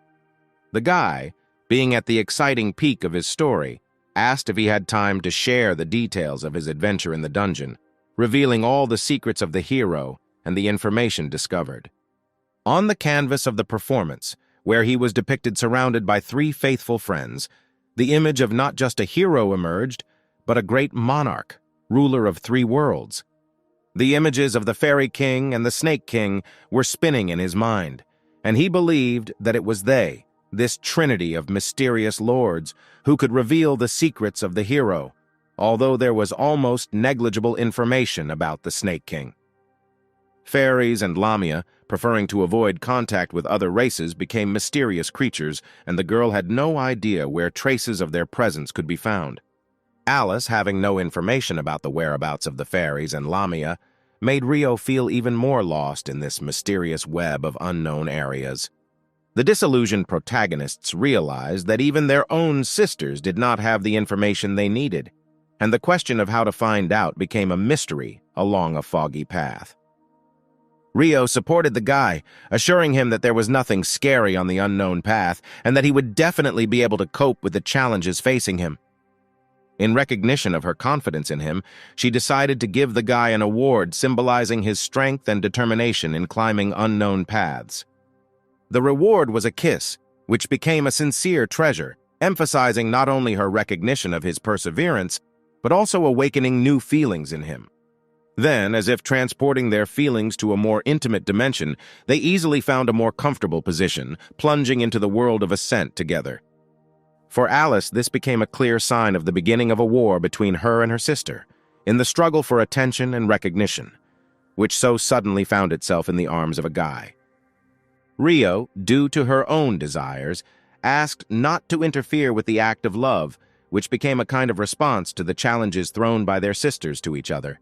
Alice, deciding to use a technique called high fire, attempted to change the dynamics of the war by introducing an element of surprise and force into her strategy. The next morning, the guy was almost all aching after a serious reception from his sisters, and he realized that the war between them had added its share of emotional intrigue and incredible intensity. Iris, penetrating the guy, showed concern and interest, asking how he was feeling and how he managed to sleep after an unusual evening full of passion and struggle. Iris, entering the guy's room, expressed concern and interest, asking how he was feeling and how the night was filled with passion and surprises. Rui was surprised that Iris showed up surprisingly early this morning, leaving him somewhat amazed at the unexpected change in routine. Iris, having shown her caring nature, turned out to be so devoted that she was even ready to take care of even such little things as wiping up after a guy. Rui, having reconsidered the situation, invited Iris to join them in the library, creating a moment of possible unity in this stream of unusual events.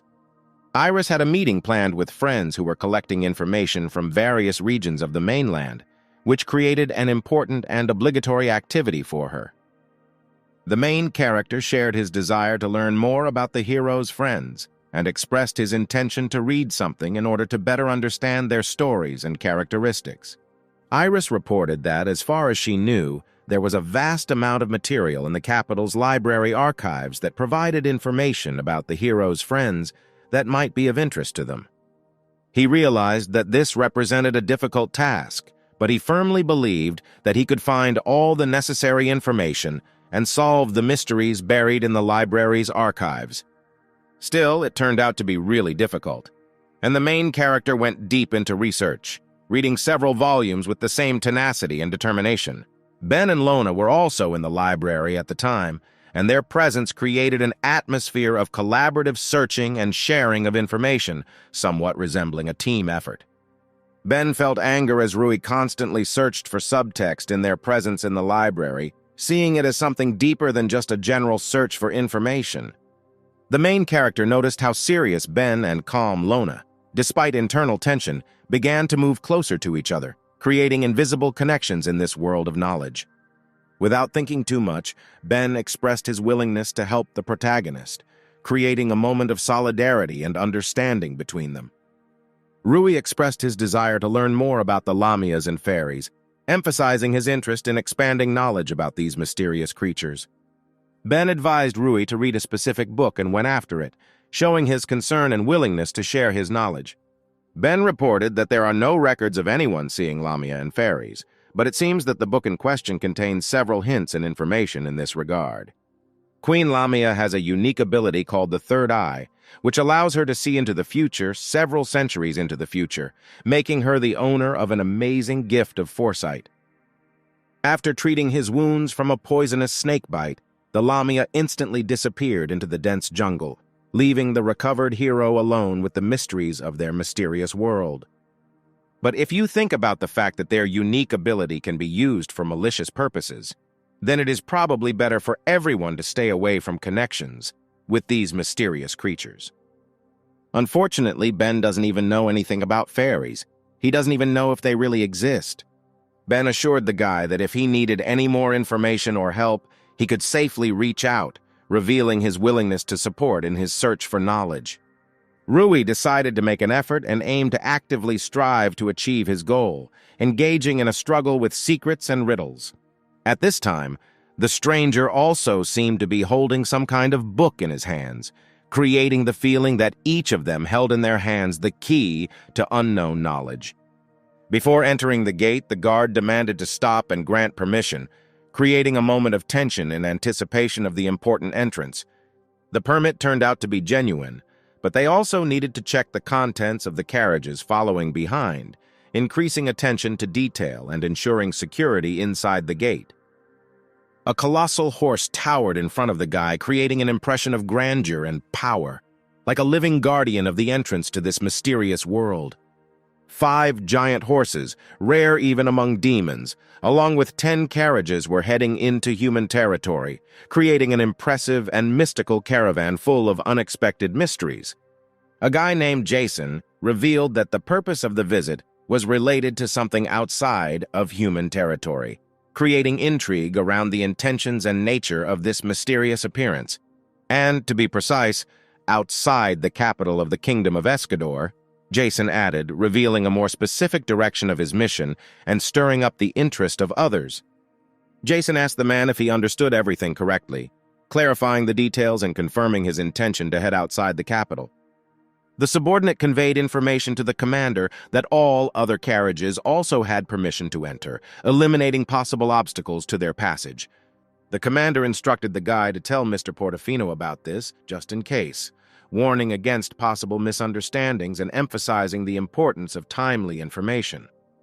The subordinate approached Jason and asked if he could have a conversation with him, expressing his desire to exchange information or ask questions. He noticed that the boss was in a great mood, as he even played a melody under his nose, creating a cheerful and light atmosphere.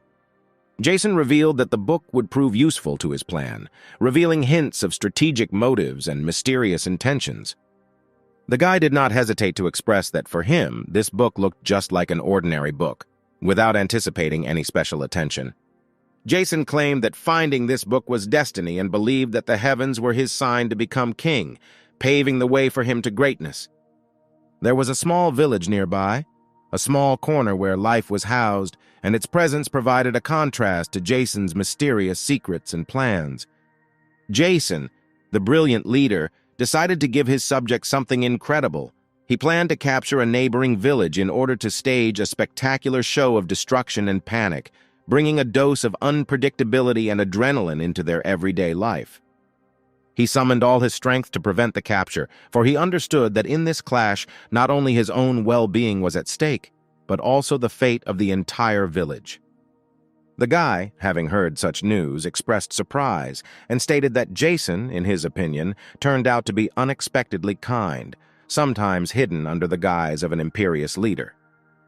Spide was assigned to go down, and he, accepting the challenge, stepped down, preparing for a new test, despite the possible difficulties and surprises that could await him below. The guy openly stated that Spide had the right to do whatever he wanted with them, giving him power and control in this situation, as if submitting to a kind of game or test. Spide was left in shock, unable to believe what had happened, his mind rejecting the idea that he had been given such unlimited freedom and control. He is well aware of how the demons have been enjoying the fun of late using their sinister abilities, and this knowledge has filled his heart with worry and caution. Thus, this marked the beginning of a new, unpredictable, fun war, where every moment promised to be filled with excitement and laughter, but at the same time riddled with uncertainty and risk. Spide really enjoyed this, enjoying the fun of a new war where every move brought him indescribable joy, giving him intense emotions and adrenaline. It was great for Jason to sit back with a glass of wine and watch the fun war, like an epic show, where each demon fighting became an actor in this amazing and bloodthirsty production. The man flared up with anger, unable to understand how the guy's subjects could afford this, because it caused bewilderment and anxiety in his soul. This was not a problem for Jason. On the contrary, he enjoyed the chaos and unpredictability, seeing it as a source of fun and entertainment. Jason suggested that if a man was so afraid of being discovered, the guy could arrange everything so that there would be no evidence left, promising that the traces would disappear unseen and his secret would be preserved. Then, in the midst of the village's devastation, Jason himself joined her, adding his mark to this chaotic mosaic of fun and destruction. In just a split second, in the literal sense of the word, there was nothing left of the village. It disappeared, becoming an entertainment field of destruction under the rule of Jason and his subjects. Indeed, Jason was a psychotic, capable of madness, and his potential to become a demon king was enormous, reflecting his strength and untamed nature. However, it seemed like it wasn't enough to cause chaos in just one small village, and Jason had already begun to think about how to expand his power and chaos to a larger area. He hoped that the capital would be an ideal place for new entertainment and an outlet for his unbridled desire for fun and chaos. As a result, the main character did not discover anything about the Snake King or the Fairy Queen, with the exception of the book that Ben recommended to him, leaving the hero waiting for new mysteries and adventures. Charlotte suddenly appeared in front of the guy, adding mystery to his quest and causing excitement with her unexpected appearance. Charlotte revealed that she met the girl and Ben in the city, and they told her that he was in the library, deciding to wait and make a joke. Charlotte seemed unable to catch him off guard. If his business in the library was completed, then Charlotte invited him to go home, warning him of a possible secret that she could reveal. He informed Iris that he needed to visit the library without revealing his plans to Charlotte and leaving her in the dark about his motives. He did not share with Charlotte the real purpose of his studies at the academy, fearing that if he told the truth, she would not believe him, which is why he did not tell Iris about his visit to the library. It would probably be a shock to her to learn that the ancestor she believed in was connected to his studies at the academy, and so he decided not to reveal this information. He discovered that his ancestor was the one who sealed the good demon and dragon kings, putting him in a difficult position and forcing him to hide the truth from Charlotte. If Charlotte found out that he was seeking to release the sealed good demon and dragon kings, it could put her in an unpleasant position, so he chose to hide his true intentions.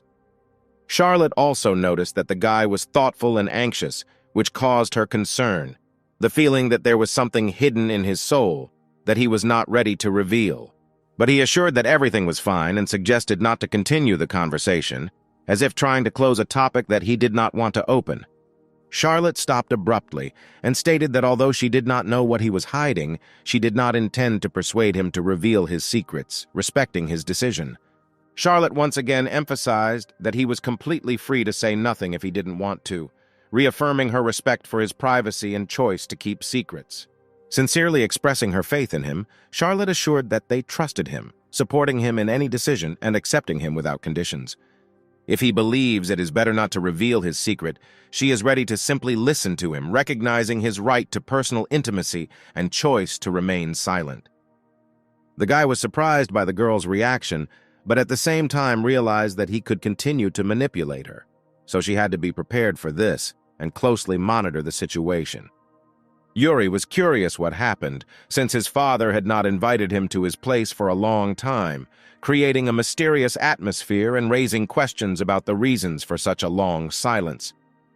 However, instead of inviting him into the common room, his father called him into his private room, emphasizing that the conversation should be confidential and secret.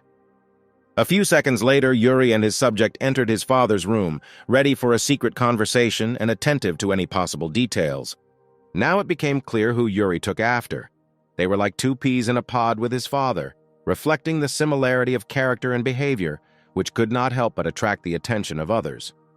The father said that he would now make tea and invited them to take a sitting position, creating an atmosphere of comfort and preparing for a frank conversation. A few minutes later, the tea was ready, filling the room with a pleasant aroma and creating a cozy atmosphere for continuing the conversation. The atmosphere between father and son was pleasant and kind, filling the room with warmth, as if they were enjoying their moments together. Recently, there was a message about the arrival of a messenger from the country of demons in the capital, which, despite the usual, gave the event a special mystery and interest. It is clear that after such information, both guys were in complete shock, faced with unexpected and potentially dangerous circumstances. Yuri was curious to know what the goals of the envoy from the land of demons were, and when he intended to arrive in the capital, creating a sense of the unknown and mysterious in the upcoming events. Yuri did not know where to put his nerves after learning that the messenger from the land of demons intended to arrive tomorrow, filling his feelings with tension and anxiety. The father asked Yuri to remain calm, claiming that he hoped they could maintain composure when faced with the arrival of an envoy from the land of demons. Taking into account the risk of attack, you will have to invite the envoy to the palace and then move away from the city with him, avoiding potential dangers. This is all just guesswork for now, but apparently this is solely the decision of the minister, who is showing a belligerent mood. The father asked Yuri to carry out the evacuation, emphasizing the seriousness of the situation and the need to safely leave the possible conflict zone. The most important thing now is that the royal bloodline is not interrupted, even if something unexpected happens to the father, emphasizing the importance of maintaining the chain of inheritance. The man immediately apologized to the guy for his unusual request, recognizing the possible emotional and moral burden associated with such a request.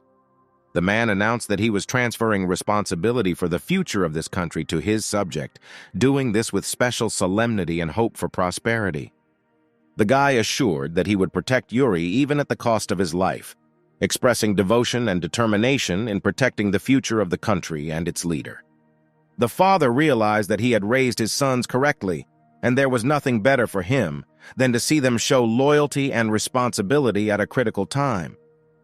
He thought to himself that even if the demons attacked, his sons would still not let the country fall, expressing confidence in their ability to protect and preserve the country's prosperity. Some guard at the gate expressed a desire to return home, expressing his feelings of fatigue or dissatisfaction with the current situation. A man asked Carlos where his energy had gone, expressing curiosity or surprise at the changes in his mood or behavior. As it turns out, it was a commander named Eckel, providing information about the identity of the one asking the question about Carlos's energy loss. Carlos was indeed surprised by such a meeting with Commander Eckel, feeling surprise and perhaps some misunderstanding in the situation. The commander behaves with dignity even after being notified of the impending demon attack, demonstrating the example of the kingdom's shield and confirming the expectations of its reliable protection. Allowing highly skilled riders to enter the capital too quickly could cause disaster due to the potential for chaos and poor horse handling in confined spaces. The commander issued orders to assemble all of the country's carriages in preparation for evacuation or mobile deployment to ensure rapid and efficient transport if necessary. Jason expressed his gratitude for his willingness to receive them and introduced himself as a subject of Minister Granz, named Jason, establishing contact and demonstrating his willingness to cooperate. In response, the commander thanked them for their journey, expressing recognition and respect for those who are ready to take on the challenge in conditions of uncertainty and tension. The commander introduced himself, oddly enough, as the commander of the Knights of the Royal Escador named Eckel. Having never expected a meeting, the man realized that in front of him stood the shield of the kingdom. He was well acquainted with the heroic deeds of this great military leader, whose deeds had become legends among the inhabitants. Hearing the commander's confident words that he was well aware of the man's exploits, he suddenly asked him, wondering what he himself thought about it. Then, without wasting any time, we proposed to resolve the conflict by force right away, insisting on instant reconciliation. Jason intervened in a timely manner, stopping and offering an apology to the commander, to which he replied with a smile that he did not see any problems in this and was ready to forgive. The commander offered to take us to the palace in these carriages, leading our horses, and promised us his own supervision at the guard gate. The relieved commander expressed his joy that they had managed to temporarily avoid disaster, while his main goal of protecting the country and the king remained at the very center of his concerns. At this time, the main characters, Charlotte and her companion, were in the classroom, immersed in the fascinating world of knowledge and discoveries. The girls were surprised why the guy knew nothing about demons, and began an interesting conversation, revealing the secrets of the supernatural in the world that surrounded them. By the way, Charlotte was uncomfortable with the fact that demons had appeared in the capital, and she sincerely wished that her friends would quickly return to confront this evil sign together. By the way, before he met his sister, he himself thought that there might be good ones among the demons, but not everyone knows about it. No one knew that Iris was also a demon, and it remained a hidden secret, adding to the mystery of her personality.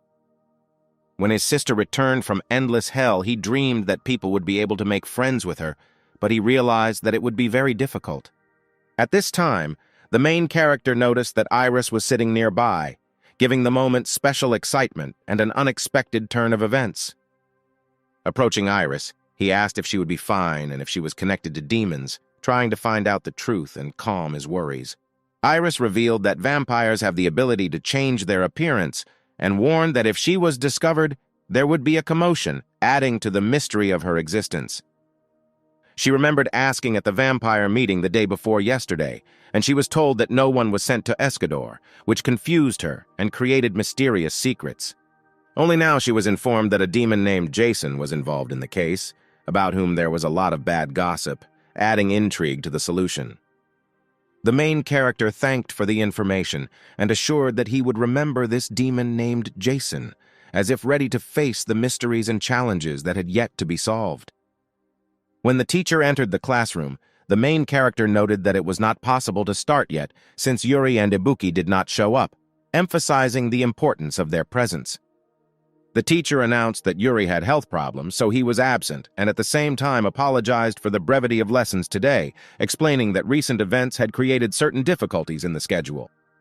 The main character was very surprised because Yuri had never missed a lesson until today, and even had his lessons cut short, and all this happened right when the demons came.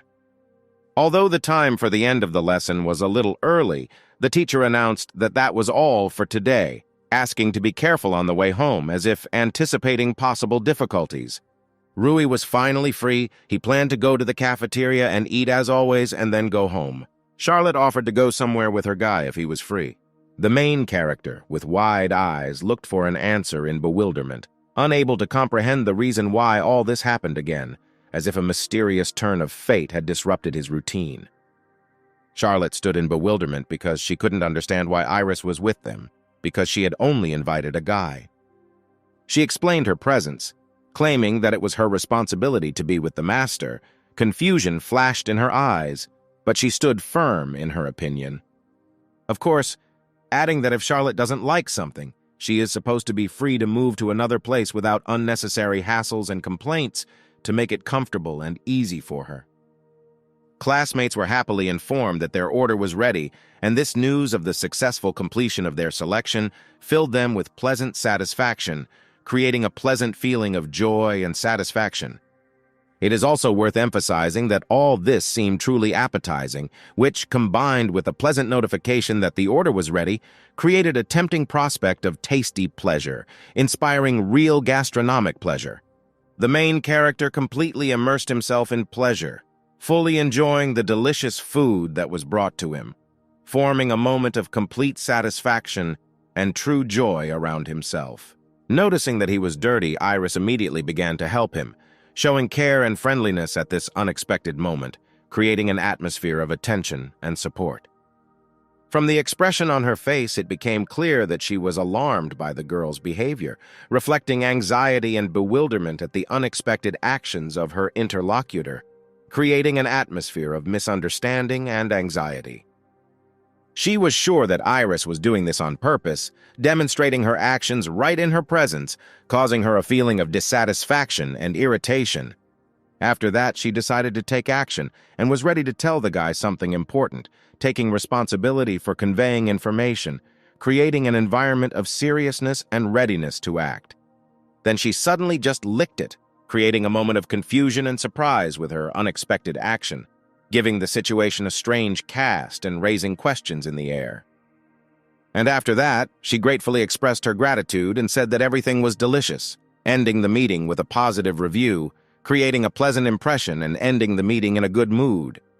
Of course, the main character could not understand what was happening here and was slightly alarmed, feeling some awkwardness and misunderstanding of the situation, creating an atmosphere of mystery and slight anxiety. Everyone else present will also always be in shock at what is happening, creating an atmosphere of surprise and bewilderment among everyone present, leaving a trace of mystery and surprising excitement in the room. Iris then offered her pancake to Rui with a smile on her face, creating a warm and pleasant environment where the delicacy became not only a symbol of taste, but also a sign of friendship, blossoming in an atmosphere of mutual understanding. Immediately after this, Charlotte began to offer her cake, adding to the atmosphere of fun and sharing of treats, creating a delicious moment in their communication together, where taste and joy became an integral part of this pleasant evening. The guy was at a loss, could not understand what was happening, because he saw how both girls were competing for his attention, and did not know how to behave in this situation, feeling a mixture of surprise and bewilderment. It was difficult for him to choose one girl, because both of them were ideal in their own way, creating a dilemma of choice and causing mixed feelings in him, leaving him in a state of indecision and hesitation. He then decided to use the escape technique, and by simply using the disappearing technique, he suddenly disappeared from the setting, leaving the girls in amazement and bewilderment, creating a mysterious effect and a mysterious ending to the scenario.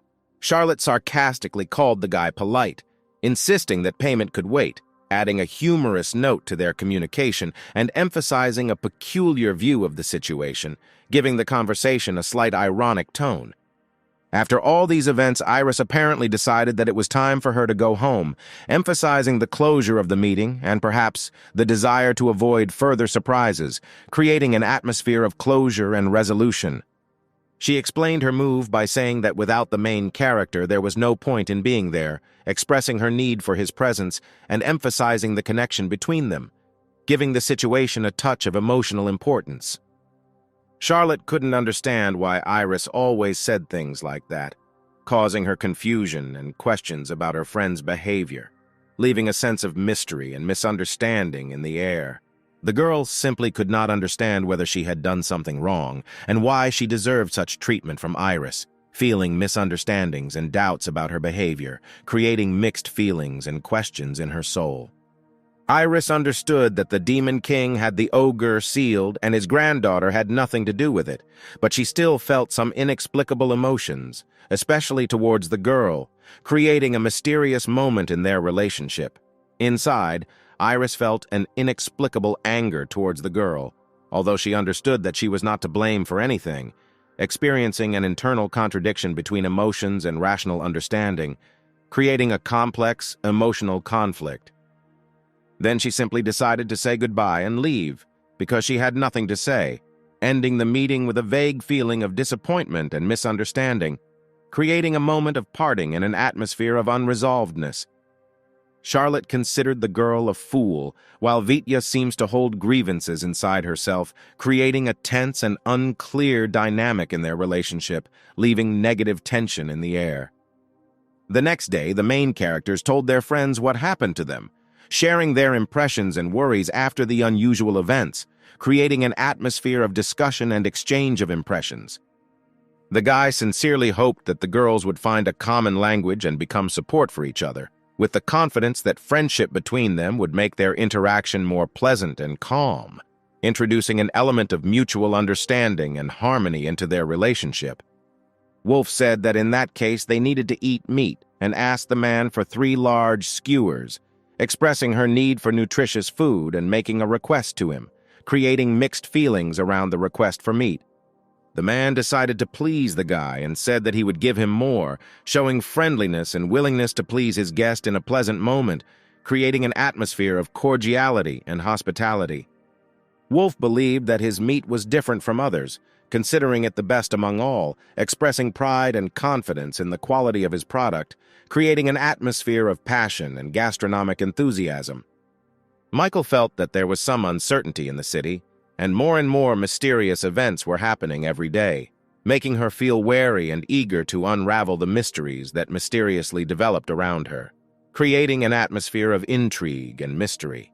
In addition, there is some kind of unpleasant atmosphere in the city, and he does not like it when everything is so gloomy, causing him an additional feeling of discomfort, creating an atmosphere of indignation and even anxiety. Even the seller noticed that since yesterday the number of buyers has become significantly less, emphasizing the impact of strange events on the general atmosphere and life in the city, creating an environment of decline and uncertainty. There are also adventurers who fled the capital. He was interested in the question of what would happen to this country, creating additional mysteries and worries about the future, adding an element of unpredictability and uncertainty. Wolf felt it was strange not to be afraid of demons, expressing his surprise and pondering why some people do not naturally feel uneasy about demonic entities, creating an interesting conversation about the perception of fear and mystical phenomena. He explained that beastmen are excellent at close combat, but have absolutely no magical skills, making them incompatible with demons due to their inability to use magic, adding an interesting dynamic to their struggles with mystical forces. Michael could not understand why demons were considered so scary, expressing his confusion regarding their terrifying reputation, raising questions and speculation about the nature of fear of such entities. The guy firmly decided that he would not allow magic to become his weak spot. His ideas on countering magic had just begun to take shape and were in the development stage, but he was determined to bring them to specific and effective methods of protection, creating an image of determination and desire for self-defense. Michael reported that this was exactly what he expected from the guy, expressing his unsurprisingness and confidence that the guy would take such a strong stance towards magic, emphasizing the conformity to expectations and reinforcing the guy's image as a stoic and determined individual. Rui noticed that they were getting stronger, and he felt that he should not lag behind them, encouraging himself to constantly grow and develop to match the level of his interlocutors, creating internal motivation and desire for personal success. Wolf suddenly felt a vague anxiety, which caused him to sharply tense. Despite the absence of obvious reasons, his attention was drawn to something invisible, creating a mysterious and exciting moment, filling the situation with mystery.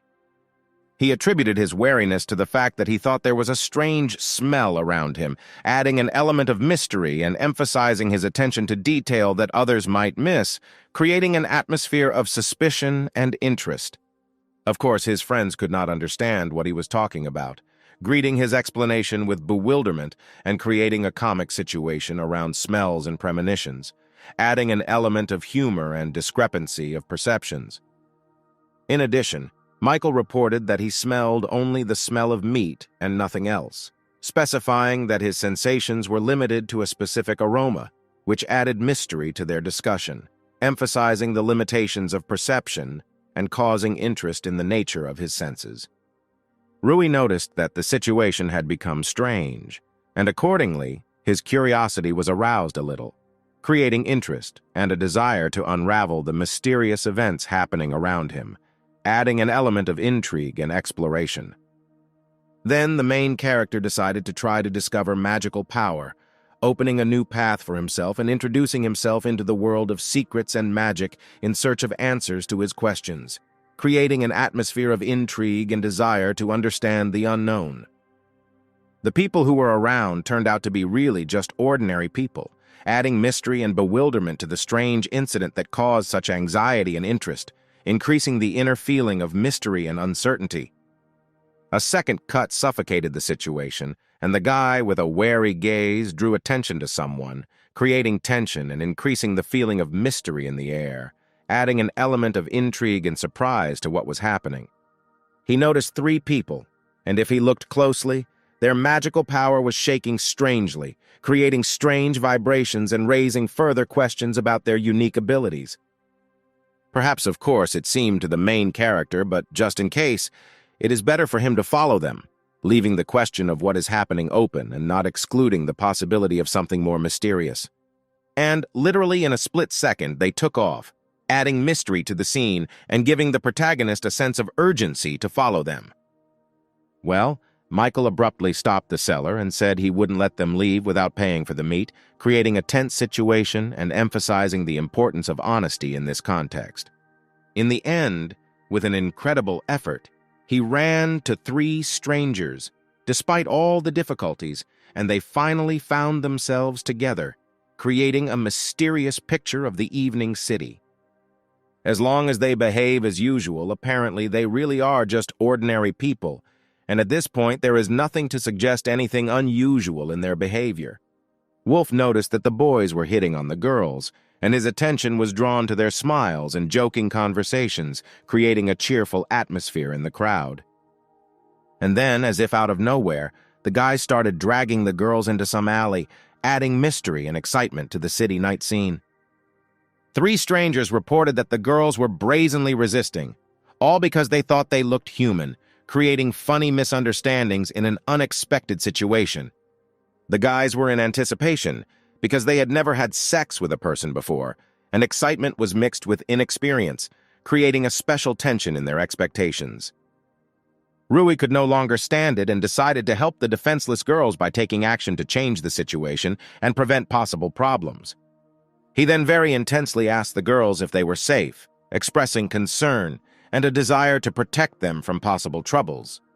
Of course, both were very scared, but they said that everything was fine with them, trying to calm down the worried Rui and emphasize their well-being in this situation. The protagonist told them not to run, warning them that it was dangerous here, and tried to convince them to stay in a safe place where potential problems could be avoided. One of the strangers approached the guy, arousing his attention, and began to ask questions or express his thoughts, creating interaction in a mysterious situation. Because he ruined their fun, one of the strangers promised to kill him, creating a tense moment at the climax of the story and threatening serious consequences. Michael asked if they were going to run away, expressing his concern and desire to help them in such an unpleasant situation. The strangers were determined, and not understanding with words, they decided to explain their position to him through bodily actions, creating a tense moment in the exchange of hostile emotions. But the main character and Wolf were also very serious and were ready to fight, preparing for a possible clash with determination. The guy had low magical power and weak defense, creating a threat and adding an element of danger to his participation in a possible clash. On the contrary, he would definitely not lose with an ordinary sword, giving the situation a certain epic feel and emphasizing his chances in the fight. And so it happened. In a split second, he simply broke the stranger's sword, demonstrating his strength and causing surprise among those around him. Wolf was very angry because he could not tolerate such behavior from the guys, and his indignation added tension to the already existing situation. He met one of the villains head-on, delivering a powerful blow that sent him crashing to the ground, emphasizing his willingness to protect and fight for justice in this unpredictable conflict. After which Rui himself decided to get into the fray in order to help his friend, adding a new element to the chaos of the conflict and emphasizing their solidarity in this difficult situation. He decided to use supersonic lightning, adding an element of surprise and power to the fight to turn the tide in his team's favor. And this indeed helped. At least one of them received a serious blow, emphasizing the effectiveness of using supersonic lightning in the fight. With the reinforcement of their friends and superior numbers, they felt confident in their superiority to the strangers and prepared to end this ridiculous conflict in their favor. The protagonist pathetically asked if the last remaining guy was ready to continue, expressing his readiness to end this troubled moment and emphasizing his determination. By tearing the chain from his chest, he became a symbol of possible surprise, leaving everyone around him tensely waiting to see what would happen next in this mysterious and unpredictable scenario. And then demonic wings began to appear on him, giving this unusual situation an even more mystical and mysterious character, leaving everyone in amazement. He said it was too late to apologize and said he would kill the guy, hardening his tone and adding a new element of tension and danger to the situation. It is clear that the main character knew this, but he also noticed that the stranger skillfully hid his magical power, creating a certain mystery and an additional element of danger. The chain he removed had the ability to hide his demonic nature. It wasn't perfect, but to most common people, It effectively masked his true nature. The protagonist noted that this was indeed the case, emphasizing his insight and ability to discern subtle details in a situation. The main character noticed that the chain removed by the stranger was capable of hiding his demonic essence, and if the guy had not smelled the smell, he would not have noticed either. Perhaps there are other demons among them, and the situation may be even worse than it seems. Magic items weaken the magical power of demons, adding a new element to the scenario's characteristics and influencing the power dynamics in the conflict between the heroes and the stranger. The stranger asked the guy not to think that he was still the same, emphasizing his changeable nature and possible deceptions in the world of magic and intrigue. And then he asked the main character to prepare for the blow, creating a tense moment in anticipation of the inevitable collision and emphasizing the seriousness of the situation. Of course, Rui was not going to just stand there and wait to be hit, showing determination and willingness to respond to the challenge, which added to the dynamics of the fight. On the contrary, he immediately delivered his blow, thereby preventing the attack and emphasizing his vigilance and skill in battle. The blow was really strong, and the opponent flew straight into the opposite wall, creating a spectacular finish to his attack and emphasizing Rui's power in combat battles. He just could not understand how the demons got into the city, and whether there were other demons in the city, adding questions and mystery to the mysterious events in their surroundings. Avoiding full disclosure, the stranger remained silent, emphasizing his caution and intractability in disclosing details, which only increased the mystery and misunderstanding in the eyes of the protagonist. The main character said that he was ready to bloody his hands to protect those who are dear to him, and asked if the stranger was ready for such a sacrifice, finding out his readiness for protection and alliance in this difficult battle. And then the guy gave up and began to say that there was no one else in the city yet. They were simply ordered to go out into the city, but thinking that if they were ordered to act according to plan, they would not be given time to have fun. The guy could not understand what plan the stranger was talking about, leaving in the air a feeling of mistrust and unsolved secrets in their future cooperation. But he couldn't say because if he spoke out, his boss would simply kill him, creating an additional layer of danger and drama in their interaction. Contrary to expectations and ambiguities, the stranger somehow managed to escape, leaving behind a mysterious trail and forcing the protagonist to ponder the possible consequences that could arise from this unexpected turn of events. To be honest, the main character could not understand how this could happen, but he needed to act, gathering strength and preparing to solve the mystery and face the new challenges that lay ahead. He then instantly remembered that there were a lot of people on the main street, causing him to become uneasy and realize that the situation might be more complicated and dangerous than it seemed. And under any circumstances, the stranger must be stopped somehow. Otherwise, big problems will arise, forcing the protagonist to feel increasing tension and responsibility for the safety of the city. Just then, Michael came running in, complaining about being left without paying, adding a new element to the chaos and possible negative consequences for the protagonist's team. It just happened that Michael was so lucky that a stranger almost ran into him, creating a comic moment in the chaos and further confusing the situation. After which, Michael heard him strike the stranger, bringing him up to date and emphasizing the need for coordinated action in this difficult moment. He, of course, didn't understand anything, but he got the gist that he needed to hit the guy, creating comic confusion and adding misunderstanding to the already existing situation. Immediately after this, his eyes lit up, and the idea of a secret move appeared, suddenly changing Michael's character and adding an element of surprise to the development of the fight. Next, of course, a punch called an explosive fist was thrown, creating an epic moment in the fight and surprising everyone with his unexpected skill. Of course, the blow was even stronger than that of the protagonist, adding a new level of power to the stranger's defeat and causing amazement among those around him. The stranger could not understand how this happened, because he thought that everything would go smoothly, leaving him bewildered and embarrassed by unexpected resistance. When Michael was asked if he had overdone it, the main character, on the contrary, said that he was great, supporting him and expressing recognition for an unexpected and successful technique in the fight.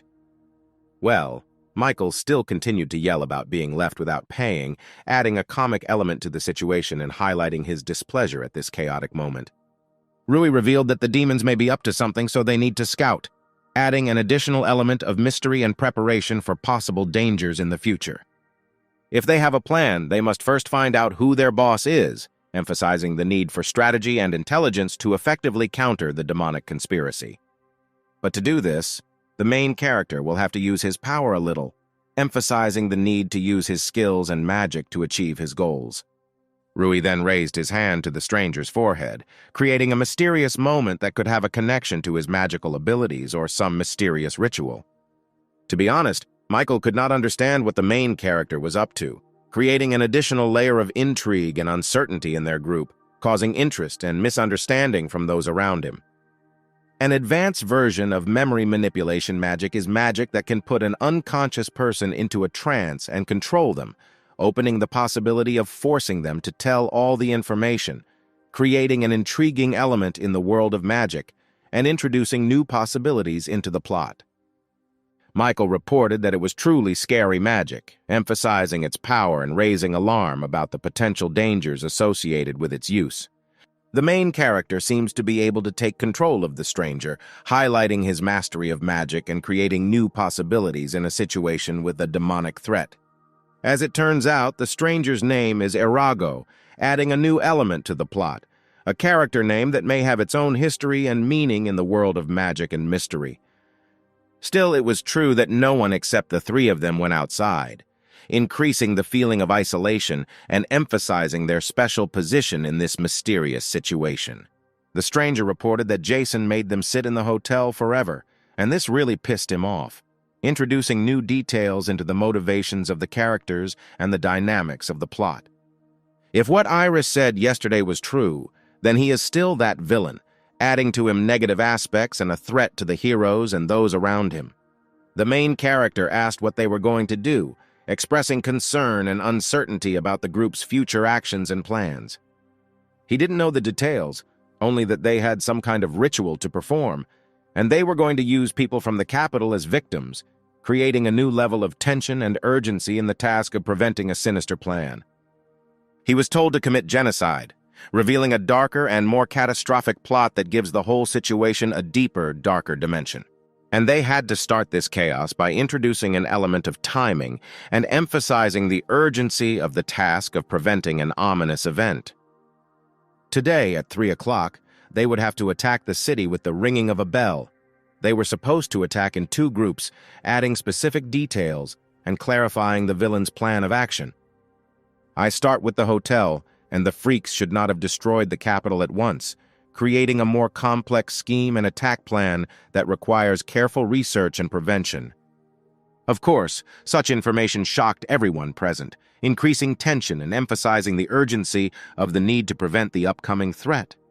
The protagonist decided that he would force them to sleep through sleep magic, taking decisive steps to neutralize the danger and create an opportunity for a deeper study of their plans.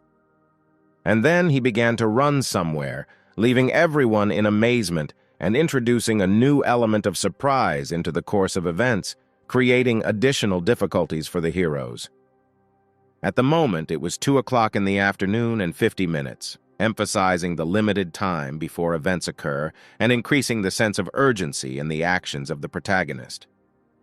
They simply did not have time, because in 10 minutes, the demons would begin to attack the city.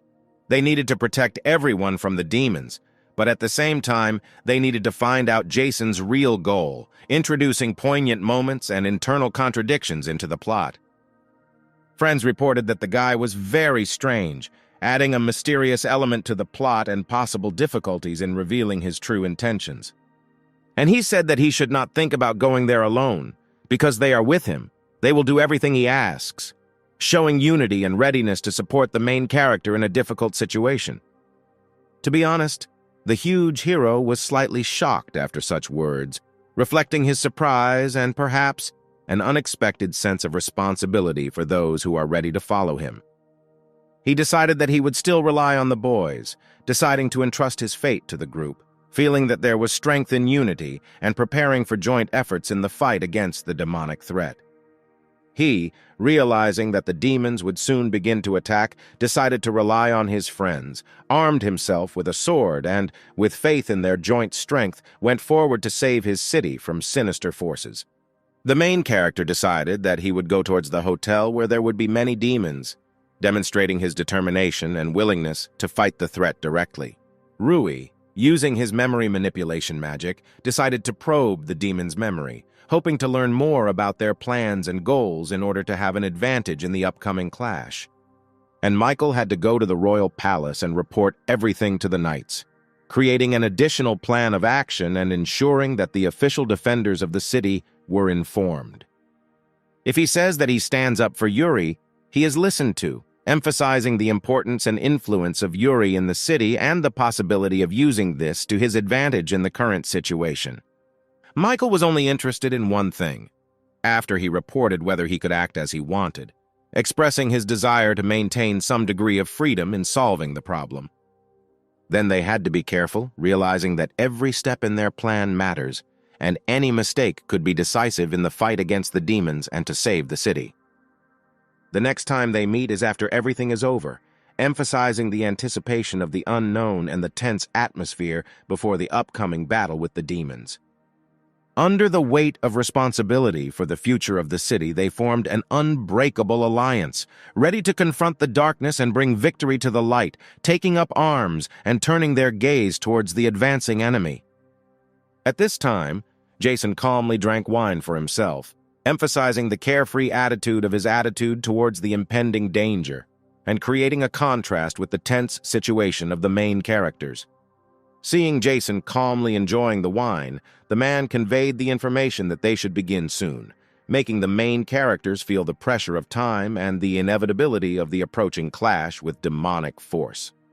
Jason noticed that he was somehow anxious, and as he found out, there were no platinum-class adventurers in the capital right now, adding mystery to his behavior and raising questions among the main characters. When they got to the capital, they were already winning. It would be nice if it were that simple, emphasizing the impending difficulties and surprises that may await the heroes in their attempt to save the city. Now that the time had come, they needed to get started, creating an atmosphere of tension and preparedness for unpredictable events in the near future. The man could not believe that he just had to wait, expressing anxiety and bewilderment in front of the unknown danger that was slowly but surely approaching. Since he is a warrior, he could not simply sit still while the war was going on nearby, expressing his rejection of passive waiting and preparing to take an active part in the fight for his city.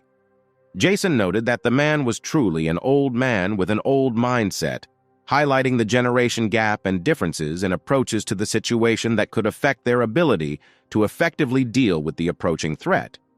He decided to entrust him with dealing with the commander of the Royal Knights of Jekyll, demonstrating strategic thinking and distribution of responsibilities in the upcoming struggle.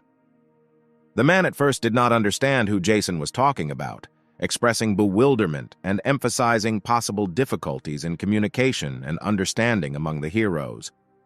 After he realized who the guy was talking about, his eyes lit up, expressing determination and possible personal involvement in resolving the conflict with the commander of the Royal Knights.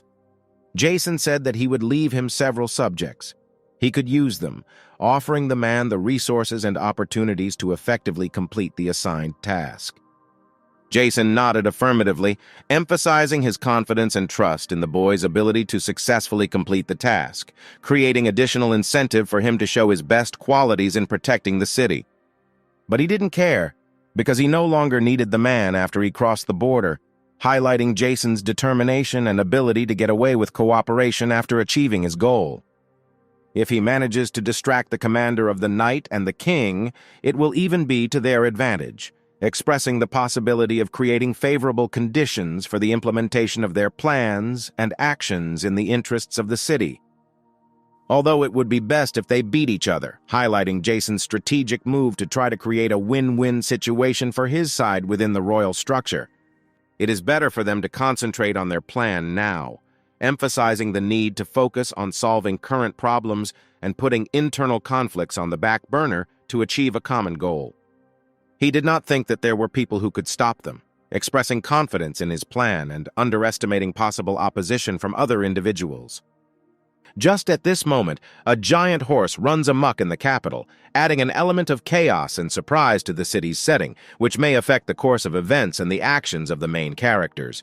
At this moment, Max and his group were next to her, providing additional personalities and possible interactions between the characters in the developing situation. They were just trying to cope with this crazy horse, emphasizing the unpredictability and struggle with unexpected forces in the city, which can add an additional element of tension to the plot. The girls intervened in this chaos, actively helping the victims and rescuing them from dangerous situations, creating an additional element of solidarity and mutual assistance in the city. They almost completed the evacuation, demonstrating the girls' efficiency and organization in a crisis situation and highlighting their ability to act quickly in difficult conditions. Max was fine, but ran out of flash grenades, highlighting the limited resources and potential difficulties the characters face in dealing with the chaos in the capital. He just could not understand what the knights were doing at this time, where the adventurers were, or even anyone would come from the Alliance, expressing concern and bewilderment at the lack of action on the part of other groups and allies in such a critical situation. Max has already begun to lose hope that anyone will help them, emphasizing the feeling of helplessness and loneliness in the face of growing threat and lack of external support. And just when he was distracted, a giant horse charged at him, adding an unexpected turn of events and increasing the tension in the fight against chaos in the capital. And then he realized that he could no longer evade and simply decided to take a stance, expressing determination and readiness to confront, despite the unexpected attack of a giant horse. Well, fortunately for Max, it is unclear who decided to help him, emphasizing the sudden support that appeared from an unexpected source at a critical moment. Wolf, arriving just in time, quickly joined Max, creating a unified front line in the fight against the giant horse and increasing the chances of a successful confrontation in this unexpected clash. Max Extra could understand what the guy was doing here, creating a mystery around Wolf's presence and possibly introducing additional mysteries into the course of the plot. He reported that the leader told him to protect the people in this territory, and they just happened to be here when this horse suddenly went berserk, adding an explanation to his appearance and strengthening Wolf's role in protecting the city. They were able to somehow save the people, but they themselves would not be able to defeat the horse, emphasizing the complexity of the situation and the need to join forces to overcome the threat. Wolf was effusive in his praise and expressed his admiration, saying that the boys were truly great, having overcome difficulties and shown outstanding perseverance in all trials. The guy instantly turned into a wolf and, claiming that he was now taking the initiative, said that from now on he was leading the business and promoting it with his wolf lifestyle. The guy asked if Max was scared because for the first time he showed his strength, demonstrating that he was capable of something much more impressive and powerful. Well, to tell the truth, according to Max, he was not only not afraid, but he was delighted and said that it was simply incredible, and he was simply delighted with all this magical magic. To be honest, it never even occurred to him that the moment would come when such words would be spoken to him, and he was pleasantly surprised and even a little shocked by this unexpected confession. Having said that the demons were preparing to appear at the hotel near the royal palace, the guy said that the leader was already on his way, but he could use additional help in this difficult matter. Max only knew about the adventurers, noting that the platinum class, the highest currently, was not in the capital, but among the gold class adventurers there were probably still some left. Then the guy decided to take the issue with the horses into his own hands, while Max suggested turning to the adventurers for a conversation and joint action. Quite frankly, it is not at all clear for what exact reasons, but at that moment Max seemed to suddenly lose his confidence, and somehow awkwardly found himself in a state of confusion. Having overcome his inner fears, Max finally decided that he would definitely call for additional help and involve his reliable friend for support, relying on their joint efforts in this difficult matter. Wolf, who rose to the attack, moved into battle, filled with determination and passion, ready to face the unknown, because before him was a spectacle of trials requiring strength and courage. Max, with full confidence that the adventurers did not trust them, turned out to be right. The chances of success were extremely meager, as originally expected, and the whole situation seemed even more hopeless to him. Well, since he was already asked for help, he readily took up the matter, trying to make every effort and help as much as possible, because it was important for him to contribute and satisfy the request, and he worked to the fullest, without sparing himself. He couldn't bear the thought that his friend might die, and so he determinedly set out to do whatever he could to prevent that fate, preparing to fight and doing everything in his power to save his friend. Of course, the girls agreed with Max, because he had an irresistible charm and the ability to win their hearts, and in his every request or proposal there was an easy confidence, which made his opinion very attractive to the fair sex. They certainly didn't have enormous power, but that didn't make them powerless. On the contrary, they were going to put in their best efforts and try to achieve their goals, overcoming their weaknesses and achieving success in their efforts. Max told Jim to stay put and help the guy, emphasizing the importance of this task and expressing confidence in Jim's ability to make a significant contribution to resolving the situation. And he persuaded another girl to go with him, assuring him that if he was beaten, she would be there, ready to provide the necessary help and support, creating an atmosphere of mutual trust and protection. He then decided to do whatever he could, relying on his strength and determination to achieve his goal or overcome obstacles that might come his way. And the girls, in due time, will show that they are not cowards, showing strength of character and determination in the situation, proving their ability to cope with challenges and not succumb to difficulties. Michael rushed forward as if he had escaped madness, shouting that if his encounter had been unfortunate, it would no longer be his problem, filling the moment with an atmosphere of anxiety and uncertainty. He still had a little time left before the palace, and he relied on the fact that he would be able to meet Yuri, hoping for a favorable set of circumstances and the opportunity to spend time in the company of his friend. But suddenly, someone restored his run, to put it mildly, introducing an unexpected element into his plans and forcing him to face unexpected events caused by mysterious incidents.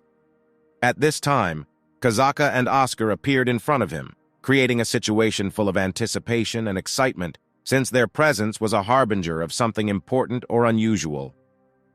The guy reported that they had been doing a bit of investigating here, suddenly introducing an element of mystery and intrigue into the situation, raising questions about the nature and purpose of their investigation. And the girl reported that the beetles were not feeling well, creating a mysterious atmosphere and arousing interest in what could affect the condition of these strange insects. After the demons arrived, they began to behave strangely, explaining that they had a strange feeling about the palace, which was why they came here, causing misunderstandings and incredible speculation. Michael was surprised because he did not think that both of them were so friendly, causing him some surprise and joy at the unexpected harmony between the demons, which he did not expect to see. As it turned out, classes ended earlier than usual today, and Oscar suggested they go for a walk, suddenly creating an unexpected turn of events and an opportunity to have a good time after the school day. Michael, to be honest, did not expect Oscar to seem like this, surprised by new traits of character or behavior of his friend that manifested themselves in an informal setting outside of class. He, however, turned out to be not as shy as Oscar thought, opening up in a more informal setting and showing himself from a new, unexpected side. To be honest, Oscar easily fell into that couple when Michael said that he was in love with the girl, causing surprise and joyful emotion in his behavior. The brain then decided to wonder what Michael had forgotten there, perhaps hinting at mysterious or important aspects of the past or forgotten details that might be relevant to the current situation. Then, over the course of several minutes, Michael told them all the details, and events, removing the questioning shadows and creating clarity around what could have happened and how it affected his current state. And, accordingly, taking this into account, there is a high probability that the palace seems strange in the eyes of the demons, so it is necessary to quickly deal with these circumstances and find out what could cause their unusual perception. Michael politely asked for their help, emphasizing his dependence on their support and joining forces in solving the mysterious situation surrounding the strange perception of the palace. They then decided to go to the palace, oddly enough, perhaps to unravel the mystery and understand why it evokes such strange impressions and feelings in the demons. Not far from them, Michael noticed a guard, causing him to be a little alarmed and attentive to safety, because the presence of a guard could indicate something unusual in the vicinity of the palace. Michael shouted very loudly to the guard, trying to get his attention and ask him with a request or question, creating a situation that required attention and a response. But the guard showed no attention, and Michael decided that it seemed he would have to get closer to get his attention and get an answer to his questions. Michael said that if they didn't hurry, the capital would simply come to an end, adding drama and urgency to the situation to emphasize the need for a quick response and resolution of the problem. But he was quickly stopped and told that there seemed to be something there, drawing attention to a possible source of problem or danger that needed to be investigated and resolved. He then decided to use magical analysis, attempting to penetrate the mysteries and energies of the surroundings in order to identify unusual or anomalous phenomena that could be related to the strange state of the palace and the demons. Oscar noted that this was quite high-class barrier magic, indicating the presence of powerful artificial barriers, perhaps created for the purpose of protecting or hiding something important within the palace. And not everyone is capable of creating such a powerful barrier, which is why the guard did not pay attention to Michael's presence, since usually such magical protections remain invisible to ordinary observers. This barrier appears to have a cognitive alienation effect. The guard cannot see or hear them, creating the illusion of invisibility and inconspicuousness for those who try to get close. Therefore, even if the capital were turned into embers, inside the palace, it would look the same as usual thanks to this cold magic, maintaining the appearance of an ordinary and unshakable reality inside the palace walls. Michael decided that he could simply break this wall and began to literally beat it, trying to overcome the magical barrier with physical force, expressing his determination and reluctance to accept the impassibility. Yes, he decided to use the supreme bomb with the hope that it would somehow help, showing determination to use all available means and strength to overcome the magical barrier and the problem inside the palace. Well, oddly enough, nothing helped, and the guy simply sat back, realizing that the use of a higher bomb or physical force had no effect on the magical barrier, creating disappointment and uncertainty in further actions. But he is glad that he at least cracked it, leaving the hope that even small successes can lead to overcoming the magical barrier and achieving the goal. Oscar once again explained that this barrier was most likely created by the forces of about 10 demons, adding an additional element of mystery and complexity to the picture of the situation. If you don't use the latest fire magic on him, it is impossible to pass through, which means that Michael's blow was not strong enough, and a more powerful impact will be required to overcome the barrier. And he said that he tried to use the belt of magical power, but nothing worked, emphasizing that the magic he tried to use could not overcome the magical barrier. He did not sense Yuri's presence from the palace, which added to the mystery and anxiety, as Yuri was usually easily detected in the magical plane, and his absence created additional questions and anxiety. Michael could not understand when Oscar had learned to search for magical power, causing surprise and questions as to how even ordinary personal items acquired such amazing skills. Oscar still decided to look for Yuri, despite the complexity of the situation, showing determination and willingness to take the lead in solving the riddles and finding answers inside the mysterious palace. It is not clear for what reason, but he almost fainted, causing anxiety and bewilderment as to the reasons for his unexpected state at this moment. The guy then reported that he was in a folding area and felt Yuri's magical power in the gateway, adding new mysterious elements and indicating Yuri's possible location in this unusual magical environment. If you get there, you can defeat the one creating the barriers and it will disappear, providing a new path to solve the mystery and overcome the magical obstacles inside the palace. Of course, Michael was for such an idea, because this proposal opened up the opportunity not only to discover Yuri, but also to get rid of the source of the magical barriers standing in the way of solving the problem. Just at this time, the guards were punched in the face, which caused some satisfaction and a feeling that their plan was beginning to work, making it clear that magical influence on the barriers could produce results. As it turns out, these were demons who were beating up the guards, adding an element of chaos and danger to the environment, which could be due to their interests within the palace and their influence on the magical barriers. They laughed, because the partner was worried about his friend, demonstrating his cruelty and indifference to the feelings of others, which created an additional layer of tension in the situation. One of the demons reported that if the surviving partner sat on his knees, he would let him live, offering the destruction of the relationship and reduction to a level of submission in exchange for sparing his life. Of course, the guard was not ready to let them into the city and considered this very cruel, expressing his displeasure and protest against the threats and violence from the demons. The stranger hoped to negotiate with him, but nothing came of it, creating a situation of conflict of interests and possible conflict in an attempt to find a compromise or solution. It is unclear why something suddenly stopped him, creating questions and confusion as to what could have influenced the sudden change in circumstances. As it turns out, it was the main character who saved the guard, adding a twist and highlighting his role in resolving the conflict between the guards and the demons.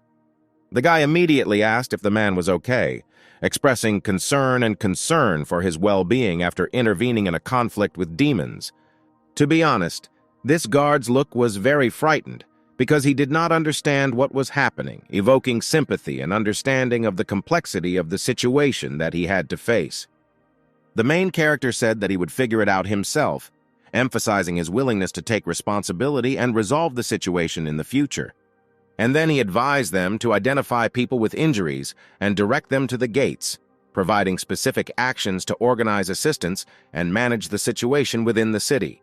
The guards couldn't believe that such a small boy had saved them, causing surprise and perhaps a re-examination of stereotypes about who can be a hero or leader in difficult situations. One of them heard that he had defeated the swordsman who had attempted to assassinate the prince a month ago, spreading rumors about this student from the magic school, which gave him additional status and respect in the eyes of the guards. The guards said that if it became dangerous, the guy should run, showing concern for his safety and warning against possible dangers in the future. The stranger could not understand how he saved the warriors, causing him bewilderment and interest in what abilities and skills allowed him to cope with such a difficult situation.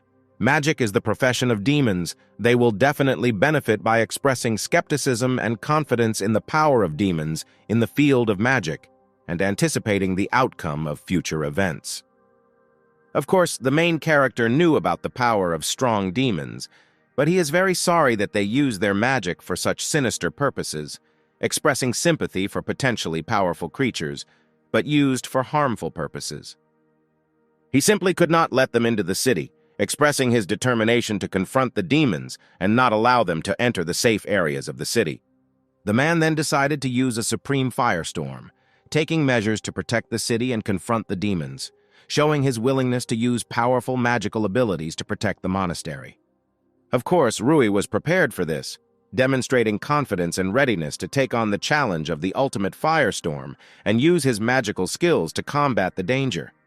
He was ready to defend the capital with all his might, showing devotion and determination to protect his city from possible threats and ensure the safety of its inhabitants. The demons could not understand who he was, leaving them bewildered and uneasy at the mysterious figure willing to confront them with such determination. They promised him that he would not return alive, hinting at serious threats and raising tension in anticipation of an imminent confrontation. The main characters moved very elastically and professionally, demonstrating their skills and coordination in the fight, which gave an impression of skill and experience on the part of observers. And he dealt with demons with ease, expressing his fearlessness and skill in combat, which strengthened his reputation as a strong and experienced warrior. Next, the main character decided to use attacking technique number 3, emphasizing his strategy in the fight and his readiness for a variety of tactical approaches in the fight. This technique was indeed very effective and mesmerizing, giving the impression of not only skill but also virtuosity in the use of combat skills. The demons no longer believed that he was human, emphasizing the supernatural abilities and skill of the protagonist in the fight against them. The demons were wrong, as he was taught to fight by the Dragon King, revealing the secret source of his strength and skill in battle. They realized that they couldn't kill him up close and decided that they would attack with magic, adopting tactics and strategies according to their magical abilities to achieve their goals. They noticed that he even saw all their feints, expressing surprise at his incredible skills in perceiving and deflecting attacks. It happens that he sees magic but cannot control it, adding an element of uncertainty and risk in his interaction with magical phenomena. The main character then decided to take matters into his own hands and finally start attacking, showing determination and desire to control the course of events in the fight against the demons. Rui used the highest dragon flames, instilling fear and wonder with his powerful magical abilities, creating the impression of incredible power during battle. It looked very impressive, and the demons simply had no choice when faced with the power and impressive strength of the dragon flames, which they were unable to survive. It was at this moment that they realized that they had already lost, realizing the inevitability of their defeat in front of a powerful and experienced opponent. Then, of course, they simply fell to the floor, demonstrating their powerlessness and defeat in front of the strength and skill of the protagonist. The main characters again pathetically asked if they would continue, emphasizing their readiness and confidence in their victory, causing submission from the defeated demons. His gaze, of course, was cool and confident, reflecting determination and control in the situation after a successful battle. The guy promised that if they told where Jason was, he would not do anything to them, expressing his willingness to cooperate and leaving room for dialogue instead of conflict. But they don't know what the boss will do to them if they tell, highlighting the dangers that may await them from the top brass and creating additional tension in the situation. Additionally, they don't know where the boss is or what he's doing, adding mystery and uncertainty around the actions of top management and highlighting the complexity of the demon's situation. Just then, their conversation was interrupted by some demon who called out to the guy, creating a sudden turn of events and raising questions about what might happen next.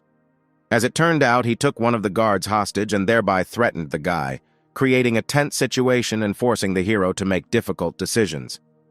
He set his own conditions for the guy to throw the sword, demonstrating his power in this situation and trying to control the course of events. The guard even told the guy not to worry about him, expressing his determination to accept the possible consequences and demonstrating his dedication to protecting his master. Still, the main character decided to throw the sword and asked, and for this it is enough, demonstrating his willingness to cooperate and drawing attention to the moment the violence ceases. Now everything has become different, not agreeing with the fact that he is truly strong, emphasizing the change in circumstances and possible doubt in the strength of the protagonist on the part of the demons. But this time he was unlucky. Immediately after these words, he was hit, demonstrating that trust in the enemy can be dangerous, and emphasizing the surprise in the course of events. They didn't think he would have that look in such a situation, expressing surprise and perhaps fear at the protagonist's unexpected reaction or determination. He didn't know how long he could continue with so many demons, expressing doubt about his ability to deal with so many opponents, and highlighting the difficulty of the situation.